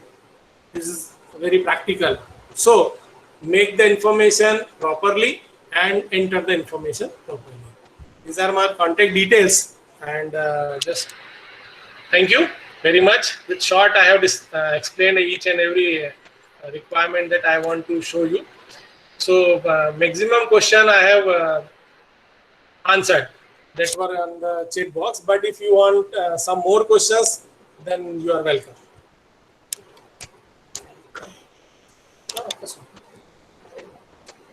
Hello. Hello. Hello. Ajit. Yes, sir. Yes, sir. Thank you, Rupesh, sir. Yes. If anyone having question, then yeah. Anyone has any query regarding this session? Anyone? Our participants? Thanks a lot, Rupesh, sir. It's a very spectacular session by you. Very pleasure to listening to you. Thank you, ma'am. If anyone has any query, anyone can ask. Our dearest participant, you can ask if you have any problem. Okay, fine. Thank you, Rupesh sir. You have spare time for this session, and it is really very knowledgeable. And yes, I'm sure that those who have queries about this NAAC accreditation now they have cleared about it. Thanks a lot, sir. Thank you. Thank you all dignitaries, dear participants, for your time and patience. We are extremely privileged to have you all here today. For the sum, we appreciate your valuable time and patience you have shown today. I would love to thank you, my team, for their hard work in arranging this event. Now, gratitude is not only the greatest of virtue, but the parent of all others. To share this beautiful feeling of gratitude, I would like to call upon our dearest member of RFI team, Dr. Ankita Jain, ma'am. Ankita, ma'am, please. Yeah, thank you so much, ma'am. Thank you so much, sir, for this wonderful session. Good evening, everyone. It's my honor to propose a vote of thanks on this occasion. I, Dr. Ankita Jain, Assistant Professor at Sri Vaishnav Institute of Management, Indore, on behalf of Research Foundation of India and the entire team, extend a very hearty vote of thanks. We are extremely grateful to our distinguished speaker, Dr. Rupesh Shukla sir, for gracing his important work and sharing his expertise with us. Thank you, sir, for accepting our invitation. His passion was amazed to take technical session in a very effective way. He excellently covered all the important aspects and illustrated criterias. With the full enthusiasm, he has resolved all the queries very well, given new dimensions to the FDP. I also wish to express my special gratitude to Professor Dr. Ram Pravesh Prasad Singh sir for summarizing the NAAC process and giving us the guidance in this area. This faculty development program will help all the academicians, industry people, and research scholars in their future endeavor. We are very much privileged by your kind presence, sir. Once again, thank you so much, sir. In the end of this 8 days faculty development program on NAAC accreditation framework, an overview in respect of new guidelines 2020 started on 6th July to 13th July. Yes, Ankita. Yes, ma'am. Yes, ma'am, you are not. Yeah. Now you are audible. Yes, ma'am. Yeah. It was organized by Research Foundation of India, KG Mittal College, Mumbai, Christian Eminent Academy, Indore, and Shri Cloth Market Girls Commerce College, Indore. Supported and in association with Symbiosis University of Applied Sciences, Indore, Madhya Pradesh, India, Dr. B.R. Ambedkar University of Social Sciences, Indore, Madhya Pradesh, India, Dr. APJ Abdul Kalam University, Indore, MP, India, Gujarat Vidyapeeth University, Ahmedabad, Shri Kaushal Das University, Hanumanganj, Rajasthan, India, Apex University, Jaipur, Rajasthan, India, and World Virtual Conference Forum, sponsored by World Federation of Science and Technology, California, International Research Guide Federation, JRF, and Edu Academic. Thanks to all the bodies associated with this event. I would like to express my sincere thanks to our special guest for today, Dr. Devendra Kaude, Deputy Advisor at NAAC, Bangalore, Dr. Sanjay Kumar, Vice Chancellor, Symbiosis University of Applied Sciences, Indore, Dr. Mangal Mishra, Principal, Shri Cloth Market Girls Commerce College, Indore, Dr. Suhasini Arya, Director, Srimati KG Mittal College of Arts and Commerce, Mumbai, Dr. Rajesh Vyas, Principal, Christian Eminent Academy, Indore, Dr. Sachin Sharma, Principal, Sanskar College of Professional Studies, Indore, Dr. Prateek Jain, Sage University, Indore. I feel honored to say that our leaders from Research Foundation of India shown their interest and organized this international FDP. My earnest thanks to Dr. Saurabh Jain, Chairman, Research Foundation of India, Dr. Ashok Gupta, Vice President, Research Foundation of India, and South Asia India Board President, Dr. Priyadarshini Agnihotri, North South India Board President, RFI, Dr. Rajat Sharma, National Convener, RFI, Dr. Ajay Jain, Central India Board President and MD, Conference Cell, Dr. Sangeeta Bharuka, Vice President, Central Board of India, RFI, Dr. Subrato Dey, Joint Secretary, Central India Board, RFI, Dr. Manish Dubey, MP, State President, RFI, Dr. Prakashni Tiwari, President, Virtual Conference Forum, Dr. Sanjay Prasad, MP State Coordinator RFI, Dr. Sarita Rana, MP State Secretary, Dr. Indira Dikshit, President Indore Zone RFI, Professor Kuldeep Agnihotri, Indore Chapter Head RFI, all officers, presidents and experts from Central India Board and other boards, and all other members of Indore Core Committee, Ms. Priyanshi Dubey, Central India Board Office Representative, for their support and to run the program smoothly. Thanks to all of you. Last but not the least, my special thanks to all the participants from different states for their huge responses, for your patient listening, and for your valuable and encouraging feedback. The participants were very enthusiastic. I am thankful to all the participants to attend the FDP. Thank you for being with us. Here with a good note, I conclude this faculty development program once again. I thank you to all everyone for the cordial cooperation and to make this event successful. Thank you so much, everyone. Over to you, Sarita Rana. Sarita Rana, ma'am. Thank you, Ankita ma'am. Thanks a lot. Thanks everyone. If there is any query, please you can put it on WhatsApp message group. We have already sent you all the PPTs which we have received. Now this PPT is also Saris, he will provide us, and also we will share the same. Now the prior permission of Dr. Saurabh sir, our honorable chairman, can wind up the session, sir. Madam, first of all, special thanks to Dr. Ankita Jain madam, and special thanks to Dr. Sarita Rana madam, Secretary, Madhya Pradesh Research Thank you, Foundation. sir. Without your support, that completion of a faculty development program could not be possible. Thank you very much, organizers and participants and experts and speakers and RFI Core Committee and Women's Health. Thank you. Over to you, Dr. Sarita Rana madam. You can write it. Thank you, everyone. Thanks a lot. Now, Thank you, Somlaji. Thank you very much. Thank you, Thank you so everyone. much, sir. Thank you, dignitaries. Thanks a lot. Thank you. Thank you very much. Have a very beautiful day right now. For stay rest, stay home. Thank you. Thank you, everyone. We are going to wind up now. Thank you, everyone.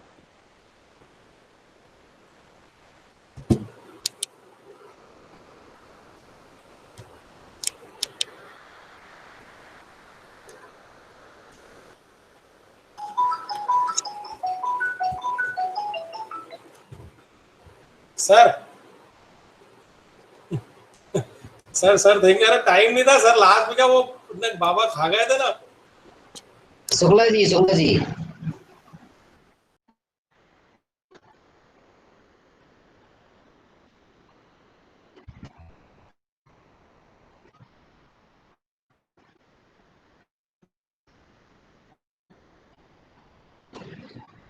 Thank you, Dr. Ashok Kumar Gupta ji. Thank you very much with connecting from I think at USA. That there is the time near about. Hello, Dr. Ashok Kumar Gupta ji. Thank you sir. Yeah, sir. कितना time हो गया वहाँ? अभी यहाँ पर 11:30 बज रहे हैं sir, morning. Thank you, sir. Be patient and long time जुड़ने के लिए thank you so much.